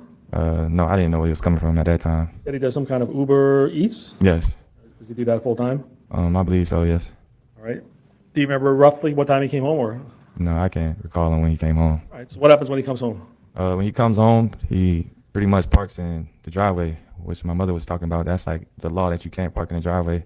And I felt like that was suspicious, so I go outside and go see what was going on. Why is the law that no one parks in the driveway except your mom? I don't know. My mom, she used to always yell at us about that, like, nobody park in the driveway. This is my driveway. I guess she wanted to be closer to the door, so. Okay. All right, so you go out, you see your brother parking in the driveway, Correct. and does he call you out, or you just go out? What happens? Basically, I went out there and Why'd you do that? You do something was up? yeah, it just looked like weird to me for him to be there, and he kept going around the car and stuff. I'm seeing it on the monitor, so Tell me about this monitor. Where are you when you're looking at the monitor? I'm sitting on the couch, and then if you're on the couch, you have the TV in front of you, and then to the right, like up is where the monitor is. The TV behind you, would it be up like that higher, roughly? Correct. How about in size? Is it that size, smaller? What do you think? No, it's smaller. How much smaller? Can you tell us? So just, I guess, take a fourth of this, like, Okay, a fourth. yeah, like imagine a square. So if it's like squares, and just take a fourth of it. You ever see that in somebody's living room area? No, Monitor like that? no. Why'd your mom have that? Do you know? She had it for safety purposes. I remember after my dad passed away, she was really traumatized about that, and she was just like, I'm gonna have cameras around the house because she knew I was in sports, and she just felt like DJ was eventually gonna leave too. So she just got it for like safety purposes. And did you have any control over recording or downloading or how it worked? Were you involved in any of that? No, I didn't have no control of that. Your mom said she thought you and your brother had the password. What's that about? Well, she did give us the password, and I guess it's an app to the Night Owl or the Ring camera. I don't know which one it was. And she was like, you guys can see it on your phone, but I never actually like typed in the password or anything like that because I pretty much didn't care about having it on my phone. You didn't have any app or anything for the Night Owl? I downloaded the app when she told me to, but I didn't like actually go into it and put in the password and everything. Never used it? No. How about in terms of recording? Was your mom involved with that and setting it up, or were you involved with that? No, I didn't set it up. And honestly, I don't even remember who set it up. The police said that you had some manuals in your room, in your drawer. What's that about? Yeah, so basically we had this like modem that was in my room because I usually play my PlayStation in my room, and I was like complaining about the internet. So she moved everything to my room, so like everything be there. What do you mean, computer-wise? Yeah, computer-wise, just I guess like the passwords and everything for the monitor and all that. She just moved everything to my room, I guess, so things should just be in one place. Did you ever check the recordings ever on that device, on the No, I never checked it. Night Owl device? No, Never used it? no, You ever go back and have to look to see if something was recorded? no, This was strictly your mom's? correct. You know if DJ was ever involved in recording or picking out recordings from there? No, not to my knowledge. Did your mom have another camera? She said a Ring camera. You know about that? Yes. You know when she got that?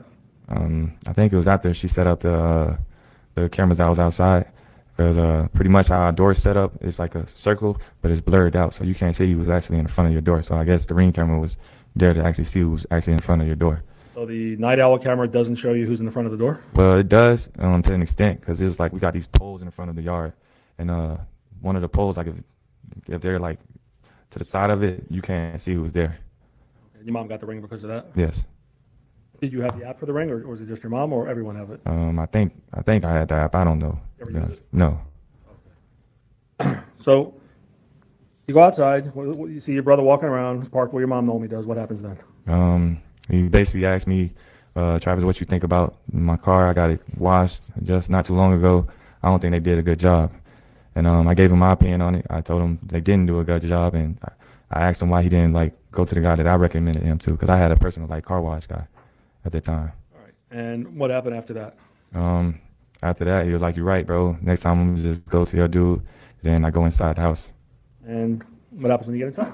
When I go inside the house, Dominique's standing up with my phone in her hand, and she asked me, "Who's Kyla?" Kyla? Yes. K-A-Y-L-A? No, K-Y-L-A. K-Y-L-A, okay. And who's Kyla? Who is she? That was a friend that I met in Tallahassee. And what was she asking? Why was she asking you who's Kyla? From my knowledge, she went through my phone and she seen me and Kyla texting each other. What was her attitude like? You say what now? What was her attitude like? I could tell she was mad. Oh, how can you tell? It's just how she asked it, and then like I went to like try to reach for my phone, and she like kept it away from me, so I can tell she was mad. All right. And what did you say when she asked you who Kyla was? I told her let's go in the room and talk, because I knew my brother was gonna come inside like shortly after me, so I was like, let's just go in the room and talk. You didn't want your brother in your business? Correct. And what, did all hell break loose then? Yes. Tell us what happened, please. So the next thing that happened was basically we go in the room. She still was asking me who Kyla was, and then she FaceTimed her. And when she How did she do that, on your phone? yes, on my phone.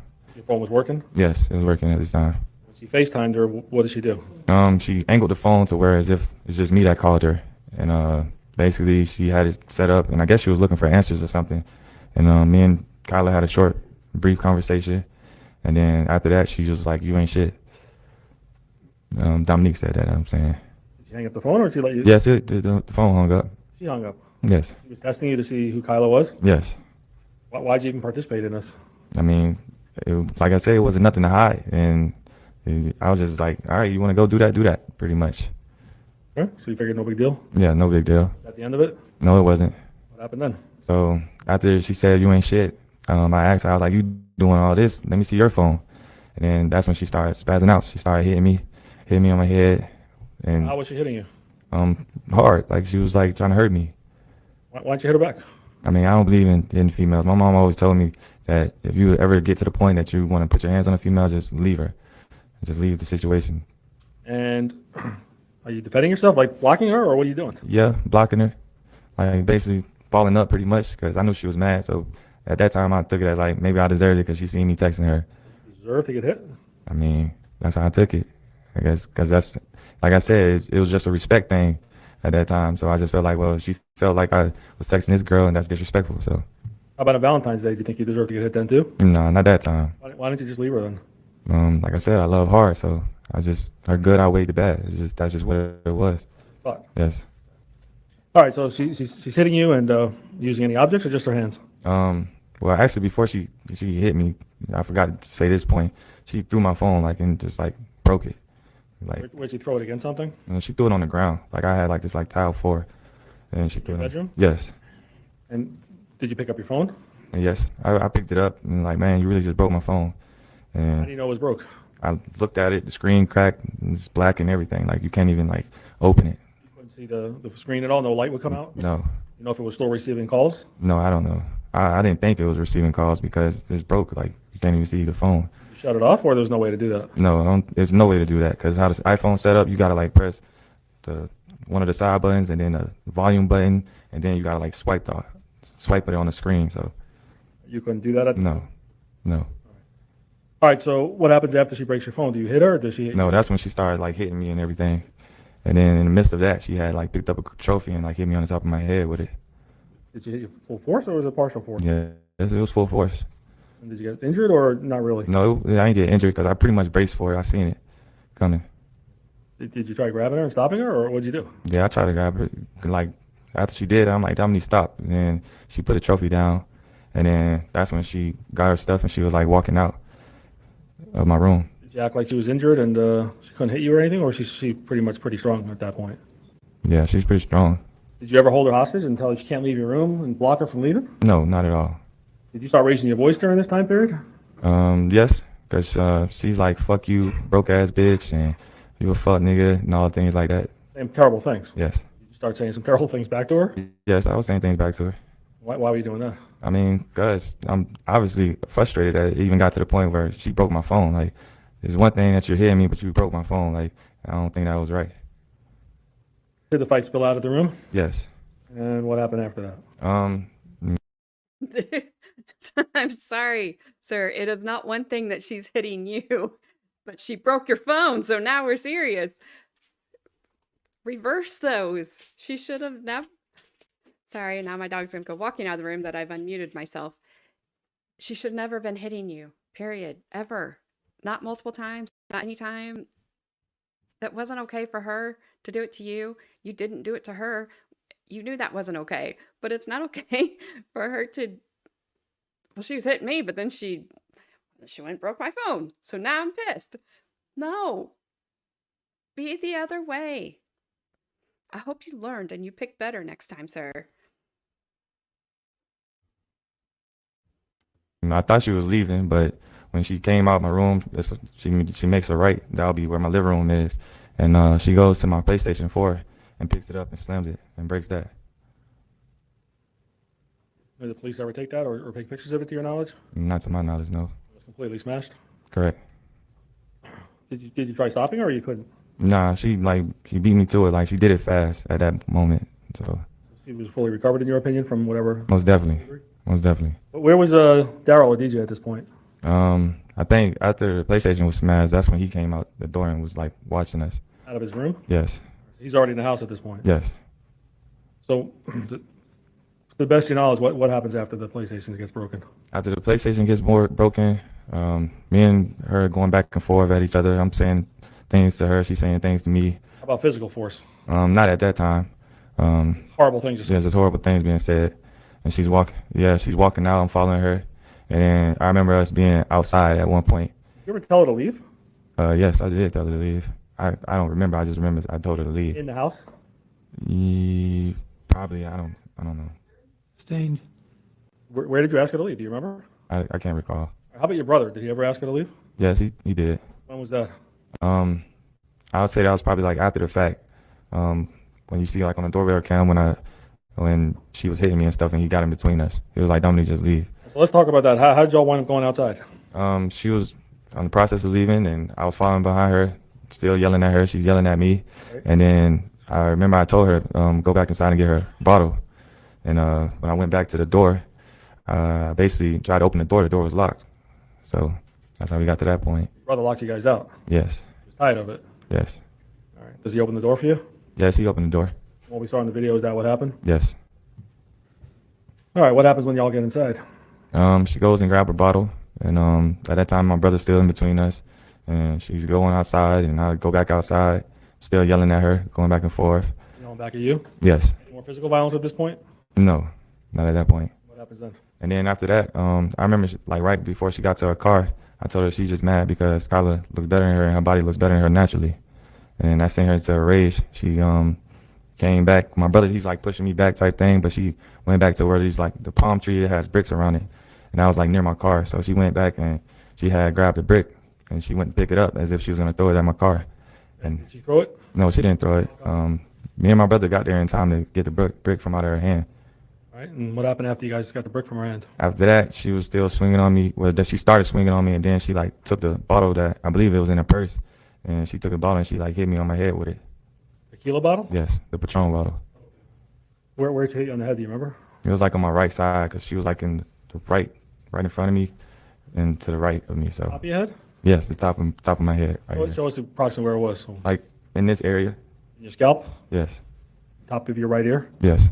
Were you able to brace yourself or block it? Yes. I seen it coming, so I braced myself. Were you able to block it or no? I blocked most of it, but I did get hit though. What happened when you got hit? I guess DJ like, all right, Dominique, like you went way too far. So she eventually goes back to her car. DJ said what? Like, you went way too far. Like, just leave. I'm telling you, Dominique, leave.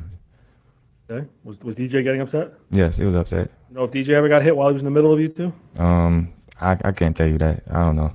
Did you get hit numerous times that night? Yes. Did you ever hit Dominique at all? No, not one time. You try to restrain her from stopping to hit you? Yes, most definitely. And was your car window broken at that point? No, So your phone, your PlayStation, anything else broken that you remember? no, that was the only two things. Your heart, probably. Yes. And was this pretty much the breakup? Yes. I think that was the end of it. Yes, I thought it was the end of it. Before Dominique left, did she ever make any threats to you and allow it? Yes, she pretty much was saying, I'm gonna have my brother them to come over here and fuck you up and kill you. Like, that was just the gist of what she was saying. Did she ever talk like that before? No, To F you up and kill you? no, she never talked like that before. Oh, but this night, before she left, she said that? Yes, How many times, do you remember? numerous times. Did you take it serious? No, not at all. You wish you did. Yes. Any reason why you didn't call the police on her? Just I love her, and like I said, I don't think it was that serious to call the police. I just felt like she was just upset and emotional, so I just felt like it wasn't no need to call the police. You didn't want to get her in trouble? No, You never paid for your broken items or anything like that, right? no, So did you figure that was the last time you were going to see her? correct. Did she drive away? Yeah, she drove away to my knowledge. And when you went, did you go back inside your home? Yes, me and DJ went back inside the house. Did you and DJ start arguing? Yes. What was that about? If I remember correctly, I believe he was like, man, I'm telling you, you need to leave that girl alone. She came to the mom house and she disrespected my mom crib, breaking things. Just leave her alone. Was he worried about your career also? Did he say anything to you about your future? Not that I can recall. I don't think so. He was speaking on my future. I think it was just more so like just being careful with the women company I keep, pretty much. And did you ever see your brother get that angry at you before? No. So this is way different than the Valentine's Day incident? Correct. You said he was upset with you then, right? Right. This was to a different level? Yes. DJ normally calm? Yeah, he's super calm. But not that night. No, not that night. All right. Did he, to your knowledge, did he take any of the threats serious? No, I don't think he took it serious either. Okay. So when she leaves, do you remember about what time it was? If you remember. Probably around 10:30, 10:45. I don't know. That's just a guess? Yeah, that's just a guess. You must have been upset. Yes. Do you know if any of your neighbors heard what was going on? I know you don't now, but did you know Yeah. at the time? No, not to my knowledge. I didn't know. Was it loud enough that most of your neighbors could hear what's going on? Yes, it was. It was definitely loud enough that they could Does it hear. happen on a regular basis that she'd be yelling and screaming at you or hitting you and making Yeah. you see stuff? Yes, we had a few occasions like that. Did you ever touch her any time during those occasions? No, not one time. All right, so there was a video that was played. Did you see that in court where a DJ comes out and he's yelling at you and you're yelling back at him? Correct. What happened after that? After that, I'll say probably 15, 20, 30 minutes later, my sister called. When you talk to your sister, was she, how was she acting? She pretty much had called me and was like, "What's going on?" Like, You upset? she didn't sound upset to me, but she just asked me, she like, "What's going on?" Dominique called my phone talking about she's gonna get her brothers to come over, and she upset because you said her body don't look good like the other girls. Why would you tell her that? Pretty much. Did she make any threats to your sister? That's when she said it. I mean, those are fighting words for women, especially somebody that's just had either a butt lift or butt implants. That old Dominique had something done to her butt. She just didn't want to talk about it. And I do wonder why Tyranny, his sister, is not coming to testify, because they have brought her up a lot. But she is not, because he's the last witness. That her brothers was saying, she was sending her brothers over to my house. But I remember I told my sister, like, nah, she's just bluffing, like she's just talking. What did she say she was sending her brothers over for? I can't remember what my sister exactly said to me about why she was sending her brothers. And you calmed your sister down saying she's not going to do anything? Right. You know if your sister got into it with Dominique? I remember my sister was like, "I'm gonna call her back and try to cool off." Just basically tell her just don't go through with that type of route. Basically trying to send your brothers over to my mom's house. You know if your sister took it real serious, or you don't know? I mean, I felt like she didn't take it serious when I had told her, like, I think she's just bluffing, just talking. She's just mad and emotional. But she was concerned enough to call you. Yes. There was a text message you heard during this trial that your sister sent, and Dominique may have sent something to her. You don't know anything about those personally, do you? No, I don't. How long do you think you talked to your sister? A couple minutes? Probably like 5-10 minutes maybe. All right. What happened after that you recall? That I recall, I believe my sister called back again. She's like, "All right, I cooled off." She was just really emotional, but she like, "Travis, you can't be telling another female that just got surgery that another female looked better than her and her body looked better than her." Did you tell your sister that was pretty much the end of your relationship, or you didn't know? I didn't know. I don't remember exactly what was my response to that statement, but that's what happened. You were in a bad mood probably, right? Yes. Were you injured from getting hit in the head? No, not during that time. I don't think I was. Did you have any other injuries on your body, or pretty much just from getting hit in the head a couple of times? Just getting hit in the head a couple times. All right, did there come a time where your mom came home? Yes, my mom comes home, like, I'll say probably 10, 15 minutes after my sister made the second phone call to us. And were you expecting your mom? Obviously, you were expecting her to come home, but did you know she was coming home then? Not during that time, but she came home, and I remember she had told us that she was like, I'm worried, like, why Dominique calling my phone and saying things. All right. Well, did your mom know about the threats? I can't remember if she knew about it at that moment, but she was basically saying, like, I think she read a message of her saying that you got the wrong one, like Travis got the wrong one. Your mom testified a little while ago that Dominique also called her and threatened her. Did you know that or not know that? Not threaten her, but threatened you that sending her brothers over to kill you. Did you know about that, or your mom didn't tell you? She pretty much just said that, like, she called me and was speaking about her brothers, and then the phone dropped. From my recollection, that's what I remember. All right. It's kind of the same theme. She's talking to your sister and what she threatened you about. Right. And no one really took it that serious. No, because I remember specifically, I was like, "Mom, she ain't gonna do that. Like, she just bluffing. Like, she's just emotional about the whole situation that took place. Is your mom generally a nervous woman now that your dad passed? Yes. She sleep at night? Nah, not to my knowledge. She definitely be up all night, in my opinion. All right, so did you try to calm your mom down a little? Don't worry. Yes. Yes. Where were you when you're talking to your mom? We was in my room, in my bedroom. I was laying down. I was actually finna go to sleep. And when you go to sleep, what do you generally wear? What were you wearing that night? That night I had my shirt off. I believe I had like these joggers or sweats on, and I had some socks on. Did you set up your firearms to get ready to start killing people coming over your house? No. Where'd you keep them? So I had my Well, I'm glad for his sake that he didn't sleep nude that day, because as fast as he had to get out of his house, that would have been, well, a lot. I bet you, though, had he came out of his house naked, they wouldn't have wanted to fight him. Might have solved the whole issue right there. FN-57 handgun. I have that in the drawer where my boxers are at, and then I have my AR pistol in a Under Armour bag that I keep that I got actually from the combine. So What's a combine? that's a NFL combine where basically you just go out there and it's for testing purposes. Pretty much, you have scouts that trying to look at your speed, your change of direction, things of such like that. What kind of bag was it? Under Armour bag. How big is it?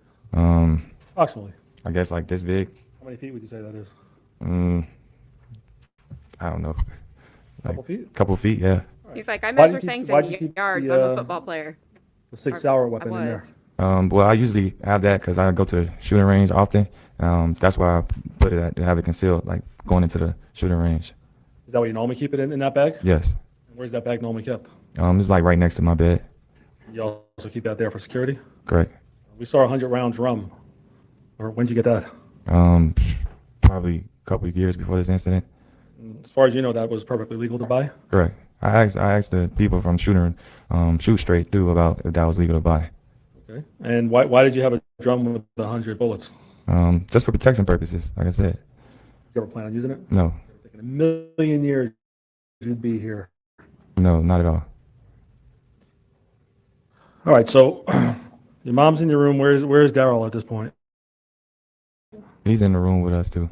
Just the three of you? Yes. And how long do you think you all three were together? Probably 15 minutes maybe. All right. And what happened then? I heard this loud banging, like constant banging, as if someone was like really trying to get your attention. DJ did it a couple days ago and showed us. Was it like that? Yes. That loud? Yes. What happened next? I remember my brother was the first one. He like darted to the door, like without any hesitation, like he just went to the door. Okay. And I just thought at that moment that the threats were real, so I grabbed my firearm and I headed towards the door. So your instincts kicked in that maybe this is real? Yes. You think it was the police like your mom and brother testified, or you thought no? I thought it could be possibly police because that's something that usually the police would do. Like, Or you thought it was that right. Yes. So you grabbed the gun from where? I grabbed it from my bag, The Under Armour Sauer? bag. Yes. Was it fully loaded? Yes. And why didn't you take the handgun at the time?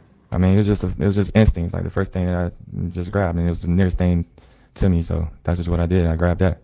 You run outside with it? No. I looked up on the monitor. I remember when I ran around the corner, I looked up on the monitor, and I noticed there was 4 guys, and I noticed Keyshawn because he has this significant hairstyle, which was like a flat top at the time. And like I said, when I went out there, I put my firearm near the door, which was the couch. Why didn't you take it out with you? I just felt like I could mediate the situation. I just feel like there's a time and place for everything, and all this was much of a confusion. So I just felt like I could mediate the situation. It's like nobody wants to do anything in front of their mother. That's what I thought.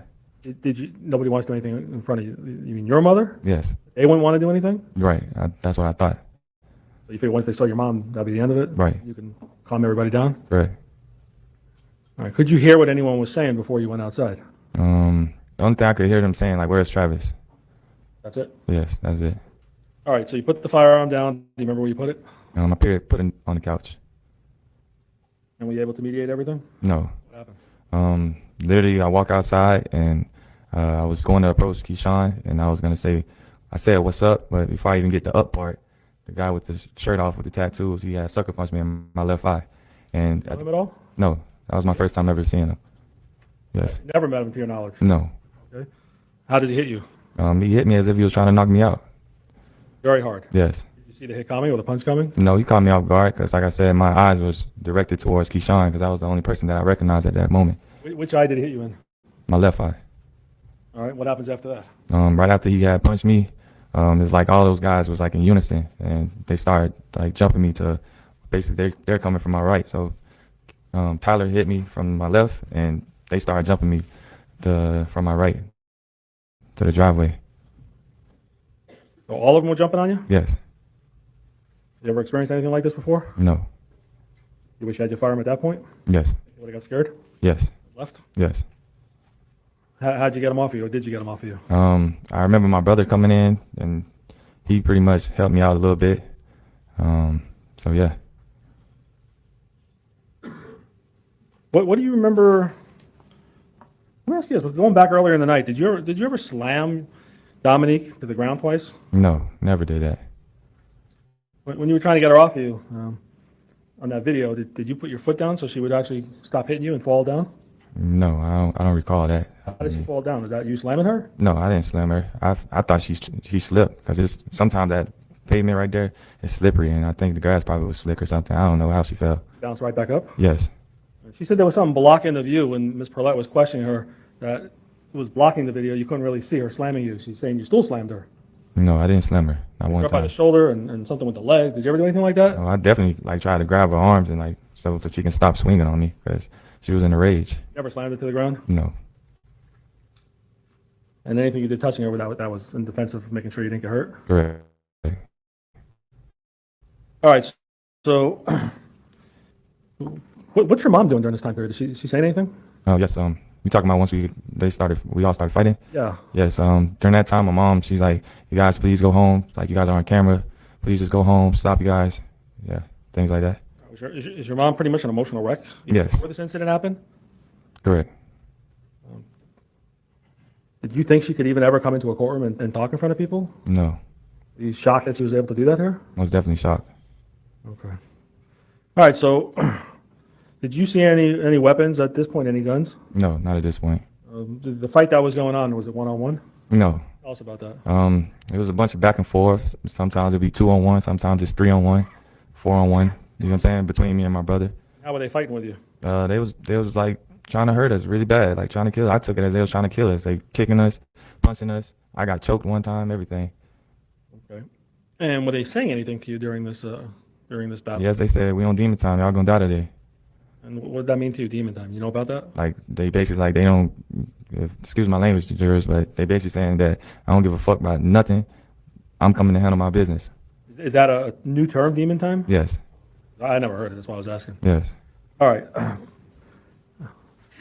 Did they ever ask you to? Mark did anyone ever Schreiner ask would have you to never heard it apologize if it for, was an old allegedly term. slamming your girlfriend? No. Like I said, when I had stepped outside and I said, "What's up?" before the up part, it was no talking. I got punched and now I'm getting jumped. And now me and my brother is fighting for our lives. So they weren't there to find out your side of the story. No. They didn't care. No, they didn't. Sort of like the police, huh?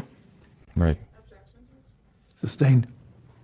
So you're in a fight now. How long does it last? Do you know, or does it just seem like a long time? It seemed like a long time. I remember I was like out of breath, especially after I got choked. So it seemed like a pretty long time to me. You're an NFL player. You can't beat up 3-4 guys? Nah, I mean, them guys knew what they was doing. Like, I feel like I couldn't get the upper hand, nor my brother, so. All right. Did you lose sight of your brother at times? Yes.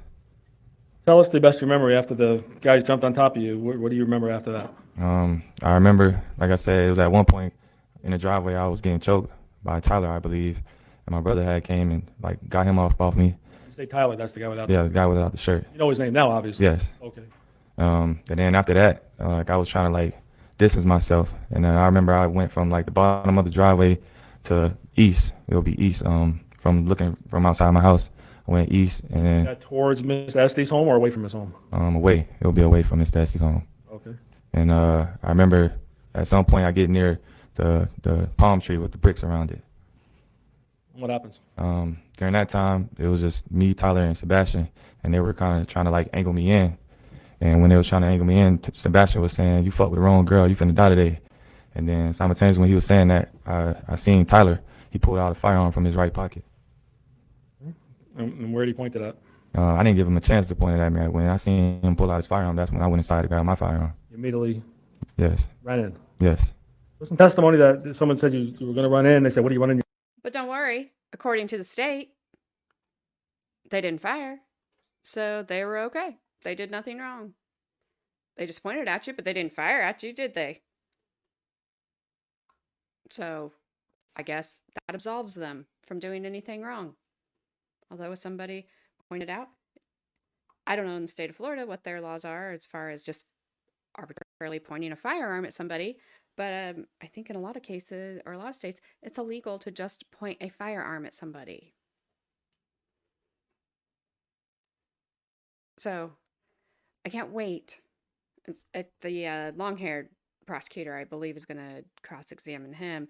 So I can't wait till she gets up there and tries to say how innocent they were because they had time to fire, but they didn't. They didn't kill you. So you should high-five them and then shake hands and be on your way. Your house before that happened. Would that ever happen? No, that's false. That never happened. Okay. So Tyler pulls the gun. Do you remember which pocket he pulls it or not? From his right pocket. Does he point it or you don't even see him point it? I don't see him pointing because, like I said, at that time, as soon as I see him, pull his firearm, I reacted and I went inside my house. Like I ran to my house. Yes, Was it a matter of life and death even before that, in your opinion? most definitely. Did you have a chance to get a firearm even before that or no? No, How about your mom? Did you know where she was at that point? no, I lost sight. Like I said, during that time, I lost sight of my mom and my brother. You know So, where they were, your mom and brother? no, I knew they was outside, but I just didn't know where they were. So you run in the house, right? Correct. What do you do then? That's when I came outside and I slipped, like you guys seen in the video. And I noticed Tyler was near my mom, so I approached Tyler. Start shooting? No, I mean, you have any problems loading the gun? no, Pulling the slide back? no. Was it already in the ready position? Yes, it was already one in the chamber. Just like you have your handgun too? Correct. Okay. Is that the way you were trained? Yes. I could tell you, if my kids came running out of the house and saw somebody by me, that person would probably quickly regret their decisions. Not saying they would have fired their gun at them because I don't believe they would have, but they would have ran to my defense if I needed it, which I would. I'll just say that right now. I'm not too proud. So yeah, I can't imagine what he was thinking. He was going to his mom. And as far as him not being a fighter, just because he's in the NFL, he should know how to fight. That's ridiculous. He's a receiver, a wide receiver. He's not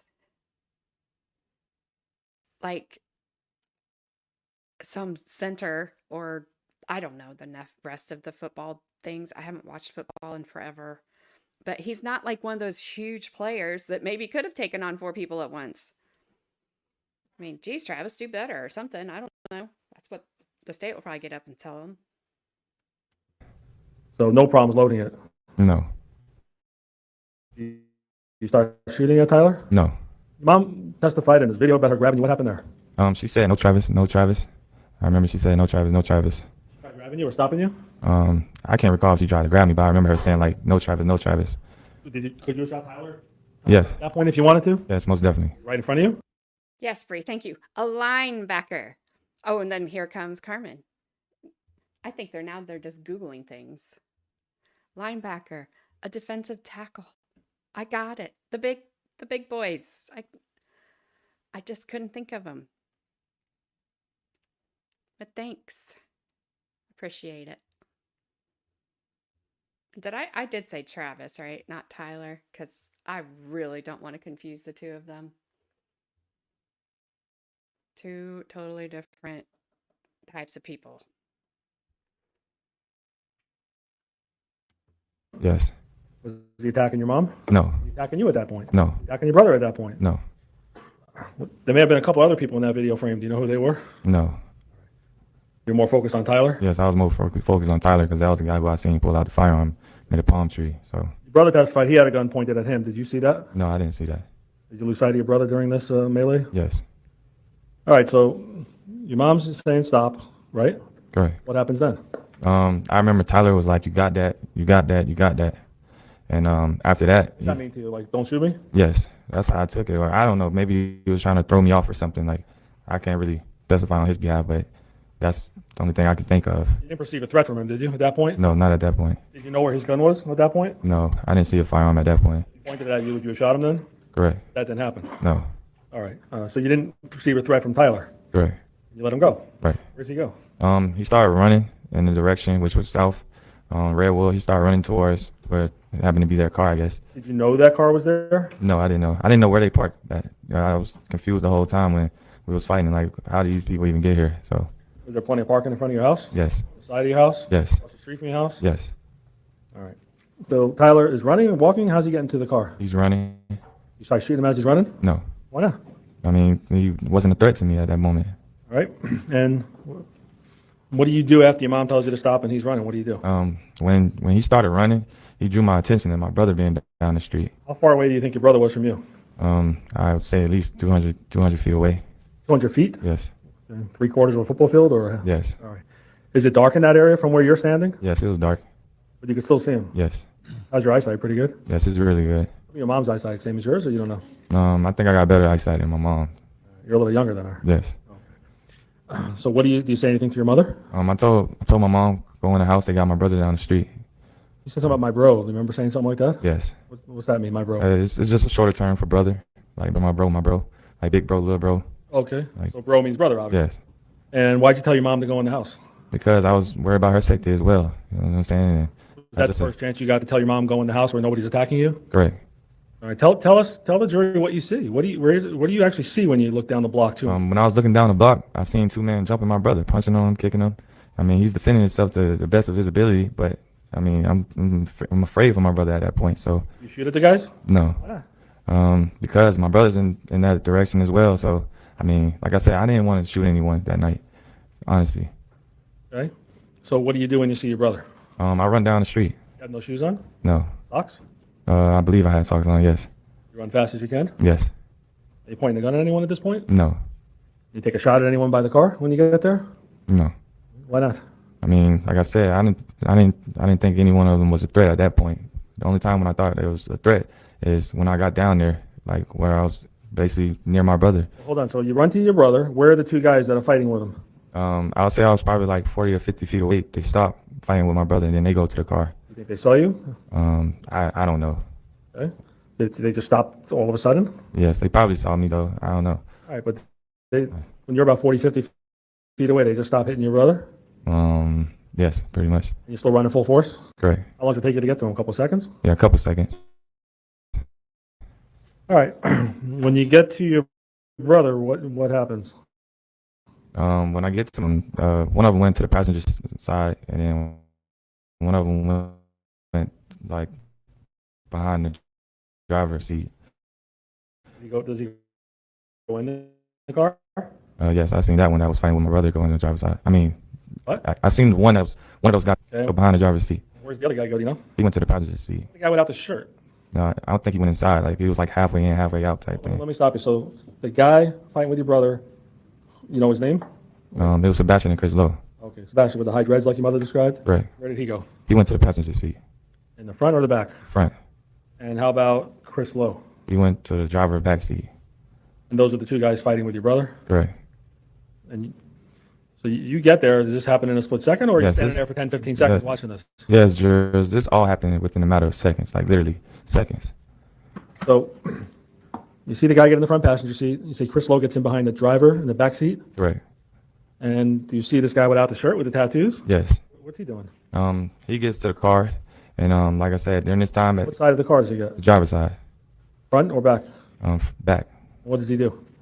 He had the doors like half, it was open still, so it was as if he was like using it as a shield or something. Right. And like I said, I couldn't tell if he was in or out, halfway in, halfway out, and You don't know. I don't know. What do you see? At that time, as soon as I got down there, it appeared that the car was heading towards me, and the lights was off, and I seen Sebastian pointing the firearm through the front windshield, and Tyler was pointing the firearm through the door frame of the back door. How far are you and your brother from this car at this point? I'll say about 10 yards away. Further or closer than you and me are? Probably a little further, close to it. Sorry? Probably a little further, just a little bit. Tell me when to stop. About right there. Yeah, approximately. So when that happens, you see the car coming towards you a little bit, Yes, and you know it's Tyler at that point with the gun? yes. And where's he pointing the gun? Through the door frame or the back door, like it was open, so the I don't know how to really explain it, but if it was the door frame open, Yeah. it would be right in the middle of it, type thing. Over the top of the door frame? Yes. Okay. We heard Keyshawn testify over and over about the gun wasn't past his face. How could he pass his face? Could it be past his face if he's in the back? Sustained. Well, was the gun past Keyshawn's face? No. Okay. Did you clearly see a gun pointed at you? Most definitely yours. Yes. Where was your brother at that point? He was to the right of me, and I believe he was behind me though. How much behind you do you think? I would say Yeah. probably 5 yards, maybe. Were you focused on your brother? No, I wasn't focusing on my brother. I was focusing on He our was lives used to though. Most Measuring definitely. things in yards, not feet. Did you start shooting before you saw Tyler with a gun? No. Did you see anyone else with a gun? Yes. Sebastien. And where was his gun? It was pointing through the front windshield. And where was it pointed at? It was pointing in me and my brother's direction. Did you give him a chance to shoot you? No. You know if either one of them took a shot off? No, I don't know. Not to my knowledge. Why did you shoot first? Because I mean, if I wait for them to shoot, that's a matter of seconds, and it could be me and my brother's life just gone like that. Did you feel that your brother's life was in danger of being taken away? Most definitely. Not only my brother, mine as well too. Any doubt about that in your mind? No doubt. Did you want to shoot anyone? No, I didn't. Did you, at the time right after the shooting, did you know how many times you shot? No, I didn't know. Did you just keep shooting until you felt you and your brother were safe? Sustained. How long did you keep shooting? I kept shooting until I felt like they was no longer a threat. Were you trained to, you trained marksman at all? No, You trained in law enforcement to know exactly how many shots or where the shots are going? no, Did you do your best that day? yes, Save your life? yes. Did you even know anyone got struck? No, I didn't know. We saw all those shots in the car. Why'd you do all those shots? Like I said, I kept shooting until I felt like these people were no longer a threat.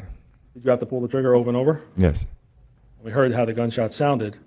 Was that you doing that? yes, And you maintain every shot you did was in self-defense most definitely. of you and your brother? Yes, sir. Did you see Tyler run away? Yes. Did you ever see him fall on the ground? It looked like he stumbled. Did you ever see him come out of the car? Do you know if he was with the car or behind the car? Do you have any idea? When the car was doing like a 3-point turn, it looked like he was like behind it, like using it as shield type thing. So Okay. And did you run and chase him and keep shooting at him? no, I did not. Did you see what your brother did? Yes, my brother like ran in the direction that he ran in. Does your brother have a firearm with him? No, he does Brother even not. have a firearm? No, Do you know why your brother did that? no, I have no clue. I think he's a lunatic for even doing that, to be honest with you. Did you chase this guy also and say you're going to finish him off and start shooting at him as he's running? No, not at all. Did you actually know that was Tyler running away at the time? Well, you didn't know his name Tyler, but did you know it was the guy without the shirt? Yes, So after the shots, we see you on the video. Remember that video? correct. Why'd you go down the block? Well, because I seen my brother run in that direction, so I was worried about his safety as well as just making sure that those other guys wasn't coming back. What'd you do then? I mean, what did you do or what'd you see when you went down? What I seen was when I was going down the block, I saw that my brother was following him in his direction, Tyler in his direction, and I seen Tyler jump the gate. So I told my brother, "Come back, he's gone now." You actually saw Tyler jump the gate? Yes. Did you shoot at him? No, Why not? because he wasn't a threat to me at that moment. Okay. His back towards me, everything. So And you told your brother, come on? yes, What'd you do after that? I walked back to the house. Did you try dumping the firearm somewhere and hiding it? No, I did not. Why not? Because I did everything in self-defense. I had every right to do what I did. I saved me and my brother's life. Why don't you throw it on the roof of the neighbor's house so the police won't find it? I mean, I just wouldn't do that. Like, Think of doing that? no. How about pick up the shell casings and hide everything? Do you think? Because we know from the detective's testimony, she would not have looked for it, so he could have done that. 'Cause she would have, if she didn't know it was there, she couldn't look for it. She has to know the evidence is there before she can look for the evidence. She said it over and over and over again.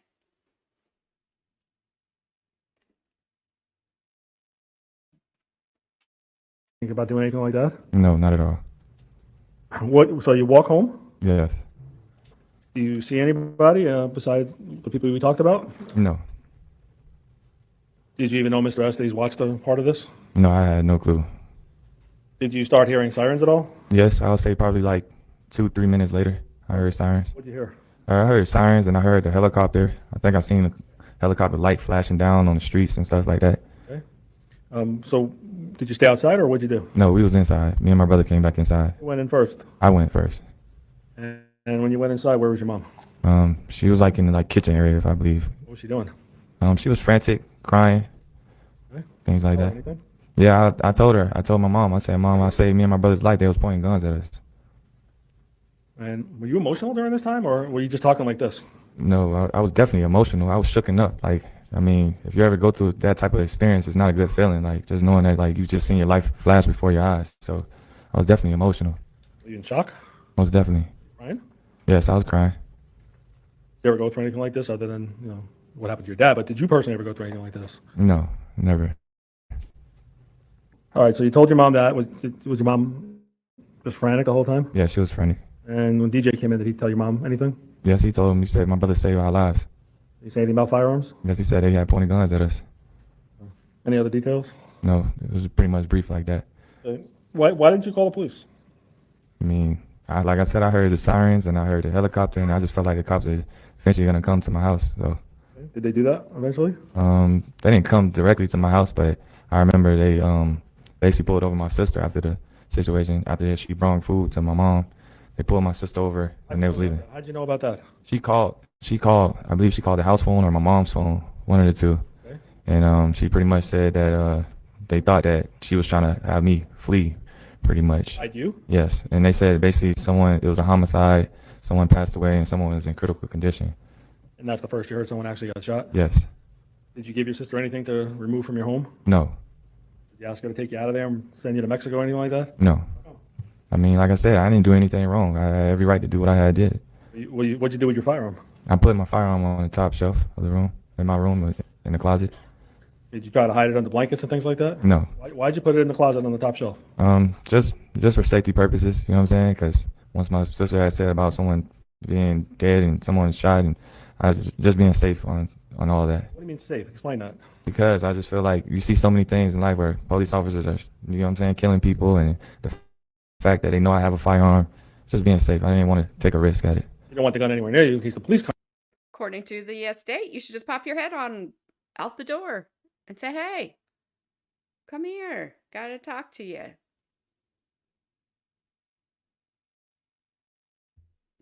I don't. He didn't need to call the police because they were already on the way. Neighbor already said they were. He didn't try to hide his gun, unlike other people I suspect did hide a gun successfully because it's not been found. They tried to hide two guns, but a canine found one. So you've got two parties of people here. One side's acting guilty, the other side isn't. And unfortunately, that other side is the one that's on trial. Come in the house. Correct. Knew they were coming. Correct. All right. So what do you do with the bullets? What do you? I put them in my brother's room under the bed. Why do you do that? Like I said, I just didn't even want to take any chance or risk at them even thinking, you know what I'm saying, that I'm danger to them as well. Were you trying to hide the bullets? No. Then why'd you put them under the bed? It was just a random spot, just because it just felt like that was the safest spot to be. You try covering them up or anything like that? No. You try hiding anything in the attic, No. backyard? No.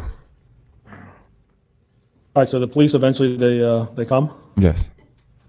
That's after your sister leaves. Yes. It's after my sister leaves, so pretty much they advised my sister that they were going to let her know when they're ready to pretty much detain me or arrest me. So they come, and basically my sister, she called my mom back, or she called the house phone. I don't remember which phone she called. And she told me to come outside. And they told me, when I got outside, they told me to walk backwards with my hands up. They have speakers. Yes. So your sister is with the police and tells you come on out now. Yes. Okay. And when you come out, what do the police do? I remember they was on the road, so I basically had to walk through the yard backwards. Yes. And I had my hands up, and they basically just told me to keep walking back until I got close. And then once I got close to one of the officers, they told me to just put my hands behind my back. You see anybody pointing guns at you? I mean, they definitely had their arms, you know what I'm saying? I mean, their firearms up at me, just in case. Yes, just in case. I guess that's for safety purposes. Maybe they probably thought I was going to try to run, or I had another firearm, so. See any dogs out there at the time? Yes, I saw dogs. So did the police, what they do when you came outside? They handcuff you? Yes, they handcuffed me Right away, right away. on your back. Yes, And did you feel you were under arrest at that point? most definitely. And what they do with you? They put me in a cop car, and they had me there for 5 hours, literally. And I remember they were switching shifts too, so I got changed from like one cop car to another cop car. And you're in handcuffs the whole time. Yes. You get to talk to your mom or your brother again? No. Okay. And eventually they take you to jail? Correct. And you found out you got charged with first-degree murder and 3 attempted first-degree murders? Correct. Are you guilty? No, I'm not guilty.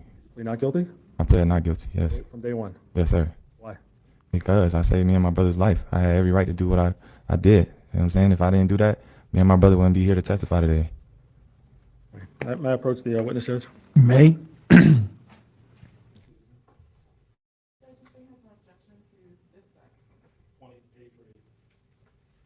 Defense will offer 28 remains evidence, Judge.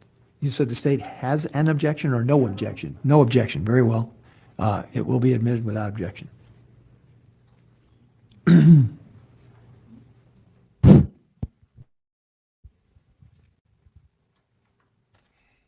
This is A through E.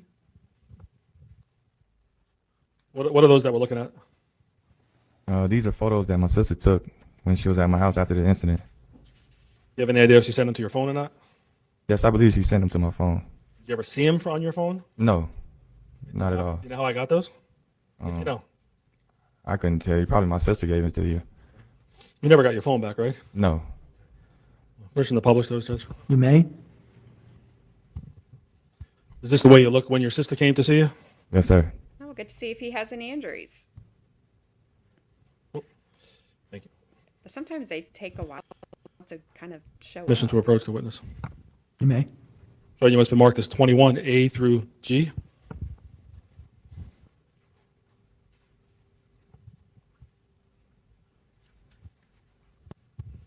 you recognize all those pictures? Yes, sir.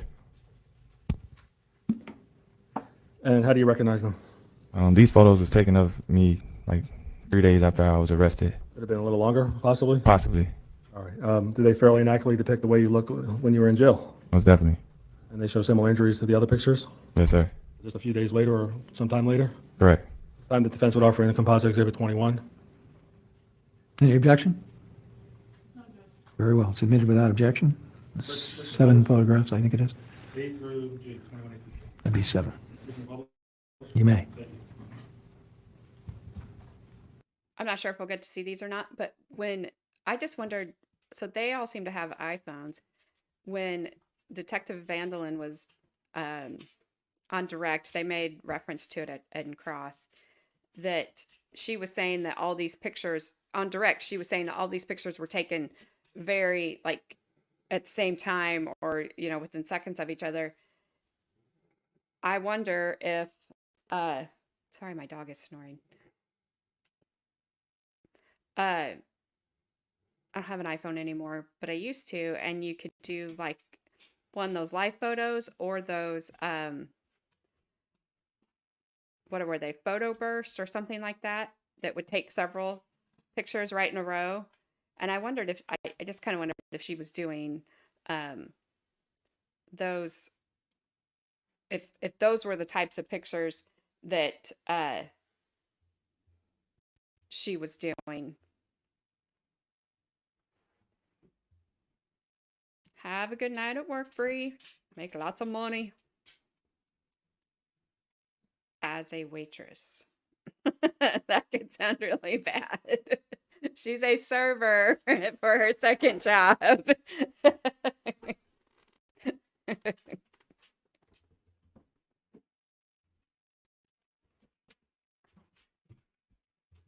All right, so Carmen says you still can take pictures like that. I was just wondering if that's what those were. Obviously, the state wouldn't. Sorry,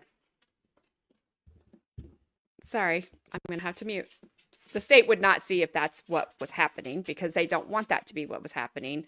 And I don't know if the defense would have wasted their time doing that because it wasn't. He questioned the detective on it. I thought he did a good job with her. So, but yep, just thinking about it. And I just wondered. So, all right, let's get back to this.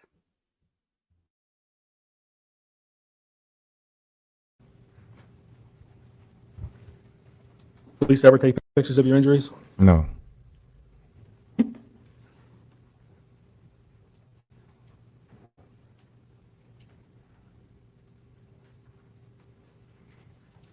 tend to the witness. Thank you, sir. All right, very well, thank you.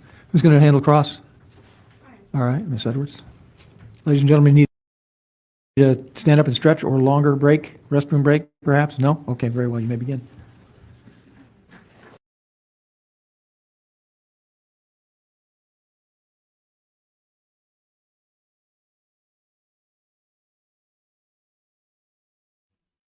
There we are.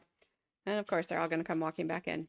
I think I'm going to stop here because I can only go till like 4:30, and she goes a long time. This has another 2 hours on it. Let me see how long she goes.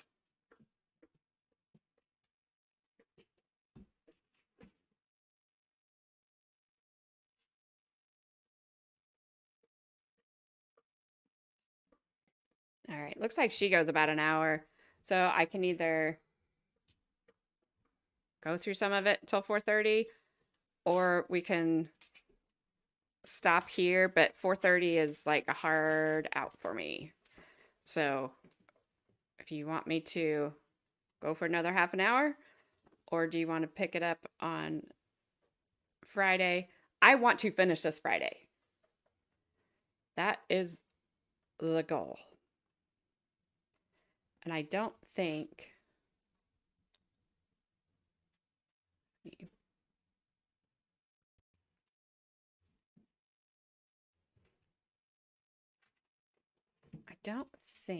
that the next time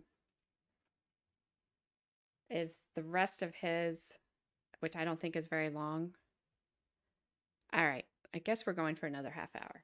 But at 4:30, no matter where we're at, it's exit time.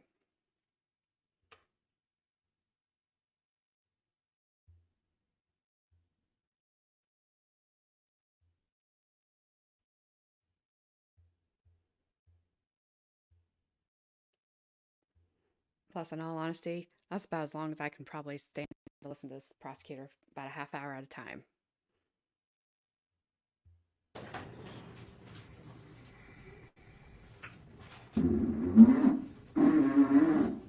That is in the court, just FYI.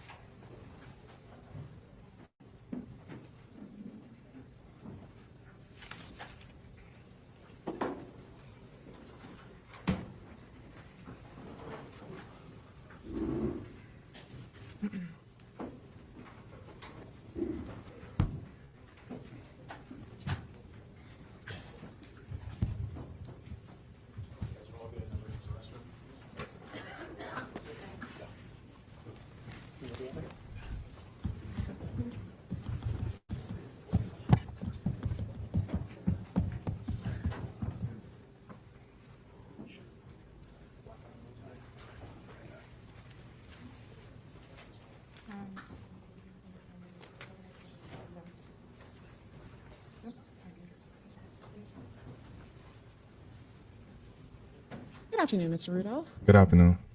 Mr. Rudolph, you would say you are an intelligent man, right? Yes, ma'am. Hank is You'd also say that you have quick reflexes, Yes, ma'am.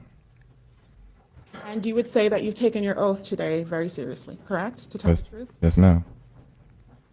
Have you been telling the truth? Yes, ma'am. I want to talk to you a little bit about your relationship with Miss Jones, Dominique. Correct. When you were asked about whether or not you were in a relationship, why is it that you led this jury to believe that you were not? Because I did not officially make her my girlfriend. We were dealing with each other. Okay. So this woman is basically living at the house that you share with your mom and your brother and sleeping over there, right? He has been sleeping over. That's correct. You're exchanging the I love yous, correct? That's correct. You are also not just giving her words, but you're telling her she needs to trust you. That's why you're giving her the password, right? Correct. And you are pretty much exclusive at that point, right? I mean, that's how you put it. Not how I put it. That's how you put it in another hearing, that you were exclusive at that point, right? Yes, sir. Yes, ma'am. Then why are you giving them the impression that you weren't really in a relationship? I mean, I'm just. Okay, let's move on. Hey, Let him answer the question. You asked it. Object, defense. So he gets to answer the question. He probably, maybe old Dominique said that if you don't say this, we're gonna have some issues.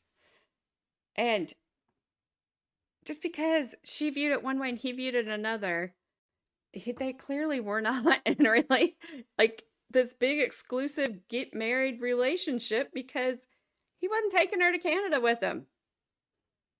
Simple as that. She wasn't going. The gravy train was turned off. I can already tell this is going to make me mad. Okay. You were cheating. Did you see his face? Okay. Oh, we're going to go into cheating now, Miss Prosecutor? Seriously? She was married. Married. And didn't tell him. So, shh. That's all I can say about that. You just move on. But go ahead. You go ahead and try. Ms. Jones, right? That's not cheating if she's not. You're going to admit it or not, Mr. Rudolph? No. Wow. You're not cheating on her? No. So at another hearing where you also gave testimony, and you know the hearing I'm talking about on March 8th of 2022, you remember that? Yes, ma'am. No, it's overruled. Go ahead. You testified then that you cheated on her, right? I don't recall that. Okay, let me show you. Overruled. I will say she probably better be a little careful with him as well. Okay. Because if she comes in too hard, it may not go well for her with the jury. Okay.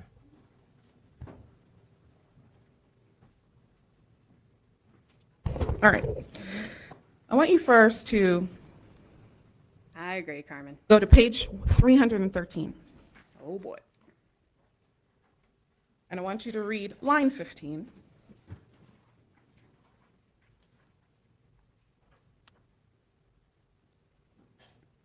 And if she just has him take a couple lines out of context, See right there where your answer is? We was we'll come back and exclusive pretty redirect much? it. Yes, ma'am. Wonderful. Now I want you to go over to page 341. Top line, line number 1. Assistant, hang on. The last question is, there's multiple lines taken out of context. Only read one line, it's 5 left. There's no line out of context. The question was whether or not he said that they were exclusive. That's what the line says. Overruled. Are you with me yet, He Mr. sustained it. Rudolph? Yes. Page 341, line 1. Don't worry. Yes. Going to He'll line fix 2. it. Yes. And you recall right there, you admitted, you pretty much got caught when she saw those text messages with Carla, right? Yes. Okay. Go down the page a little bit, line 12 through 14. Read that to yourself. I read it. Again, you're admitting you deserved getting the hits because she caught you texting someone else, right? Correct. All right. No one deserves to get hit, lady. I cannot believe they continue to say this over and not over done. and over. I'm going to also have you go to page 340.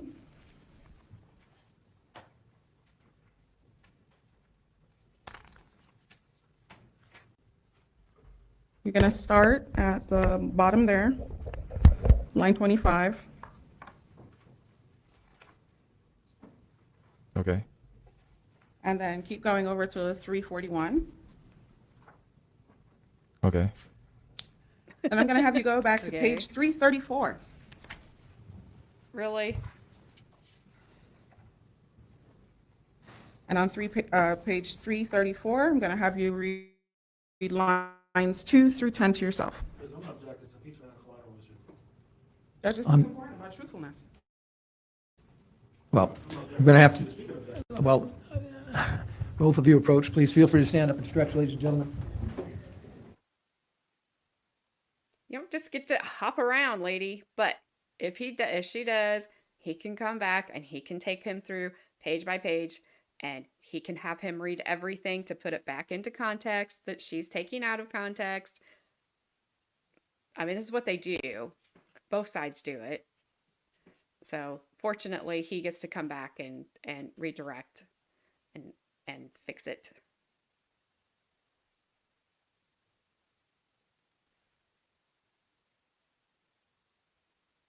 Judge looks like he maybe All right, you may her continue. just a little bit. Sorry for that interruption, Mr. Rudolph. Were you Yes, able to sure complete you the are. page? Yes, All right, thank you. So you see there again where you admit that you were being unfaithful to her, right? correct. Okay. So let's move on from that issue. You were cheating. Got it. But Sustained, sustained. Disregard that comment, ladies and gentlemen. That was rude, prosecutor. I want to talk about something that is essential. Sustained. Next issue, next question, I should say. What exactly did Dominique say to you as she was yelling and carrying on in your house? Because a while ago on direct, you said that she said she was going to send her brothers over to kill you. yes, Is that what you said? I said she was gonna send her brothers over to fuck me up and kill me. That is what you said, right? Yes, But that is not what you said, correct? she said that. I want you to go to page 342 of the same testimony. I'm going to have you refresh your recollection when you were asked what her exact words were. It's going to be lines 19 through 20 was your answer.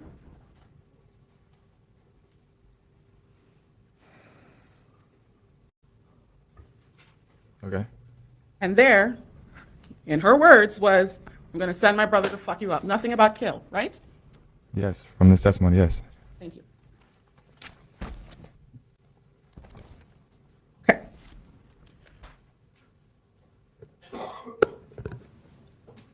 Let's start over, if we will. At the beginning of a case, after you're charged and you go to Really? jail and you get an attorney, there's a process called discovery, correct? Correct. And that is when the state has to turn over all the evidence that it has against you, correct? Correct. And you and your attorneys receive that evidence, right? Correct. Okay. And then you gave the testimony that we were just talking about on March 8th of 2022, correct? Correct. And let's talk about what you knew by then, all right? All right, feel free to stand up and stretch, ladies and gentlemen. I would have objected at the first thing and said called for legal conclusion of him knowing what all the steps and discovery and all that processes are. He probably doesn't know what, he probably didn't have a clue what that was until he went through this. The defense attorney needs to object a little bit better.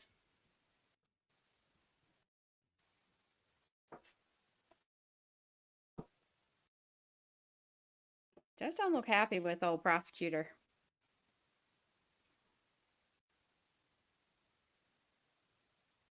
Thank you. Okay. So by that time, you had heard that Tyler was shot, right? And received evidence of that? Yes. And you knew that the gun belonging to Tyler had been recovered, right?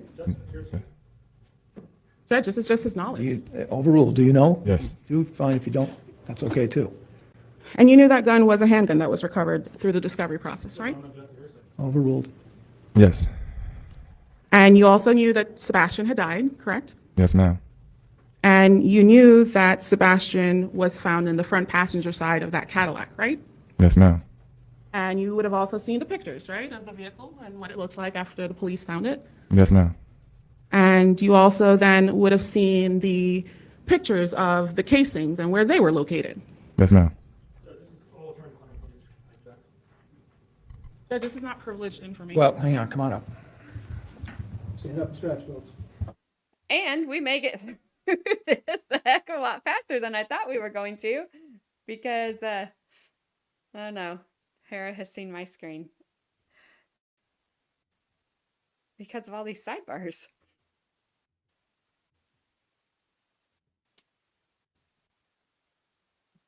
I don't think the judge is real happy with her. Didn't look like it. She's getting the brunt of all his talking.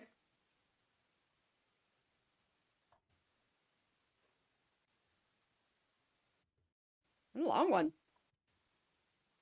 He's not happy. And Mr. Rudolph, at the time of this hearing, March 8th, 2022, you had sat there and listened to the state present evidence as well, right, by that point? Yes, ma'am. And had seen all these photos and the videos that were referenced in this trial. Correct. Okay. So going back, you knew about the casings then, the photos of where the casings were located. Yes, ma'am. And you also would have then knew the distance between your front door to where the casings were located, right? Yes, ma'am. And then you would have seen the ring videos from your residence, right? Yes, ma'am. Both of them? The ones when the men got there as well as the one when you went back in to get your gun? That's correct. And also the surveillance videos from Mr. Nash's house. You would have seen those as well. Yes, ma'am. I want to talk to you about Daryl that night. Daryl was wearing a plain white t-shirt, correct? Yes, ma'am. He was the only one in the plain white t-shirt, right? Yes, ma'am. Okay. And just so we have a frame of reference, state is going to call this one State 73, Judge, if I may approach the witness. You may. I'll show it to defense counsel first. What she should do is thank these witnesses for not being like her You may. witnesses. That's what she should do. And then let them step down.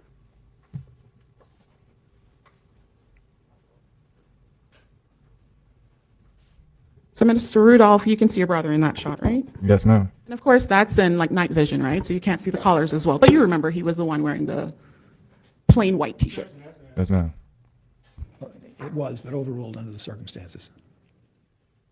You were just asked on direct about the decision Daryl made to chase after Tyler after the shooting started. You remember that? Yes, ma'am. And you admitted you thought it was essentially nonsensical. He shouldn't have done that. Correct. Do you know how Daryl got all the way down the street from your residence? No, I don't. Okay. But by the time you saw Daryl and he was engaging in this fight with, you said, Sebastien and Chris, right?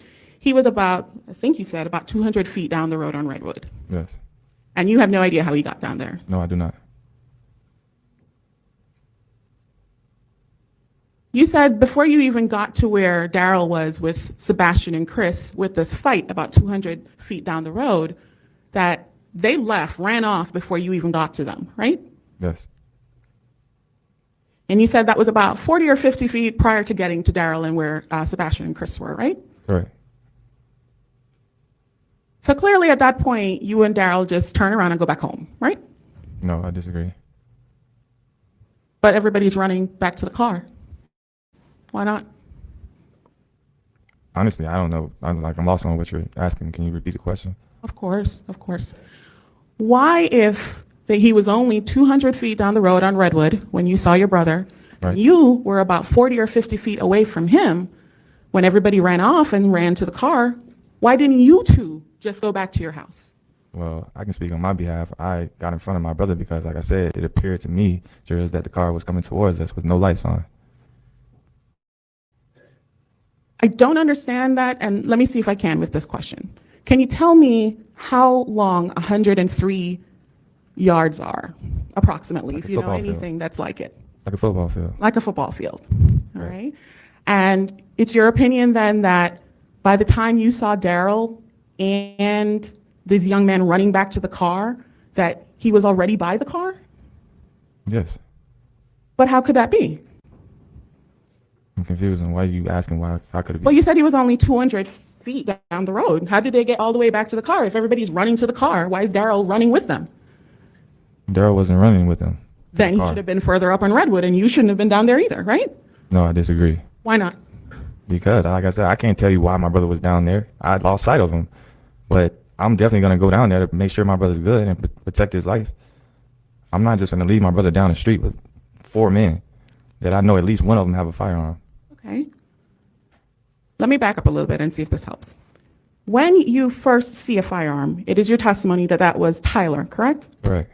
And that was at the front of your house, sort of near the driveway road area, correct? Correct. And you said you saw him start to pull it out. You don't even wait for him to see what he's going to do with it. You immediately book it into the house. Yes, ma'am. And of course, you didn't have to go far into the house to find your firearm, right? Correct. It's right there by the door. Yes, ma'am. So you grab it and you run right back out. Yes, ma'am. By the time you come out, Tyler no longer has a gun in his hand. Correct. From what I And observed. as far as you can see, Tyler is standing over there in the roadway, right? Yes, ma'am. No gun in his hand. Correct. So at that point, you believe threat neutralized, correct? Yes, ma'am. All right. And then you said you looked down the road on Redwood, and that's when you saw your brother. Yes, ma'am. And that was about 200 feet down. Yes, Right? ma'am. That's a approximation, I Of guess. course, you Yes. didn't have a measuring tape, Okay. right? So about approximately. Yes, ma'am. But this is not all the way down to the car, correct? No, I'll say my brother was probably about 20, 30 feet from the car. Are you sure about that? I mean, that's a guesstimate. I mean, I You said people are running to the car, so it's not a quick jog to the car by that point. They were Right. also beating I up his mean, brother. it wasn't that far from their car to get to their car. I'm confused on what you're trying to ask. So when you catch So is up she, or Travis. reach to where Daryl is, the car is still pretty far away from you, right? No, my brother was 20 to 30 feet from the car, so What's that's not far. Perhaps that's the issue we're having. Overruled. It's a new question. Go ahead. That's right. New question. All right. So I just want to make sure we are even talking about the same distance, all right? So a while ago when you were talking with your attorney, you said this was about 10 yards. Yeah. 10 yards or so, all right? Right. Tell me how much in feet would you say, since we've been using feet? I mean, I'll guess probably 10 yards would probably be like 25 to 30 feet, maybe. Okay. So then Daryl was behind, right? And so were you. Correct. And the car, I assume, is where you are, right? Correct. Okay. I can't get very much further because of the chairs, but about where the first row is. Is that what you're saying is approximately where you were from the car? Yes, ma'am. And it's dark outside, right? Yes, ma'am. The only lights really is coming from the car. Their lights was off. I'm asking you, I don't know. No, I mean, it's a street light further down the street. How far is the street light? I can't tell you how far it was from the scene. We get that you're making an Probably like, approximation. I guess probably like maybe 30 yards, maybe Further away? from where I was. Yes, it'll be further south. So it's closer to the car, Yes, it'll be closer to the car. but also more south of the car. Yes, Okay. So between yourself and the car and Daryl, there's no lights. no, you can still see. Like it's not like just pitch black where you can't see anything at all. So you saw when the car lit up, right? No, I didn't see when the car lit up. You saw when the car started moving, Yes, and you hadn't yet fired when the car started moving, right? no, And the car reversed. That's the first thing it did, right? not to my recollection. Well, you've seen the video now. Yes, First thing the car did was reverse, right? on that video, yes. And then Keyshawn tried to make some weird three-point turn to get out of there, right? Correct. And that's when you started shooting. No, I started shooting while the car was faced towards me. All right, let's watch it. Can I get your help? I can't remember. Is this one that dimming the lights assists or? Yes, Judge. It will assist, and I believe this one's State 49.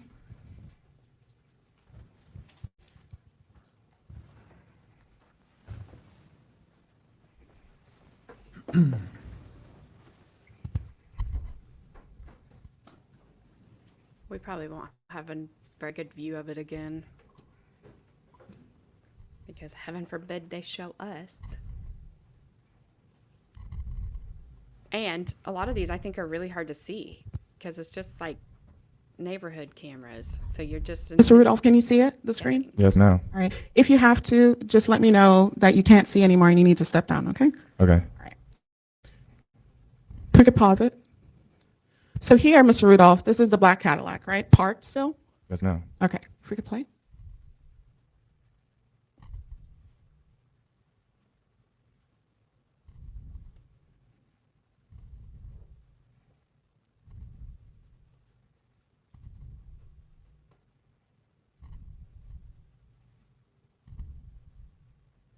Pause for me. Back up. Maybe about at least 5 seconds. Thank you. And Mr. Rudolph, I want you to pay attention to this area of the screen where you come from and what the car is doing at the time, okay? She didn't smack it like the other attorney. All right? She must be breathing into her microphone. All right. You would agree, Mr. Rudolph, that these are the rear of the car, right? Yes. At the time you start shooting, that's you right here, right? Yes. With the muzzle flash? Yes, ma'am. All right. That car is already headed away from you. That's why we can see those taillights like that, right?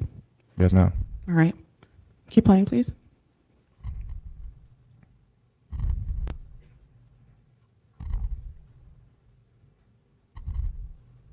All right. Pause. Do you need to see it again, or can you now answer whether or not you started shooting after the car was moving away from you? That video doesn't do justice because I seen another angle where it's clearly their car was faced towards me when I initially started shooting. So if you want to base it off that video, that's subjective because, I mean, I don't know what's up with that. Okay. So do you think that this video has been changed in some way? No, I just feel like his camera angles are different. That's just my opinion. All right, let's play the other I was angle. physically there. We're going to play the other angle, to be fair, states 31. Because we all know the state is all about being fair.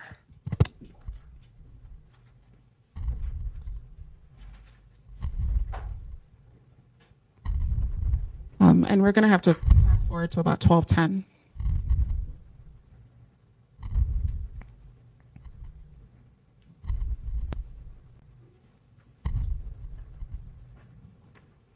Can you see the screen still? Yes, ma'am. Okay, good.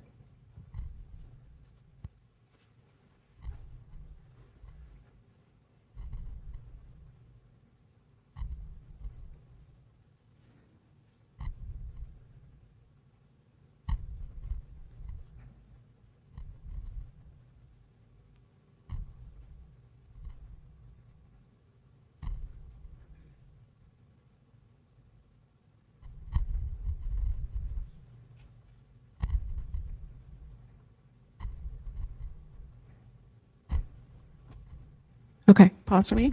So you see on this video as well, the car is moving before you start shooting, I right? can't tell which way the car's Ma'am, I facing. testified that the car was faced towards me when I first started shooting. Let's play it again. You telling me Go they back. turned, and I clearly see fires. I see gunshots while the car is still faced towards me. I don't know if my eyes or your eyes are playing tricks with you, but I see that Mr. clearly. Rudolph, you're not being asked a question right now. If you could please remain silent. He Yes, was ma'am. answering, so shut up.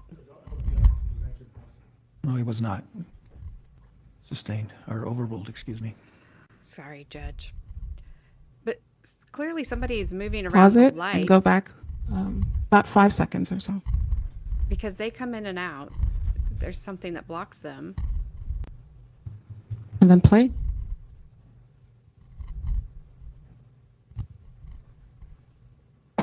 I can't tell what he's looking at.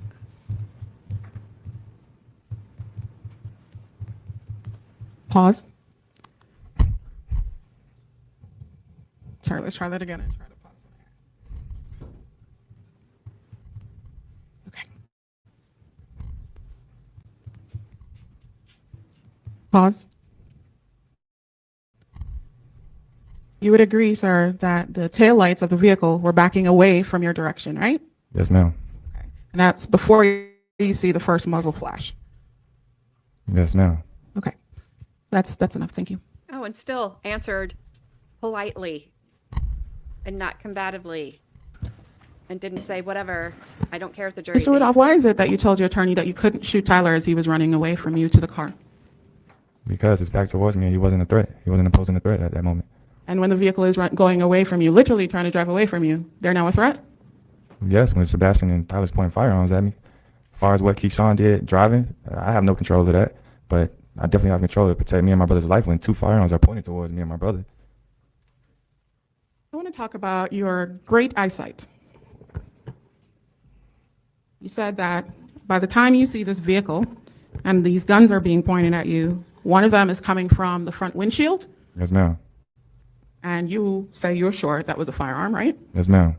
And you said the next one was a firearm being held by Tyler through the crack of the door on the driver's side passenger. Yes, ma'am. All right. So you're shooting at Tyler or you're shooting at Sebastien? I'm shooting to get them away from me. So as far as who it was going at, I have no control of that. I'm not a marksman shooter. But I definitely felt like that was the time and moment to do what I had to do to make sure they left. Mr. Rudolph, you said you're shooting so they get away from you. They're getting away from you. Why are you shooting? Because they were pointing firearms at me. That's the exact reason why I was shooting. Why are you so far down the road from where the fight happened with Daryl? Why? Isn't it because you were pursuing them? No. You pursued them down there, and then when you saw that they were getting away, you shot at them, right? No, ma'am. How did you get down there? Why are you down there? That's not your house. My brother was down the street. That's the exact reason why I was down there. All right.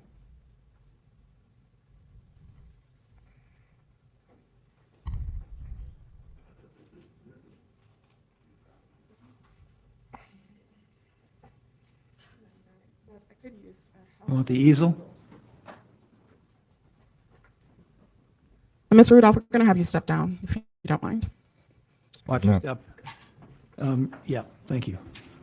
Can probably both use pointers. I'll give her some So pointers. neither of you blocks the view of the jury. Where's the other pointer? Thank you.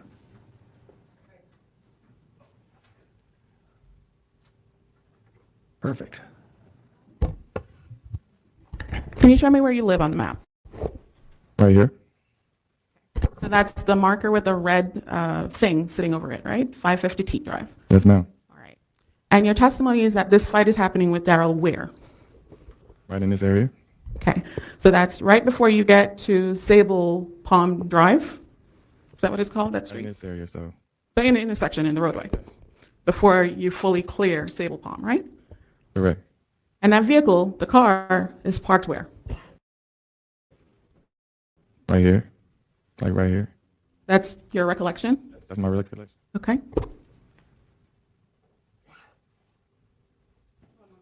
Yes, ma'am.